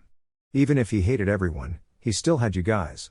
All I had were the Ikirakus, the Sandaime, and the Hokage monument. She said nothing, just listening to him. Naruto never really talked much about his past and she couldn't blame him. But this would be good for both of them. She could support him and he could get things off his chest. When he squeezed her tighter, she laid her head on his shoulder. I would come up here and talk to the Hokages of the past about my troubles. I wouldn't get an answer, but every now and then, when I was really troubled, a warm wind would kick up and envelop me, almost like a hug. Gigi told me it was the past Hokages giving me comfort and I desperately believed that. It was almost like they could feel my pain. And I loved to come here when it rained and cry because no one could hear me, and the rain cascaded off the Hokage monument and it looked like they were crying with me. Especially my father. Temari nuzzled into him a bit more, extremely saddened by what he was telling her. His story was so similar to Gaara's, And yet so totally different. You have to understand that no one tried to kill me like they did Gaara. That would have meant that I was worthy of their attention. They ignored me instead. If I fell down when I was little and cried, they just walked around me. If I needed help in school, no one would teach me. If I was hungry, no one would sell food to me, except for the Akirikas. That's why I grew to love ramen so much. It was a comfort to me. He smiled and looked over the monument in the direction of his favorite restaurant. I don't think my being the container for the QB was any bother to them. It was more the fact that I inhaled food and they needed the money. If I didn't have enough to pay, they'd forward the bill to Gigi and he'd take care of it. To me, they were the nicest people in the world and it didn't matter who I was. They smiled at me. Temari thought to herself that she would be sure to stop by and thank the Akirikas for their kindness toward her boyfriend as a small smile graced her face. I know to most that Gigi didn't do much for me. But what little he did was a godsend. He gave me a roof over my head and clothing to wear. He made sure I didn't go hungry. And when he could, he stopped by to say hello. It wasn't much, but to me, who didn't know much kindness, it was heaven, those little short visits. All his attention was on me. Temari smiled as he stood both of them up and giggled when he brushed off the backside of her kimono. He was too considerate at times. Naruto eased an arm around her waist and walked them to the edge of the cliffs. But you know what, Temari-chan? I wouldn't change my life at all. Not a thing. She stared at him in disbelief and he pulled her around so that she was facing him. But, why? His answer was to lock his lips with hers and she melted into the kiss as their tongues danced around one another. A small tear escaped down her cheek and she wrapped her arms around him tighter. When they broke the kiss, she was flushed and panting slightly. He gave her a heartwarming smile and enveloped her in a hug. Because if I changed anything, I might not have met you, Temari-chan. And then we wouldn't be together.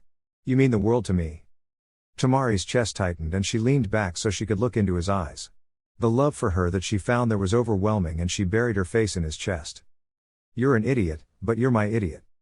Naruto leaned her back and planted a kiss on her forehead before grinning and pulling her close again. Wanna try something fun I learned to do after I found out I was a wind type? Temari blinked and squeaked when his grip on her became ironclad. The grin on his face worried her. Naruto, what are you planning?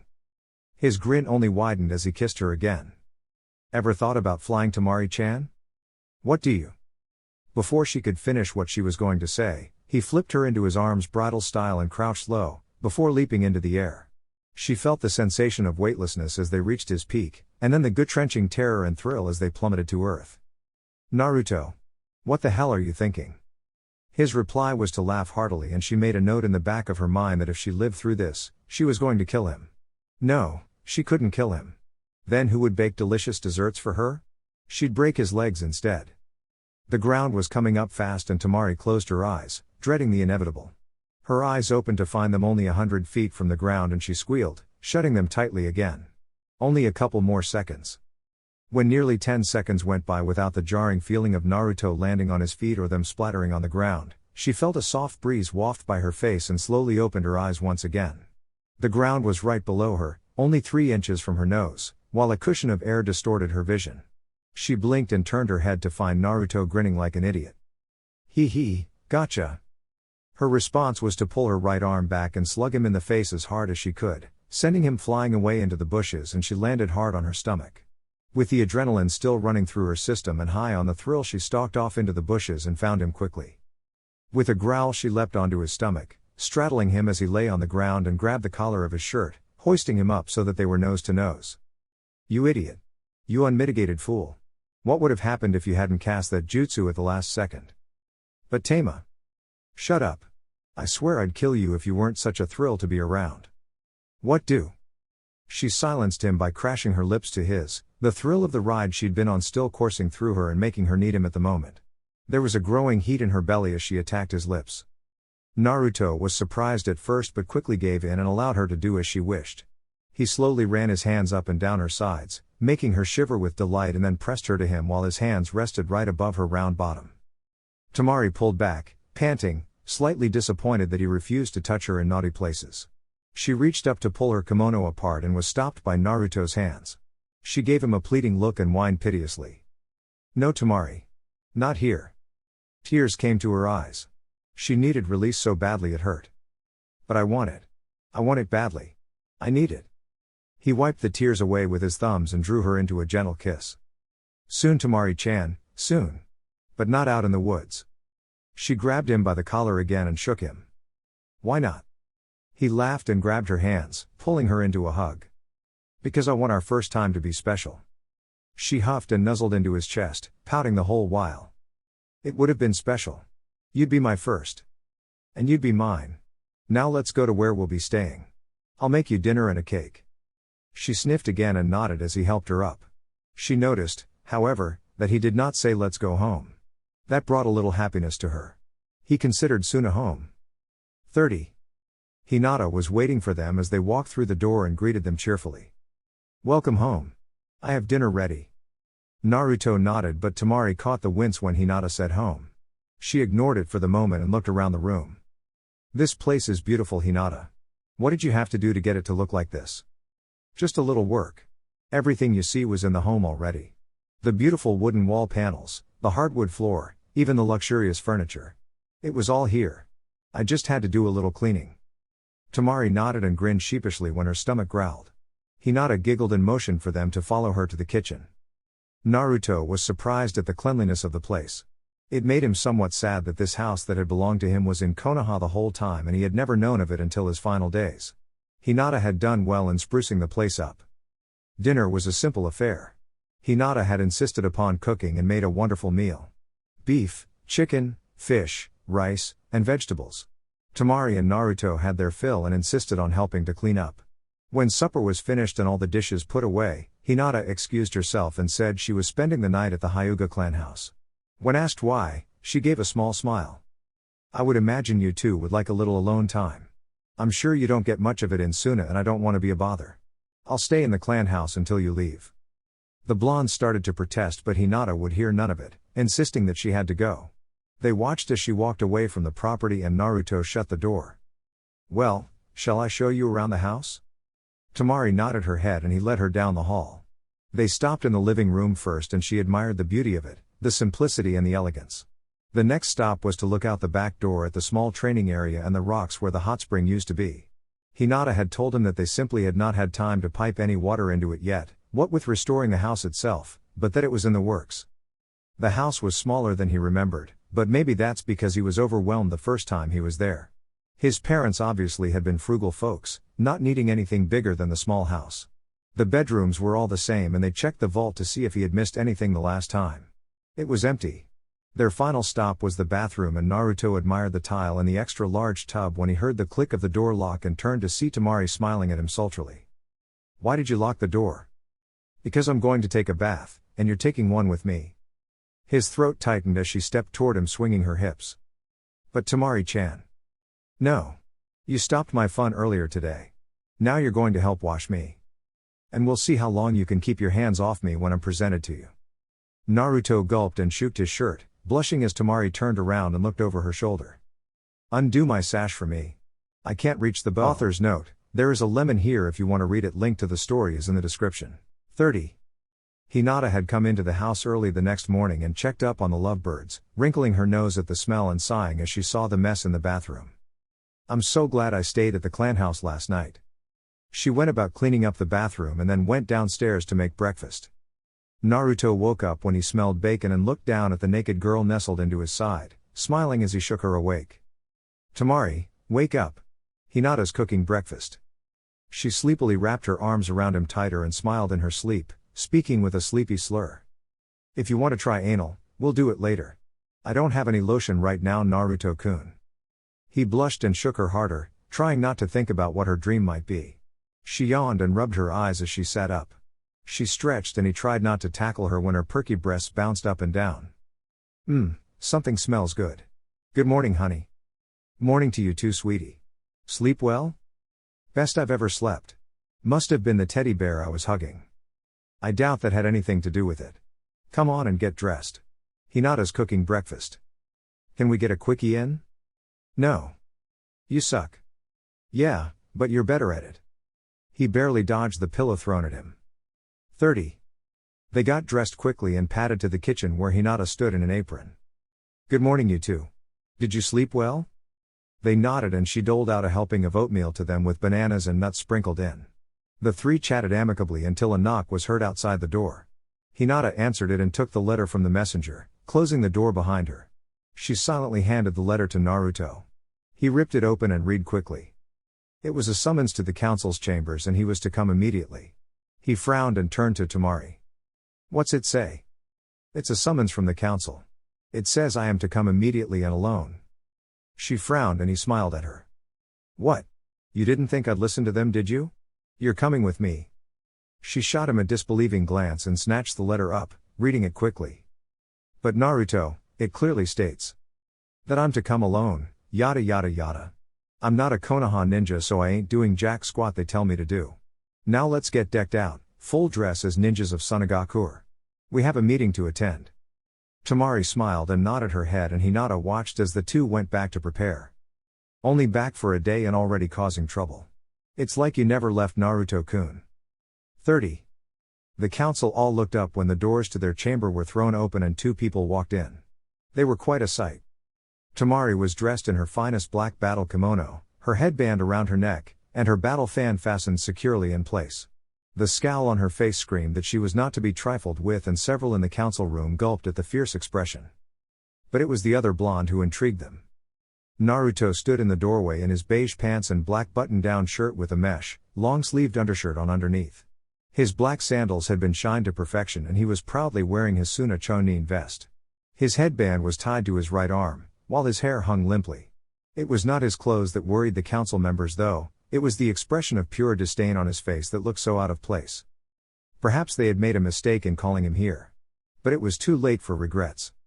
Naruto and Temari strode to the spot before Tsunade and both bowed deeply. Tsunade smiled and nodded her head before turning to Homura.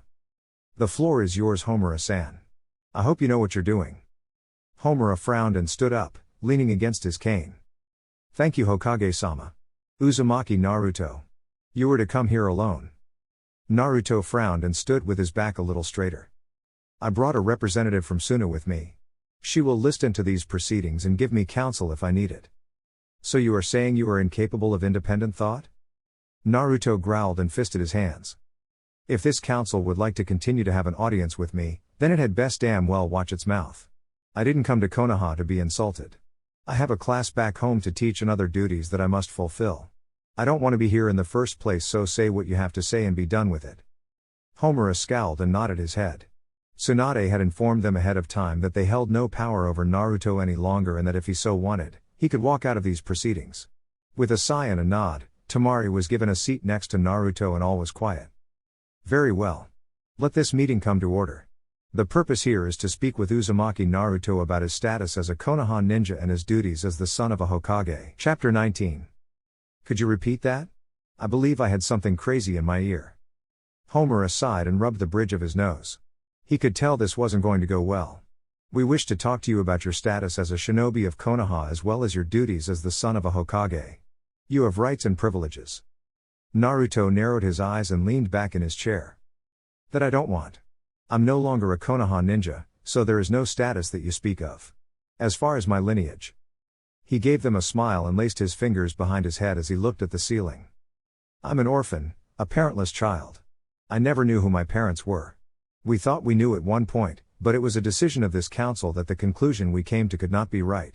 Therefore, I've given up all searches and have decided to just use the name given me by the Sandaime Hokage. Homura rose from his seat and rested his hands on the table, leaning forward. That was a mistake. A terrible, grievous error on our part. We are willing to make amends to right the wrongs of the past. Naruto locked eyes with Homura and the elderly man gulped silently. Those eyes were not kind. The blonde spoke slowly and with a low voice. There are so many sins of the past that not all can be totally forgiven nor bought off, councilman. I suggest you let someone else speak before I get up and leave. Homura huffed and sat down in defeat. Koharu stood next, trying her grandmotherly charm. Naruto-san, surely you can't begrudge us everything that was done to you. You have to understand extenuating circumstances. Temari snorted and Koharu turned her attention to the blonde girl. Something you would like to add, young lady? Temari suddenly felt very self-conscious but cleared her throat to speak anyway. My village was just as bad as Konoha when it came to the treatment of my brother. The only difference is that my father tried to have Gaara killed on multiple occasions. But there was still resentment and fear, anger and mistrust, when he became Kazekage. And there is still some form of it in the older crowd today. The big difference is that we never denied the heritage of Gaara. Koharu narrowed her eyes at the girl. Are you implying that we willingly denied the heritage of this young man? Temari turned her chin up in defiance. Can you deny the charge? She reached over and grabbed Naruto's face, framing it in her hands as she turned his head in all directions. Look at him. He has the body structure and hairstyle of his father and the facial structure of his mother. He's an amalgamation between the two. How could you not see it? She leveled a glare at the entire council. The reason is, you didn't want to, because that would have meant acknowledging him as someone of importance. Naruto fidgeted and Temari cut her eyes to look at him. He blinked and gave her a sly grin. You can let go of my face now, dear. Temari blushed slightly and pulled her hands away slowly as she turned forward in her chair again. Sorry. Don't worry about it. Koharu looked upon the scene the two had made, a small smile on her face. She had never seen the boy so at ease with another person. She decided to take the grandmotherly approach again. You must care for him quite a bit to stand up to a foreign council like that. That takes bravery. I remember being that in love at one time. Homura snorted from his seat and Koharu glared down at him, hushing him up. She turned back to the two blondes with a smile again. What you said is true, young lady. We did deny his heritage for the longest time, and that is quite possibly one of our most terrible mistakes. We drove away a son of Konoha in our ignorance. But we wish to make amends now. We wish to fix our mistakes. Will you not let us try? Naruto tapped his index fingers on his crossed arms and sighed heavily. Koharu was a master at using her age and grandmotherly act to get what she wanted. Not many could say no to her when she made a request. But most weren't him. You were all there on the night of my birth. Why didn't any of you help me? Why put me in an orphanage? Why deny me a small measure of happiness? Why make me be alone? Koharu's eyes grew saddened and she suddenly looked and felt her age. Sarutobi knew what your life was going to be like. He may have been an idealistic fool, but he was also a realist on some points. He knew that if the world knew of your true heritage, then they would come running to either kill or kidnap you. You're the last of the Namikazes and the Uzumakis, and while you may deny your heritage on one side, you cannot deny that they're both clans' blood flows through your veins. She sat back down in her chair gingerly and leaned her head on her hands. There wasn't much we could do. The villagers all knew who you were, even if they convinced themselves differently. It was hard to miss you. No one else has the blinding hair color of Minato or the exuberance of Kushina. It was too hard to see you and be reminded of who and what we had lost. I'm sorry, but it's the truth. Naruto just stared at the elderly woman with a bored expression on his face. He was not going to give in to whatever they wanted. Anything else you have to say? Koharu, seeing she had made little to no ground, shook her head and waved her hand. No. There's nothing else. Someone else can speak if they like. Naruto looked around to each council member and found that none were willing to speak up. He smirked and patted Temari on her leg. Well, if you have nothing else to say, then I'd like to know about your new abilities. Naruto froze halfway out of his seat and met the eyes of Aburame Shibi. The sunglasses-clad man just stared back impassively. Naruto scowled and flopped back into his seat. I don't know what you're talking about. Shibi pushed his sunglasses further up his nose and cocked his head slightly. My son has informed me that you have gained certain abilities that could be beneficial to Suna and her allies. I just wish to know what you are capable of. Naruto's brow furrowed and he vowed revenge on Shino for his big mouth, although he was sure that all of his friends had told their parents about his feats and the entire village knew by now. Oh well. It was bound to come out sooner or later. What do you wish to know? Inoki spoke up, now quite intrigued. Ino spoke to me last night about something you call the green? What is that? Naruto closed his eyes and groaned loudly.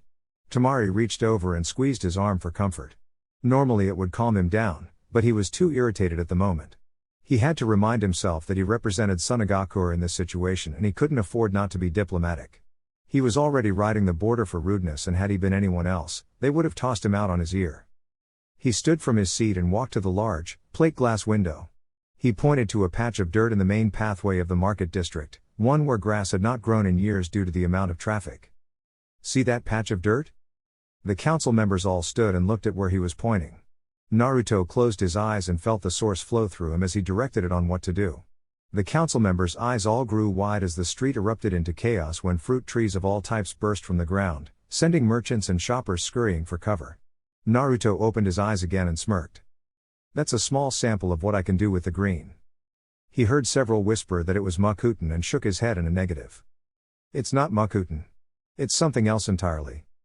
Nara Shikaku, his interest now peaked, focused his entire attention upon Naruto. If it isn't Makuten, then what is it? There aren't any records I'm aware of that mention someone just being able to draw on such a power without having senju blood in them. Naruto just continued to look out the window as several people cautiously approached the trees. He noticed, with some dissatisfaction, that there were several extremely ragged-looking people that were upon the trees in a second, picking them clean. It was a gift, you could say. No, it's more like a responsibility that I now shoulder. Just one more in my life.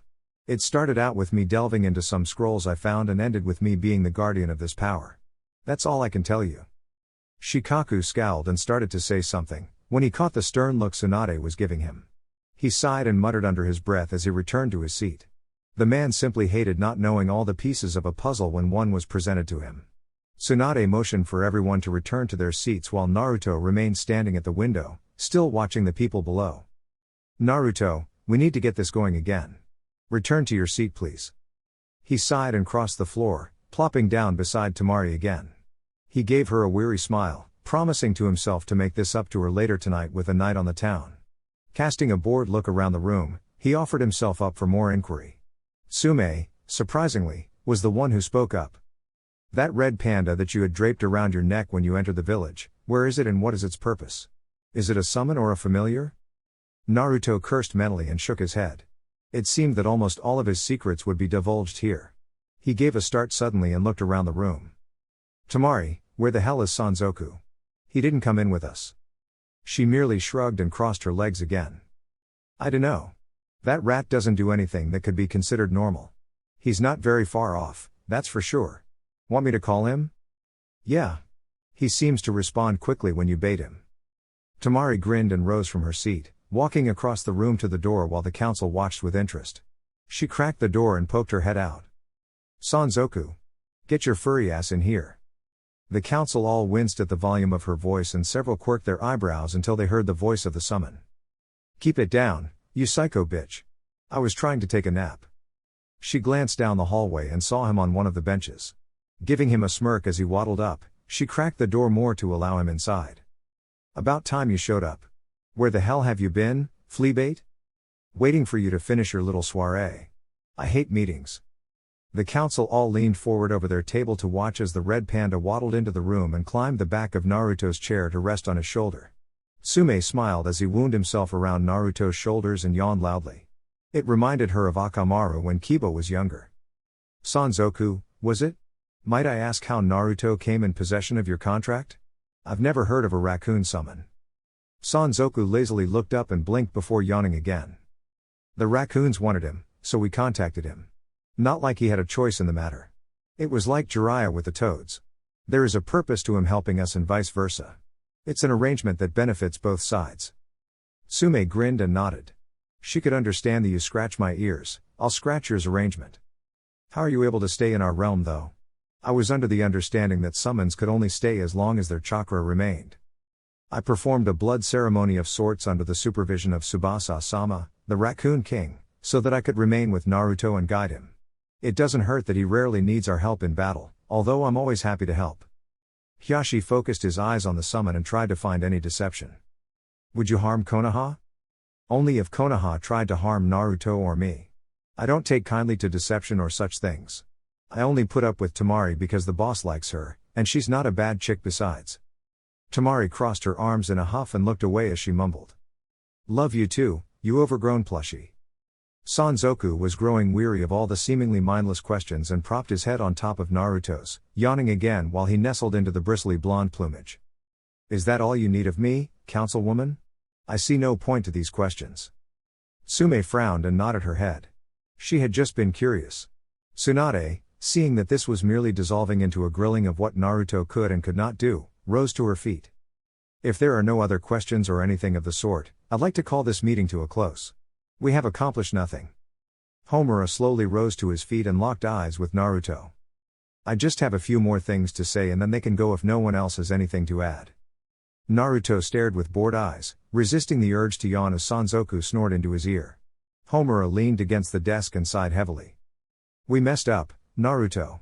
We really did. There were so many different and better ways we could have handled your situation, but the sad truth is we didn't.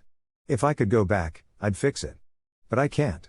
Do you still deny your blood relation to your father and mother? Naruto nodded his head solemnly and Homura groaned to himself. You wish to stay in Sunagakure?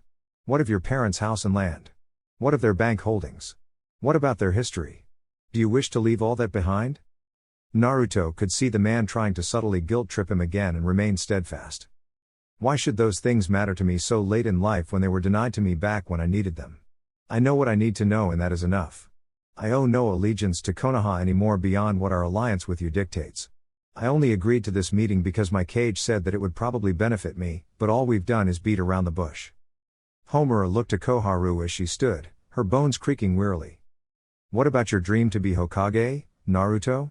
Did you not promise Sarutobi that one day you would take his position? Naruto narrowed his eyes slightly and mentally thanked Temari when she placed her hand on his arm and squeezed slightly. He didn't really know what he would have said if she hadn't been there as a calming presence. That's a low blow, councilwoman. Yes, I promised GG that I'd take his hat from him. I couldn't do that when he passed on. Some dreams just weren't meant to happen. Even I realize that. I have other dreams now. Koharu looked at him sadly and put her hands behind her back. Is there nothing we can do to convince you to come home? Nothing at all? Naruto looked at Temari and smiled as he laced his fingers with hers. She smiled back and he squeezed her hand. Suna is my home now. I have everything there that I could ever want. You couldn't offer me enough of anything to come back to Konoha now. Is there anything else? The council all shared looks and shook their heads. They had nothing else if he just couldn't be convinced. They couldn't force him or that would nullify the treaty with Suna, and they knew Gaara would act against them immediately, if Temari didn't kill them all first. Before anyone could move, Tsunade called their attention to her. Since the council is gathered, I have one last portion of business to call to attention. Uchiha Sasuke. Everyone, including Naruto and Temari, took their seats again. Tsunade looked around the room with hard eyes. You could almost cut the tension with a knife. Uchiha Sasuke is one of our most recognized criminals. I stopped you all from leaving because I want to determine his sentence as soon as possible. Naruto ground his teeth, but kept his mouth shut. As unfortunate as it was, he had no say anymore in Konoha business, a double-edged sword in this case. It was a privilege to even sit in on this at the moment. He and Temari would just have to keep quiet. A quick glance at his girlfriend found her in a similar state of distaste. Tsunade wasted no time in going for her verdict. I say we should execute him. He has been nothing but a thorn in our side since he left, and even before then he was bad news. All in favor? All but Homura, Koharu, and surprisingly, Hiashi raised their hands in favor of execution. Naruto expected it of the two elders, but Hiashi? Tsunade was apparently of the same mind. Care to explain yourself, Hiashi? The Hyuga head nodded and stood from his seat. Everyone knows of the animosity between the Hyuga and the Uchiha. Sadly enough, every one of them is either dead or has gone rouge. But Konoha simply cannot lose that power if it can help it. Shikaku snorted and lazily leaned his head against his closed fist. Oh, I dunno. Seems we've done pretty well without them for some time now. Hiashi glared at the man, who only looked back boredly. While it is true that we have not had any true Uchiha here, it can be argued that Hatake Kakashi's Sharingan is one of the most valuable assets we have. He is constantly bringing in new jutsus and forms to share with his fellow ninjas. This is invaluable in keeping ahead of the other villages. The Sharingan is a valuable commodity. Akimichi Kuza grunted and leaned back in his seat. The normally easygoing man was suddenly the center of attention. What about loyalty being a commodity? If I remember correctly, that boy would have sold his soul to the devil for a fucking Twinkie if it would have gained him power to kill Itachi. He's tried several times and each time his bid has failed. He's a traitor and traitors don't get special consideration, no matter who they are. If you treat one special, then you have to give them all that option. Everyone around the table nodded in agreement and Homura leapt to Hyashi's defense. But what of the powers of the Sharingan? If we were to take samples from Sasuke and selectively breed willing women with his DNA, we could have Sharingan wielders who are loyal to the village. There are ways to go about this. Tsunade was mortified that he had even dared mention that. That was something Danzo would have gone for, had the old bastard not passed on a heart attack. Yes, a simple, dignified heart attack. I can't believe you suggested that, Homura. Impregnating women to get those eyes? That's ludicrous. We might never even see them come to maturity, since there are special situations that activate the eyes. And what of the famed Uchiha madness? No, we won't do that. Koharu remained seated and spoke quietly. What of the curse seal? It could have tampered with his mind and that could be the reason he left. Naruto could no longer keep his mouth shut. You're grasping for straws now. The fact of the matter is that Orochimaru could have laid cookies that said power for free, this way on the ground, and Sasuke would have followed willingly. He was always unstable. Homura glared at Naruto and set his jaw. I'll thank you to keep your mouth shut here, Uzumaki. You don't really have a say in Konoha matters anymore, seeing as you're a shinobi of Suna after all. Be glad we even tolerate you here. Naruto narrowed his eyes and rose from his chair, thoroughly sick of being cajoled to and then talked down to like he was 5. Listen here, you old goat. That man in prison right now is one of the most unstable, dangerous people alive. He deserves to be executed for all his crimes against Konoha and her allies. He tried to invade Sunagakure. He should have got the death sentence there and his head mailed back to you here. It was only dumb luck that saved him when we fought. Hiashi snapped his head in Naruto's direction. You mean to tell me you tried to kill him when you two fought? Naruto gave the Hyuga an incredulous stare, as if the man had grown 2 heads. Hell yeah. He was trying to kill me. He's just lucky the feedback from his Raiten Jutsu didn't fry his ass. I overloaded my Fuuten Jutsu as much as possible to overcome his. Hiashi gave a short laugh, which startled everyone in the room. Not willing to take a beating to make a point anymore, Uzumaki? I must say I'm impressed. I didn't think you liked to kill. I don't. But I like dying less. I have too much to accomplish to let someone like him take me out. Hiashi nodded and tucked his hands inside his robes. Tell me, why do you think he deserves the death penalty? Naruto scoffed and gave Hiashi a hard look. You tell me why he doesn't deserve it. The head of the Hyuga clan sat for a moment before nodding his head and turning to Tsunade. I would like to change my vote to death. We need to send a message to our missing ninja abroad and those who would become them that we will not tolerate such endeavors. Uchiha Sasuke will be our prime example. Tsunade nodded and turned to the 2 eldest on the council. It's just you 2 left. We need a unanimous vote for the death penalty. Tell us why you don't think he should be executed. Koharu bowed her head and stood, looking out over the council. I believe it to be a valuable waste of resources. The Sharingan has long been a contingency of Konoha and it should remain so. Naruto snorted. Even when they're a den of traitors and murderers? Koharu glared at him from her seat. You were asked to stay quiet, Uzumaki-san. Do not have us remove you and Temari-san from these proceedings. Tsunade slammed her hand onto the desk. As the one who Sasuke attacked, I believe he has every right to sit in on this meeting, if for no other reason than he is the one who brought him down so we could even entertain the thought of trying him. Don't mistake him for a bystander in all this. Homura fidgeted in his seat for a moment before making his thoughts known. Hokage-sama, I believe that your close proximity to Uzumaki-san has made you somewhat lenient toward him and his opinions. Perhaps if you were removed from the room we could discuss things in a more civil manner. Tsunade laced her fingers and rested her chin upon them as she gazed about the room. My relationship with Naruto is not in question here. Nor are my issues with this village's need to put Kekkei Genkais on a pedestal above others. We are here to decide whether or not Uchiha Sasuke should be put to death. You 2 are the only thing saving him at the moment. Prove to us that he shouldn't be put executed. The Sharingan is inconsequential. It has not been in this village for years now. The Sharingan is not a factor in this currently. If that is all your requirements for him to live, then he is already at death's door. Other arguments?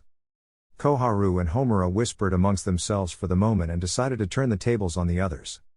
Convince us instead that he deserves to die. Tsunade smirked. Their desperate ploy would not work. Perhaps when they heard the list of his crimes. Shikaku, Kuza, Sume, and Hiashi all stood, letting Shikaku speak first. When Sasuke first turned from Konoha and went to Orochimaru, our children followed him. They were nearly killed trying to retrieve him. They fought with opponents far better trained, the bodyguard of Orochimaru himself, and came out on top, but not without nearly dying. My son drained his body of all its nutrients and almost died to hold back one of Orochimaru's guards, just to retrieve one unworthy Genin. My son was willing to commit suicide to kill one of Orochimaru's guards, just to retrieve one unworthy genin. My nephew almost laid down his life to ensure that one of Orochimaru's guards would not join the fight with the others, all for one insignificant genin. My son fought a battle of wits with a girl who could control the Oni themselves and sought to draw out his soul until Temari-san came to help him. All in the name of Konoha. Not for the sake of power. Tsunade nodded her head to the four and they sat down. She turned to the two elders and gave them a questioning look. Is that enough to assuage you? Homura sighed heavily and closed his eyes. They went on your orders, as shinobi of Konoha. Death is a reality in our profession. They were to retrieve Uchiha Sasuke and failed. Tell me, councilman, what is the price for betraying one's country? Homura turned to Naruto, surprised by the question, but gave a textbook answer. The price for traitorous actions against one's country is death. Naruto raised his chin slightly, his eyebrows raised in question. What then, councilman, have we all been arguing about? The room went silent and all heads hung in silent introspection. Koharu's quiet voice broke through like a rock through glass. Death. Homura let out a slow deep breath and nodded his head. Death. Tsunade let out a sigh of relief and sat back heavily in her chair. Death. The rest of the council members murmured the word in turn, fully realizing the implications it might have. Tsunade declared the decision final and the members all filed out of the room one by one. Naruto and Temari stayed behind, their heads bowed low. Jiraiya, you can come out now. A shimmer was seen by the wall and the Toad Sage emerged from his spot by the door, his face grim. He crossed the room to where Tsunade stood and nodded to her. This won't go over well, you know. The civilians will more than likely protest. Tsunade gave him a grim grin. Then they can protest all they want. I am Hokage and what I say goes. They have no say in military matters. Besides that, he serves to die. Betrayal should not be taken lightly. Everyone thinks that Konoha will welcome back its missing ninjas with open arms like nothing ever happened. No, this is the price of betrayal. Death. Jiraiya nodded and turned to where Naruto stood with Sanzoku around his neck and his arm around Temari's waist. Tsunade smiled at the couple. I'm sorry that this was all a waste of your time. I hope you plan to stay for a while though. Naruto smiled and nodded his head. Yeah. We were kind of hoping you'd let us stay for a while, kind of like a vacation. There are a lot of things I'd like to do while I'm here. Everything is on my bill, you too. Enjoy yourselves. Now get out of here. I have an execution to plan. Jiraiya, you stay. 30. As soon as they were outside, Temari kissed Naruto on the cheek and leaned into his side. You did great in there, babe. Gaara would be proud of you. Naruto grunted, still staring forward. Temari frowned and laced her fingers in his. Are you okay with all of this? She felt and heard him sigh as they searched for a restaurant. That council meeting was a complete waste of time as far as I was concerned. When it came to getting a dangerous criminal off the streets and out of everyone's lives though, I think we had a very good day. She cut her eyes to the side and frowned slightly. Naruto, are you okay? He stopped in the street and turned his head to face her. I don't know. Sasuke deserves to die. I would have killed him in the heat of battle if I had only had a little more power. But an execution, I don't know. It just doesn't seem sporting. Temari chuckled and pulled him along again, in search of sustenance. All the more reason for us to leave before they execute him. I don't want it on your conscience. Now come on, I'm starving. She walked a couple of steps and then stopped. I just remembered something. Where the hell is that staff of yours? Naruto grinned and held his hand out over the ground. His staff erupted from the earth and into his waiting hand. He thrust it back into the ground and it seemed to dry up and wilt away. It goes wherever I go. Don't want to give away all my secrets. Temari just sighed as he gave her a cheeky grin before taking his arm in hers. 30. Despite Naruto's protests, Temari eventually convinced him to take her to a decent restaurant, although he had to admit once they'd got there that the food was excellent. After an enjoyable meal, filled with laughter and loving looks, they stepped outside and planned their next move. Well, we've already seen the Hokage monument, and the bottom of it. A quick slap on the arm from Temari made him grin. I guess we could go visit Iruka, unless you want to go to your own thing. I'm sure you know where all the sites are here by now, Miss Ambassador. Temari looked around to see what section of the district they were in. I was kind of hoping to go shopping, especially since Hokage-sama is paying for everything. I can meet back up with you at your parents' house later. Or at the hot springs. A nice dip would be lovely. Naruto chuckled and pecked her on the lips before turning to walk away, throwing a look over his shoulder. I'm going to visit Iruka at the academy. I'll see you tonight. Temari smiled wistfully as she watched him walk away before entering the door of a clothing shop. Oh, you'll see me tonight, alright. 30. Naruto reached up and rubbed Sanzoku's ears as he walked the streets, trying to ignore the adulation and happy smiles the people threw his way. In his younger years, he imagined that this is what he wanted, but after seeing it, it only sickened him. The knowledge of his birth was the only thing that made these people even look at him. The only ones he smiled at were the children, too young to know what his name meant. To them, he was just someone their parents said was near royalty and that they should respect him. Naruto couldn't begrudge them for that. They were, after all, only children. Sanzoku leaned into his hand and cracked an eye open, keeping his voice low so no one could hear them speak. That was quite a shindig back there. I'd never have imagined they would put the Uchiha to death. Nor would I. I would have imagined he would have gotten life in prison or some bullshit like that. Sanzoku nodded his head. How do you feel about it though? Does it feel like it's finished? That it's over? Naruto sighed and turned a corner, aiming straight for the academy. He could see the small arch announcing its presence in the distance. It won't be over until he's dead and in the ground or burnt to a crisp. I have a bad feeling about all this. He should be killed immediately, not made a public spectacle. Sure, a public execution looks better, but there are too many things that could go wrong. Such as? His little flunkies could break out and save him. He might have other allies who would come to his rescue. He might somehow overpower the seals put on him by Jiraiya. There's lots of shit that could happen. Sanzoku puffed himself up and smacked Naruto with his tail. You're being pessimistic and worrying over nothing. Konoha has agreed to execute him and Tsunade seems like the kind of person who would go through with it no matter how unpopular a decision it is. Naruto smiled as they walked through the arch and into the schoolyard. I guess you're right. We won't be around to see the execution anyway. They usually have at least a 1-month reprieve to allow the condemned to sweat it out. Mental torture at its worst, but it's no less than what he deserves. Let's see what Iruka's up to. As Naruto wandered down the halls of the school, his memories of the place flooded back to him. They weren't very pleasant, but he did have some fond ones.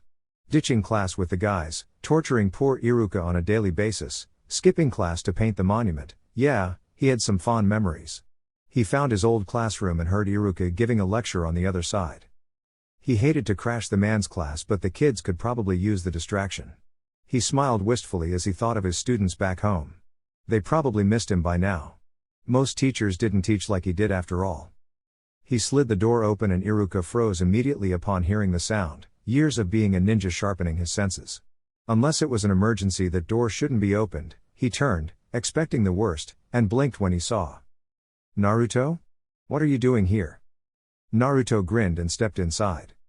Just came to see how you're doing, sensei. Are you still giving those boring lectures? I thought we discussed this back in Suna. Iruka grinned back, but caught one of his students waving his hand frantically out of the corner of his eye. Iruka-sensei. Is that really Namikaze-sama? Naruto frowned and Iruka winced. He knew Naruto hated to be called Namikaze, as it left him feeling very bitter toward Konoha. Naruto's frown was swept away immediately and he grinned at the cadet. Can't help it that the child is ignorant of those facts after all. My name is Uzumaki Naruto, not Namikaze. You've been misinformed, young man. I'm a Chonin teacher in Sunagakur, so the sama isn't needed either. You can just call me Naruto-san, okay? The boy cocked his head to the side in confusion. He seemed to speak for the whole class. But I thought your name was Namikaze. My dad says that your dad was the Yondaime Hokage, so that would make you a Namikaze, right? Naruto's smile slipped a little. My name is a touchy subject, boy. I'd just suggest you do as I say and call me Naruto-san, alright? The boy nodded and Naruto smiled at the kids again. So, what has Iruka been teaching you all?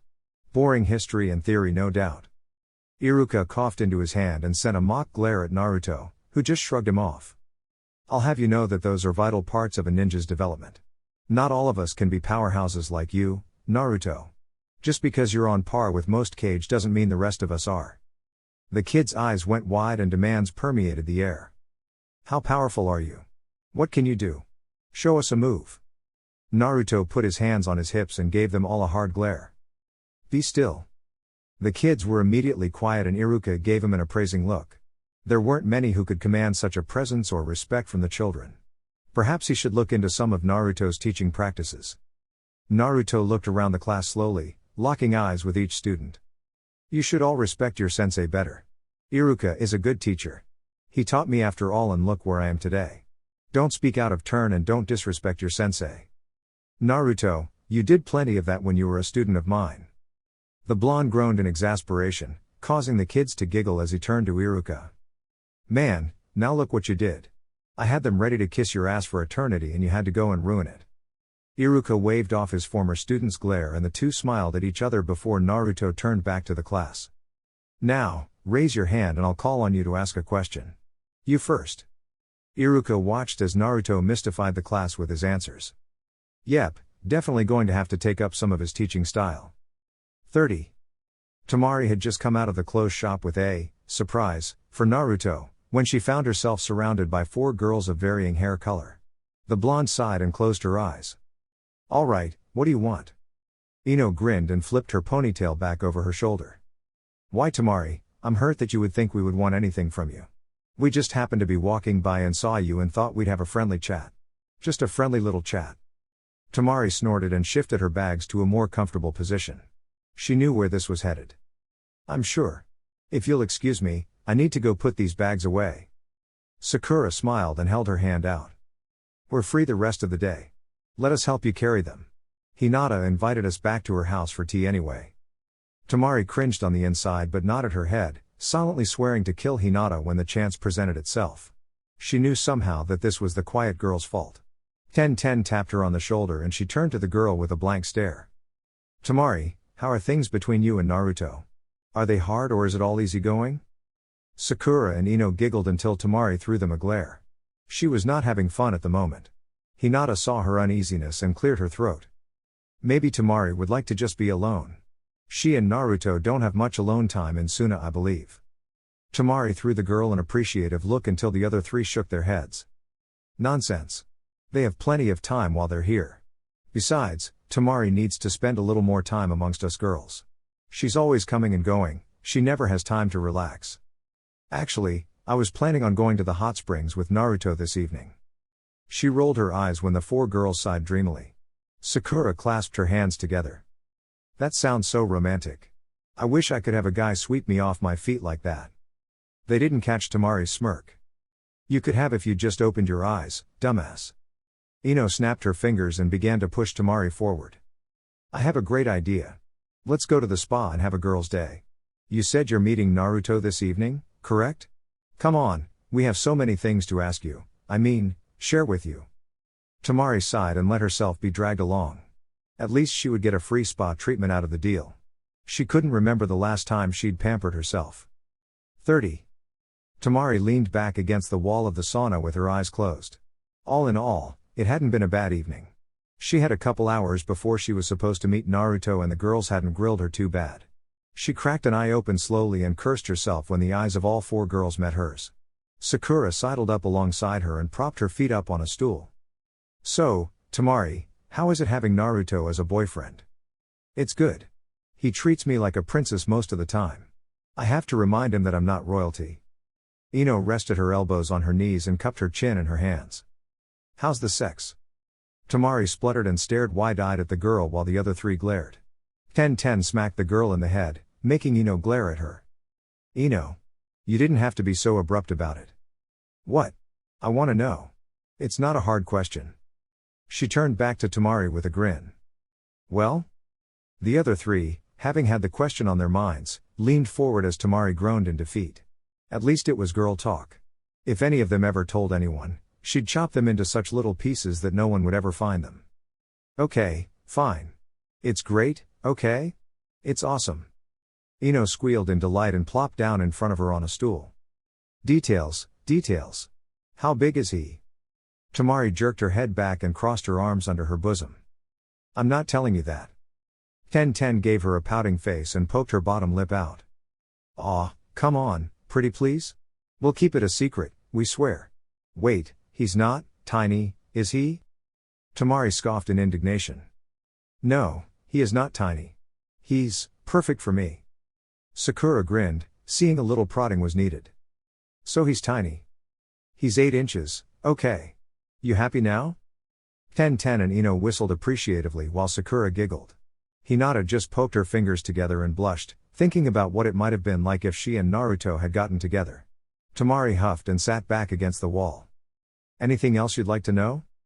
Ten grinned slyly and slowly brought her head around to face Temari. Yeah. Ever tried anything kinky? Like roleplay? Temari blanched. She didn't like where this conversation was turning. 30. Naruto yawned as he and a frazzled Sanzoku left the classroom, waving goodbye to Iruka. He scratched the poor red panda's ears, trying to comfort him. The kids had been all over him when they discovered he could talk, and all the girls insisted on hugging him like a toy. Sanzoku was not pleased, but Naruto forbid him from biting or crushing any of the kids. He had stayed to talk to Iruka after class and had enjoyed himself immensely. Sanzoku had lounged on the desk, trying to rest up from his day of being fondled.